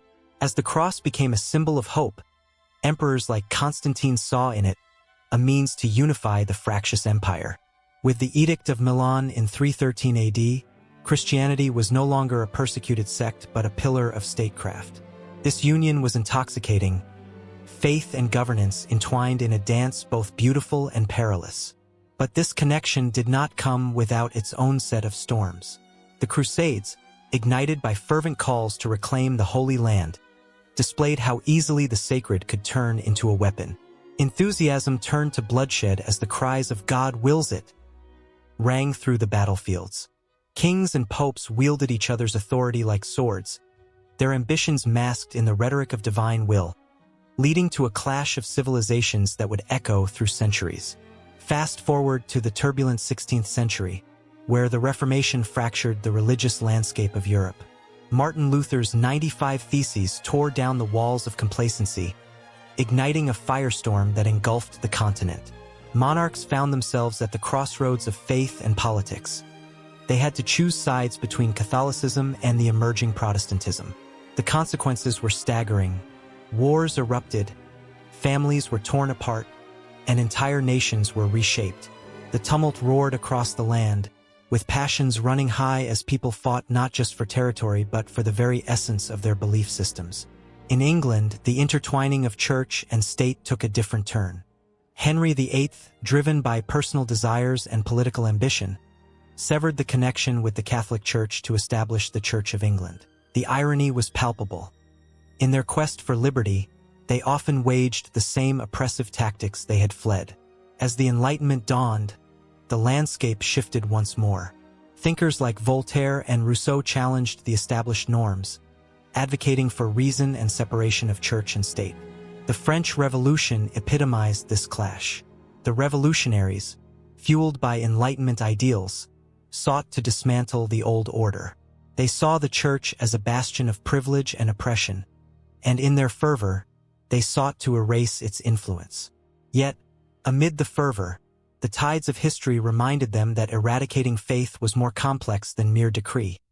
The human spirit craved something beyond the mundane. In the 20th century, the world stood at a crossroads once again. Totalitarian regimes emerged, often snuffing out the flicker of faith in pursuit of a singular, dogmatic ideology. Yet, resistance emerged in unexpected forms. In the face of brutal oppression, religious leaders like Martin Luther King Jr. in the United States harnessed the power of faith to mobilize a movement. His dreams of equality and justice resonated with countless souls, intertwining the sacred with the fight for civil rights. The pulpit became a platform, and prayer became a weapon against oppression. The power of faith was undeniable, transcending mere politics to touch the very essence of humanity. As the century turned, the world grappled with new tensions. In regions fraught with conflict, religious identities became both shields and swords, complicating the fabric of international relations. The Middle East, with its rich tapestry of faiths, became a flashpoint, where the clash of beliefs and politics led to profound suffering and unrest. The rise of extremist ideologies exploited deep-seated grievances, turning faith into a rallying cry for violence. Yet amid the chaos, voices of moderation emerged, calling for dialogue and understanding, reminding the world that religion can heal as much as it can harm. As the 21st century unfolds, the dance of Mars and the state continues, a powerful reminder of the delicate balance between belief and governance. The legacy of ancient Rome, the fervor of the Crusades, the struggles of the Reformation, and the battles for civil rights all echo through the corridors of history, reminding us that while the relationship between religion and politics can ignite conflict, it can also inspire hope, unite communities, and drive humanity towards a greater understanding of itself. In this intricate tapestry, the threads of faith and power remain inextricably intertwined, shaping destinies and igniting passions that will continue to resonate through time. The story is just beginning, as new chapters of struggle and triumph unfold, echoing the age-old dance that binds humanity together in its quest for meaning, belonging, and peace. In the fading light of day, a chill swept across the fields that surrounded the ancient city of Gaul. Shadows danced through the trees, whispering tales of bravery and bloodshed, of gods and mortals intertwined in an unending struggle. Here, the local farmers and warriors gathered in the flickering glow of torches, their faces etched with a mixture of reverence and fear, for they were about to honor Mars, the fierce god of war. The air thrummed with anticipation, heavy with the scent of burning herbs and the tang of fresh offerings, as they prepared to invoke the presence of the deity who shaped their fates. Mars was not merely a Roman god. To these distant provinces, he was a living force, a protector, and an avenger. In the far reaches of the empire, the cult of Mars took on local flavors, merging the fierce Roman ideals with the unique identities of the people who worshipped him. Each village and town bore its own traditions, each heart beating in rhythm with the sacred rituals that echoed through the ages. As the sun dipped below the horizon, the stars began to twinkle overhead, a divine audience for the gathering below. The sound of drums filled the air, a steady, pulsing beat that resonated through the bones of the gathered crowd. A priestess stepped forward, her voice rising like a battle cry. She was adorned in a flowing robe, vibrant red and gold, symbolic of the blood spilled in battles fought for honor and glory. With each word she spoke, the crowd leaned in closer, their eyes glistening with a mix of hope and desperation. They prayed not just for victory in wars, but for the strength to protect their families, their homes, and their way of life. Across the empire, in the rocky lands of Britain, another figure knelt before a sacred stone, draped in the symbols of his own people. The local tribes embraced Mars, not as an alien god, but as one of their own, a warrior spirit that resonated deeply within them. They carved his likeness into the stone, blending Celtic designs with Roman influence. Rituals here were wild and passionate, echoing the fierce independence of the Britons, who knew the taste of battle all too well. On stormy nights, warriors would light bonfires to summon Mars, the flames flickering like their hopes, illuminating the shadows of doubt that loomed over them. In the south, near the sun-baked sands of North Africa, the worshippers circled around a modest altar, piles of grain and fruits laid out as offerings. They sang songs passed down through generations, calling upon Mars not just as a god of war, but as a guardian of their fields. The connection to the land was profound. For these people, the strength of Mars meant bountiful harvests as much as it did military victories. The rhythm of their lives was dictated by the seasons, and so too was their worship. With every prayer, they sought his favor, weaving their hopes into the fabric of the world around them. But not all tales painted Mars as a benevolent protector. In the shadows, there lingered a darker side to his worship. Stories spread of sacrifices of animals and, in some of the more extreme rites, even humans, offered to appease the vengeful spirit of the god. Where the drums beat louder, where the fire blazed hotter, there too lay the edge of desperation. In their fervor, these worshippers sought to harness the very essence of Mars, believing that only through the ultimate sacrifice could they gain his favor in the battles that lay ahead. The air would grow thick with tension as anticipation filled the hearts of those present, each praying that they would emerge from the depth of their rituals favored by the god of war.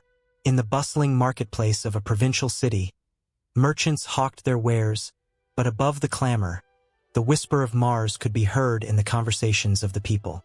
Tales of his deeds echoed in every corner. Children played games of mock battle, their small bodies mimicking the postures of great warriors, while their parents exchanged stories of courage and victory, each retelling a prayer in its own right. As the sun rose and set, the essence of Mars infused their daily lives, shaping their struggles and triumphs. As the seasons changed, so did the ways of worship. In winter, when snow blanketed the land, people gathered indoors, sharing stories of Mars by the fire's warmth.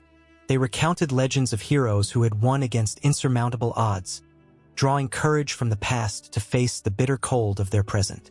The flickering flames represented the eternal fire of Mars, a beacon of hope in the darkest of times.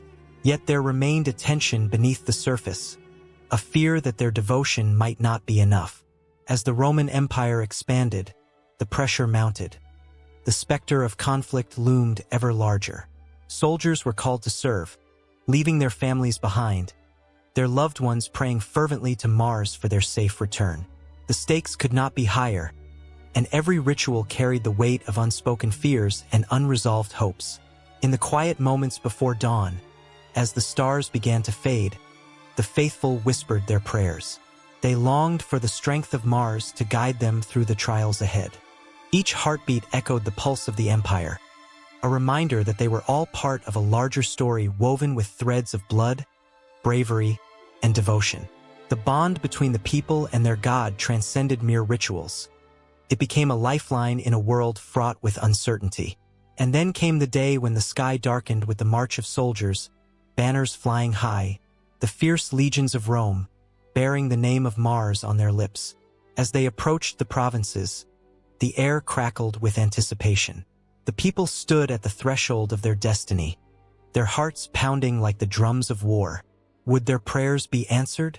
Would Mars stand with them against the tide of conquest that threatened to engulf their lives? The tension hung thick, suffocating yet electrifying, as the lines between worship, fear, and defiance blurred, setting the stage for the next chapter of their undying loyalty to the god who had captured their hearts and shaped their lives. The roar of the crowd echoed through the ancient Roman Forum, a sea of faces turned upward, their eyes bright with fervor. The sun hung low in the sky, casting long shadows as the scent of incense swirled through the air, mingling with the electric tension of anticipation. Today, they gathered not for a mere festival but to pay homage to Mars, the god of war, a fierce protector of Rome. His statue, towering and imposing, glinted in the sunlight, adorned with fresh laurel wreaths and offerings of wine. This day was a tribute, a celebration of the power that coursed through their veins, the very essence of what it meant to be Roman. But beneath the cheers and shouts, a shadow loomed, creeping steadily over the city. The whispers of change began to thread through the crowd like a cold wind, palpable and unsettling. In the streets, the worship of the old gods was becoming a ghost of its former self, as new ideas and beliefs took root like a stubborn weed, threatening to choke the life from the vibrant devotion once held for Mars. In a small, dimly lit shrine tucked away in a narrow alley, a lone priestess knelt before a flickering oil lamp. Her heart ached as she traced her fingers over the worn altar, where offerings once flowed freely. The sweet taste of victory from countless battles won now faded into distant memory. She could almost hear the clang of swords and the thud of armor, the cries of soldiers charging into the fray, their devotion to Mars fueling their courage. Now that fervor was waning, replaced by a quiet skepticism that hung heavily in the air. Meanwhile, in the grand halls of power, the Senate debated the shifting tides of faith. Senators, draped in their ceremonial togas, argued heatedly over the place of the old gods. Some stood firm, their voices rising in passionate defense of Mars, while others, their minds captivated by the teachings of foreign prophets, dismissed the gods as mere relics of a bygone era. The tension in the chamber crackled like a live wire, each word a dagger aimed at tradition. The future of worship teetered on a knife's edge, and the very soul of Rome was at stake. As night fell, the flickering flames of the altars grew dimmer, and the laughter that once filled the temples turned into hushed conversations. The priests of Mars, once proud and revered, now walked with heads bowed, their faith challenged by the allure of the new. The cult of Christianity was rising, spreading its message of love and redemption, drawing the weary and the lost into its warm embrace. The stories of miracles and compassion echoed through the streets, catching the ears of those who had lost their way. A flicker of hope, a glimmer of something new. In the marketplace, vendors sold their wares, but whispers of discontent hung thick in the air. Mars offers strength, but what of mercy? A voice called out, drawing curious gazes. The seeds of doubt were taking root, and the old ways felt fragile, like dusty relics in a forgotten museum. The priestess, overhearing the chatter, felt a chill run down her spine. Each word was a nail in the coffin of her beloved god, driving her to the brink of despair. Yet, in the depths of her heart, a flicker of defiance ignited. She stood, steeling herself against the tide of change. "Mars has not abandoned us," she shouted into the night, her voice echoing off the stone walls. "He is the shield that guards our city, our courage, our strength." But the faces around her were turned away, their eyes glazed over with the promise of something brighter, something that seemed to offer solace in troubled times. The very fabric of faith was unraveling, thread by thread. The statues of the gods lined the streets, their once proud visages now fading into obscurity as the faithful dwindled. Sacrifices were fewer, and the echo of prayers became a mere whisper on the wind. The great temple of Mars, which had once throbbed with life and devotion, grew silent, its doors cracked and dusty. The priestess felt her heart break as she gazed upon the empty space where jubilant worshippers once filled the halls, their voices rising in song. What had become of her people? What had become of their spirit? As the moon rose high in the sky, illuminating the shadows, a sense of urgency gripped the priestess. She gathered herself, calling upon the spirits of those who had fought and died for Rome, who had placed their trust in Mars. We must remember. We must fight for our faith. Her voice rang out, a desperate plea against the rising tide of indifference. But the echoes of the past were drowned out by the powerful currents of change sweeping across the city. In the heart of the forum, a gathering began to form. The senator who had once championed Mars now stood before the crowd, a flicker of hesitation in his eyes. Perhaps, he hesitated, perhaps we need to reconsider our path. The crowd murmured, a wave of uncertainty washing over them. The priestess felt her heart pound, the weight of history pressing down upon her. Would they abandon their God? Would they turn their backs on the very essence of what made them Roman? As the darkest hour approached, the shadows lengthened, and the priestess clung to the flickering flame of hope. She gathered the remaining faithful, each one a soul clinging to their last vestiges of belief. Together, we can remind them of who we are, she cried, her voice trembling with passion. But the hesitation in the air was palpable, like a storm brewing on the horizon. They stood together, a small but fierce band against the overwhelming tide of change. Yet, as the days passed, the worship of Mars faltered, and the echoes of the past grew fainter. The vibrant celebrations that once filled the streets in honor of the god of war now lay silent, as the world shifted beneath their feet. In the silence of the night, as the old ways began to fade, the priestess felt a cold grip of despair. The fall of Mars worship was not just the loss of a god. It was the collapse of a world, a way of life that had defined generations. Would their voices be lost in the cacophony of new beliefs? Would their love for a once great god vanish like smoke in the wind? The candles flickered in the darkness, illuminating their faces, weary yet resolute. They stood together in defiance, but even as they prayed, a quiet fear settled over them. Could their fight against the inevitable tide of change prove strong enough to rekindle the flame of their faith? The air was thick with uncertainty, a potent mix of sorrow and determination, as the echoes of the past whispered through the empty streets, beckoning them to remember, to fight, to believe. The sun dipped low in the sky, casting a golden glow over Florence, where the air was thick with the scent of fresh paint and ambition. In the bustling streets, artists with paint-stained hands whispered to each other, their voices barely rising above the sound of chisels striking marble. Among them was a young man named Sandro, who gazed up at the towering dome of the Cathedral of Santa Maria del Fiore, feeling the weight of his dreams pressing against his chest. It was the Renaissance, a time of rebirth and rediscovery. And in this vibrant epoch, the figure of Mars began to reclaim its place in the hearts of many. Mars, once a mighty god of war in ancient Rome, was being reinterpreted in ways that stirred the soul. Artists and scholars alike sought to breathe new life into the classical ideals of strength and valor, but they infused it with a Renaissance spirit that embraced beauty and harmony as well. Sandro, inspired by the profound energy surrounding him, envisioned Mars not just as a warrior, but as a symbol of human potential, power, and creativity. In the shadow of the great Michelangelo, who was shaping marble into forms that seemed to breathe, Sandro felt a surge of yearning. He wanted to capture the essence of Mars, to paint him not solely in his battle armor but as a figure of passion and poetic struggle.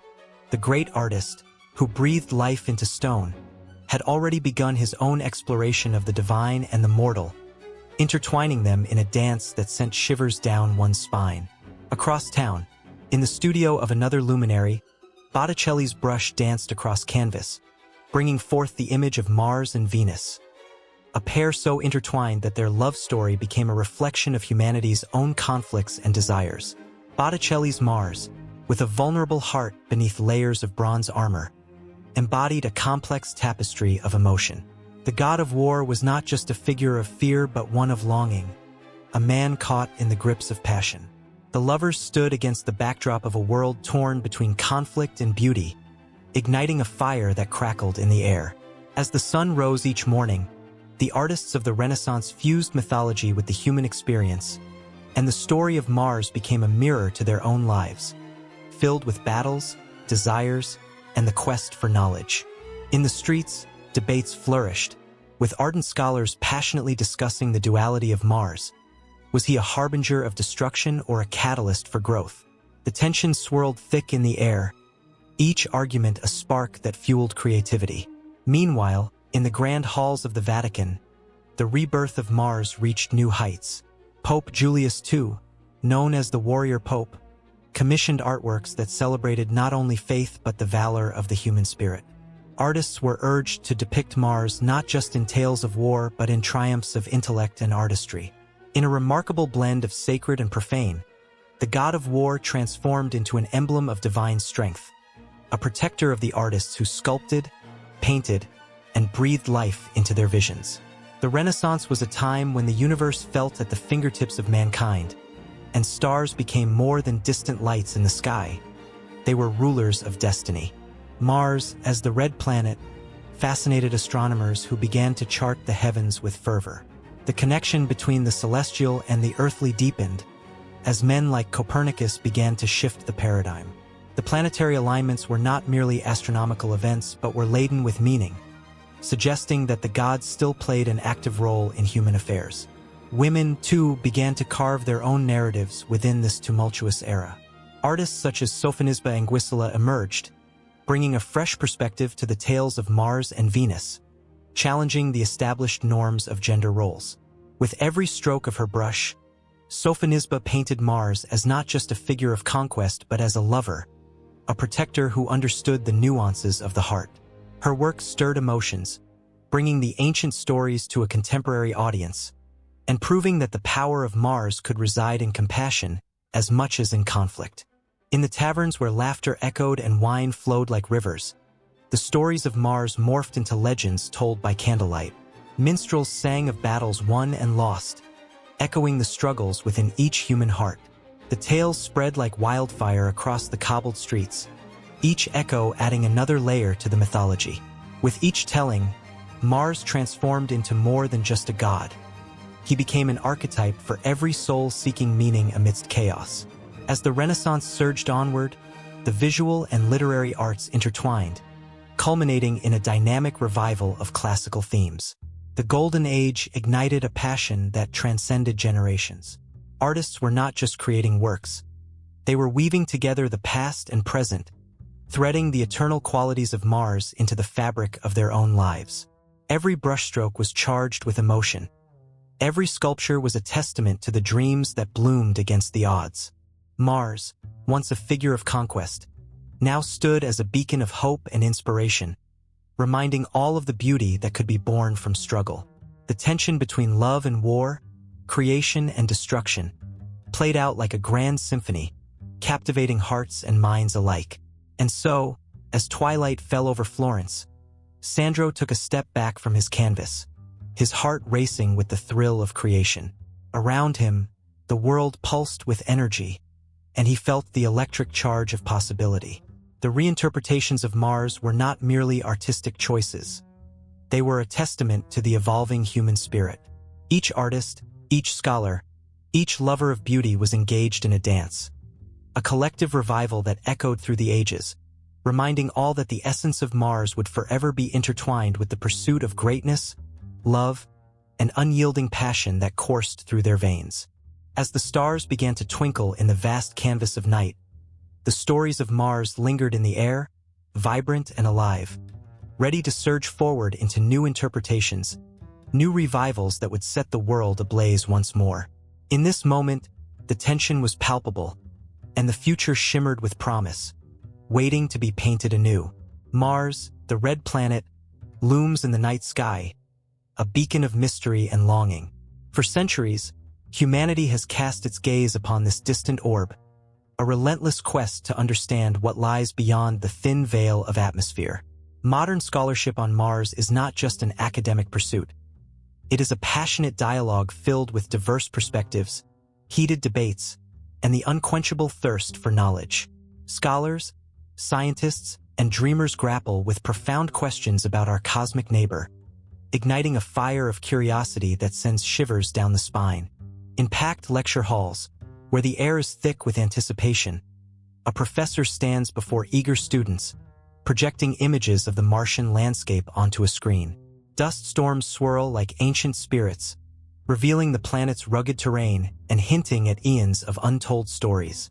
What history lies embedded in its soil? When scientists talk about water flowing in the past, they don't just see liquid. They envision life. Tiny organisms, perhaps, creatures thriving in a world now barren. The idea that life once flourished on this planet captivates hearts and minds alike, evoking dreams of exotic ecosystems lost to time. Yet, the debates that simmer within these walls are fierce.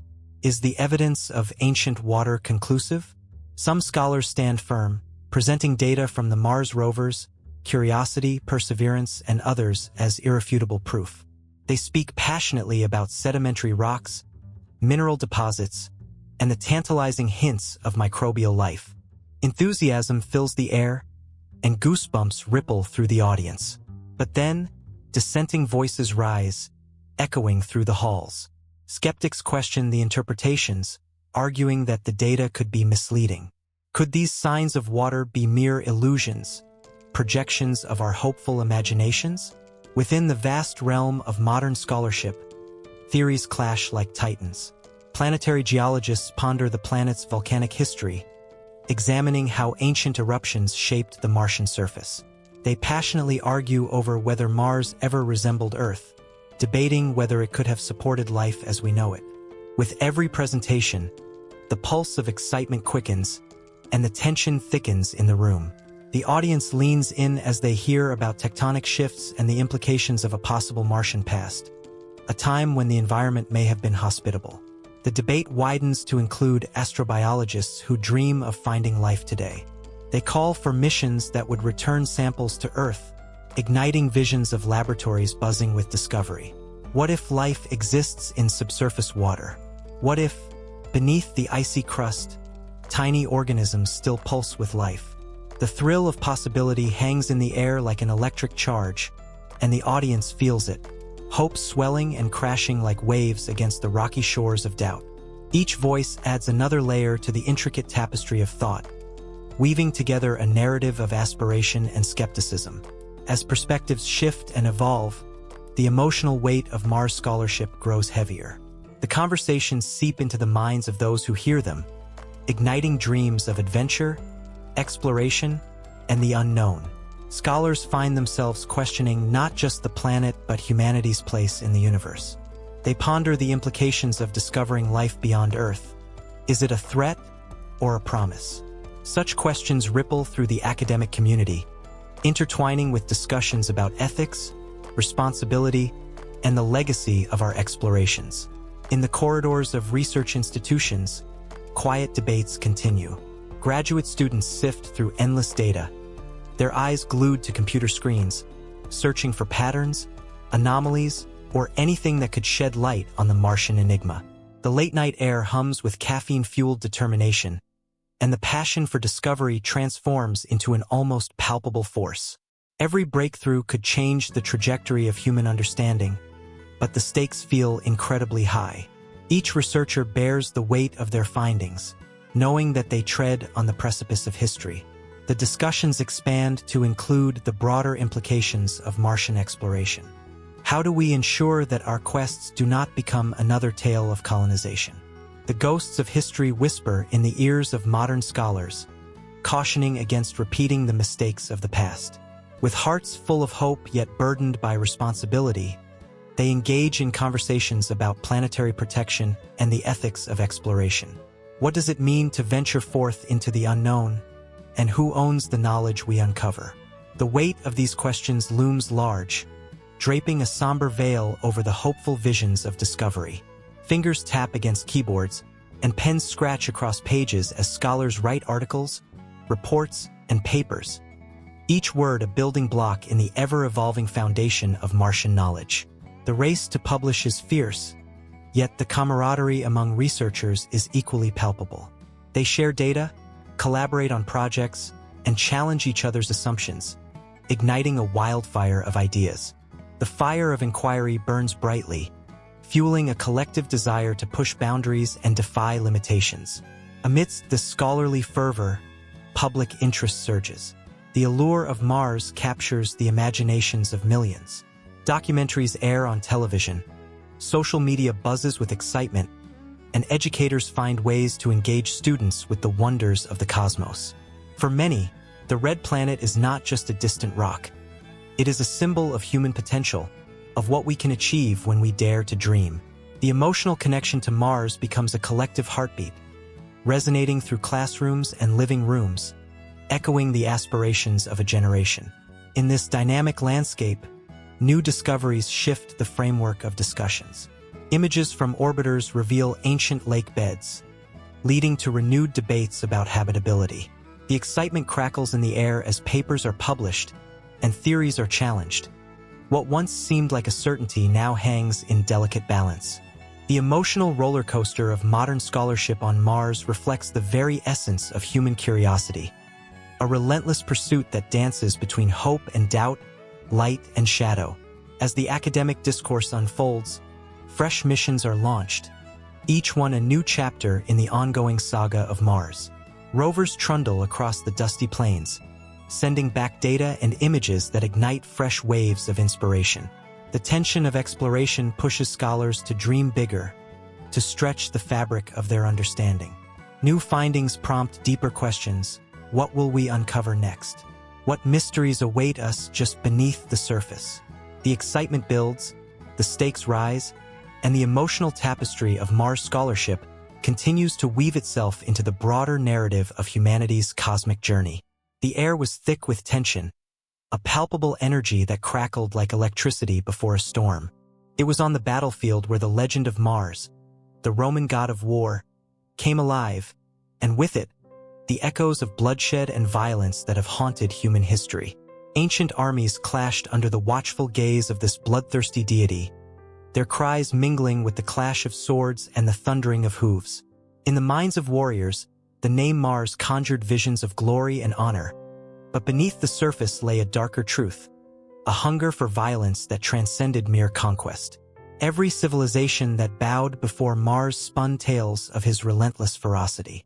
The Romans, in particular, painted him as a figure of might and destruction, often invoking his name before entering battle. They believed that his favor could tip the scales of war, ensuring victory over their enemies. Yet, this fervent devotion also bore witness to the horrors wrought in his name. Legends tell of armies marching into the fray, inspired by visions of glory, only to be consumed by the very bloodlust they revered. The defeated were not merely vanquished, they were sacrificed to the insatiable appetite of Mars. Even the myths tell stories of Mars' violent nature, tales steeped in blood and betrayal. The story of Romulus and Remus, the twin brothers raised by a she-wolf, is a prime example. In their quest to found Rome, the brothers fell into a fierce rivalry, culminating in a violent clash that culminated in the death of Remus. The city's very foundation was laid in blood, and from that moment, violence became intertwined with Roman identity.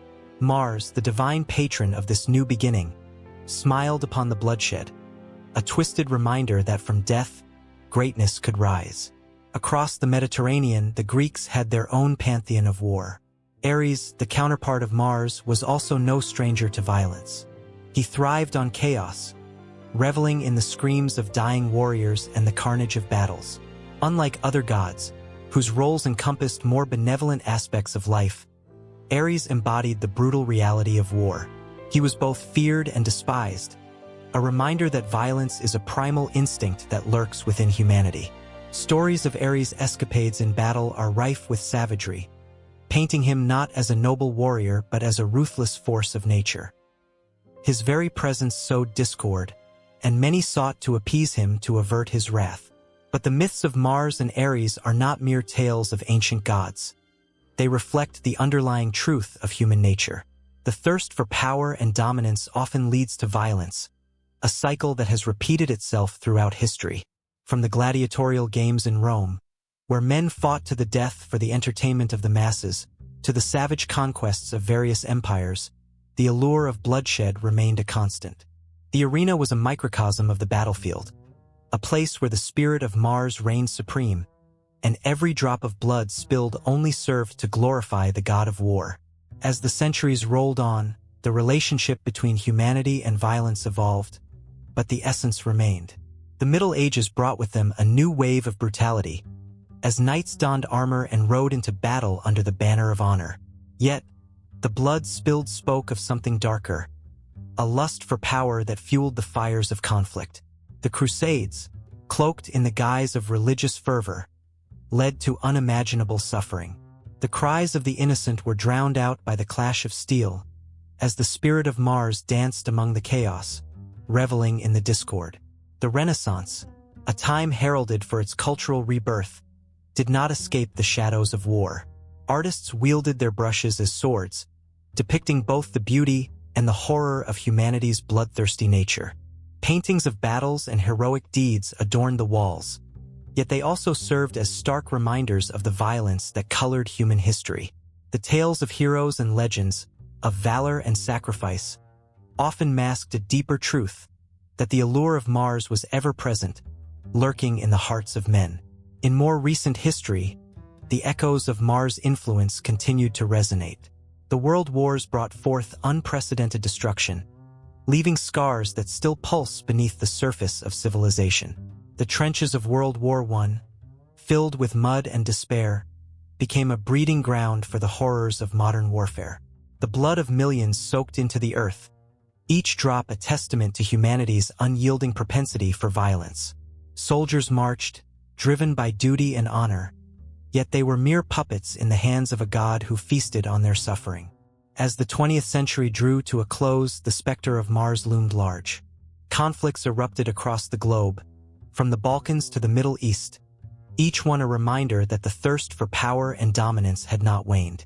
The stories of ancient gods morphed into tales told in the news, of wars fought in distant lands, echoing the same bloodlust that had driven civilizations for millennia.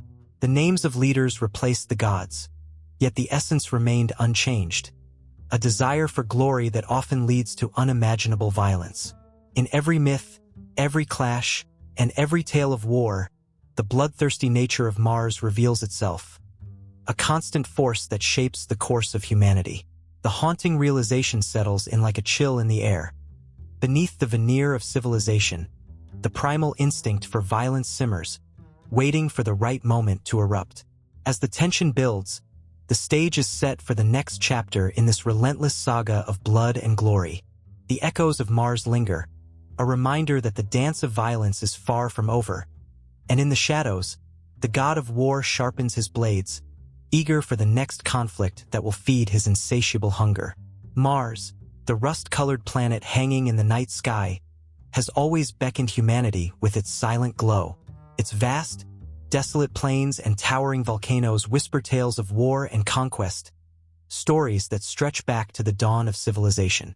From the blood-soaked grounds of ancient Rome to the digital battlefields of today, the name Mars has transcended the celestial, becoming a symbol of conflict, strategy, and the very essence of human ambition. The ancient Romans revered Mars as the god of war, believing that his favor could turn the tides of battle. Soldiers would march into the fray with the hope that their bravery would earn them his blessing, their hearts pounding with both fear and fierce determination. In the arenas of history, the stories of valor and defeat echoed like haunting refrains, painting vivid images of men fighting not just for their lives, but for honor and legacy. As they raised their swords, the spirit of Mars stirred within them, turning the mundane act of warfare into a sacred dance of fate. Fast forward centuries, and the influence of Mars has seeped into the very fabric of modern warfare. The principles of strategy developed by ancient tacticians, such as Sun Tzu and his Art of War, which originated long before the Romans, have woven their way into military doctrines around the globe. The lessons learned on the dusty battlefields of yore resonate in the minds of contemporary generals, their thoughts echoing the cries of ancient warriors. The tactics of surprise, deception, and positioning remain timeless, proving that while technology may evolve, the human heart continues to beat with the same primal instincts. In the wake of World War I and World War II, the specter of Mars loomed larger than ever. The mechanized warfare that unfolded across Europe and beyond transformed not just how wars were fought, but how they were perceived. The horrors of trench warfare, the devastation of bombings, and the chilling efficiency of tanks and aircraft brought the brutality of conflict into stark focus. Soldiers became pawns in a game dictated by distant leaders, their fates often sealed before they even stepped onto the battlefield. Yet, amidst this darkness, the spirit of Mars persisted. It manifested in the bravery of those who fought against overwhelming odds, capturing the imagination of a generation yearning for heroes. In the cultural tapestry that surrounds warfare, Mars has left an indelible mark. Literature, music, and art have paid homage to the god of war, capturing the duality of conflict, the glory and the grief. Writers like Erich Maria Remarque brought the trenches to life in stark, haunting detail, inviting readers to confront the raw emotions of loss, courage, and camaraderie. In the realm of film, the stories of soldiers have been immortalized through powerful imagery, with directors portraying both the heroism and the horrors that follow in the wake of war. The tension between glory and tragedy is a dance that continues, reflecting the struggles of the human spirit. As the 21st century dawned, the battlefield transformed again. Drones flew silently overhead, and cyber warfare emerged as a new frontier, challenging the very notion of what it meant to be a soldier. The influence of Mars was ever-present, guiding the strategies of nations as they navigated this uncharted territory. The connection to ancient philosophy remained as relevant as ever. Today's military leaders still invoke the strategies of old, adapting them to modern technologies and tactics. This blend of the past and present is a reminder that while weapons may change, the heart of warfare, its emotional core, remains untouched. Yet, beyond the strategies and the battles, Mars continues to inspire a sense of adventure and exploration. With missions to Mars becoming a reality, humanity is on the brink of an unprecedented era. The desire to reach the Red Planet is fueled by dreams of discovery, a longing that harks back to our ancestors who gazed up at the night sky, wondering what lay beyond. This pursuit echoes the spirit of the warriors of old, who faced the unknown with courage and determination. To conquer Mars is not merely a scientific endeavor. It is a manifestation of the human spirit's unyielding quest for greatness, a battle against the boundaries of our existence. As the echoes of battles fought and lives lost resonate through the ages, the connection between Mars and contemporary culture remains profound. Video games immerse players in worlds of strategy and combat, often drawing inspiration from historical conflicts where the essence of Mars thrives. Art continues to depict the struggles and triumphs of soldiers, capturing the raw emotion that warfare evokes. Musicians compose symphonies that pull at the heartstrings, their melodies intertwining with the stories of those who have fought in the name of honor and duty. The legacy of Mars is woven into mythology and reality, a tapestry rich with the threads of human experience. Each stitch tells a story of sacrifice, of fear, of bravery. It captures the essence of what it means to be human, the struggle between hope and despair that plays out on the grand stage of life. Just as Mars has witnessed the rise and fall of empires, it continues to watch as humanity grapples with its destiny, forever a silent sentinel in the vast cosmos. With every passing moment, the influence of Mars lingers like a ghost, shaping the fates of nations and inspiring the hearts of many. It whispers to the dreamers, the warriors, and the thinkers, urging them to forge ahead in the face of adversity. The stories of Mars have not ended. They continue to unfold, intertwining with the threads of our lives in ways both profound and tantalizing. The battles of the past resonate with the decisions of the present, creating a bridge that leads us ever forward, as the glow of the red planet remains a constant reminder of the struggle for meaning, identity, and greatness.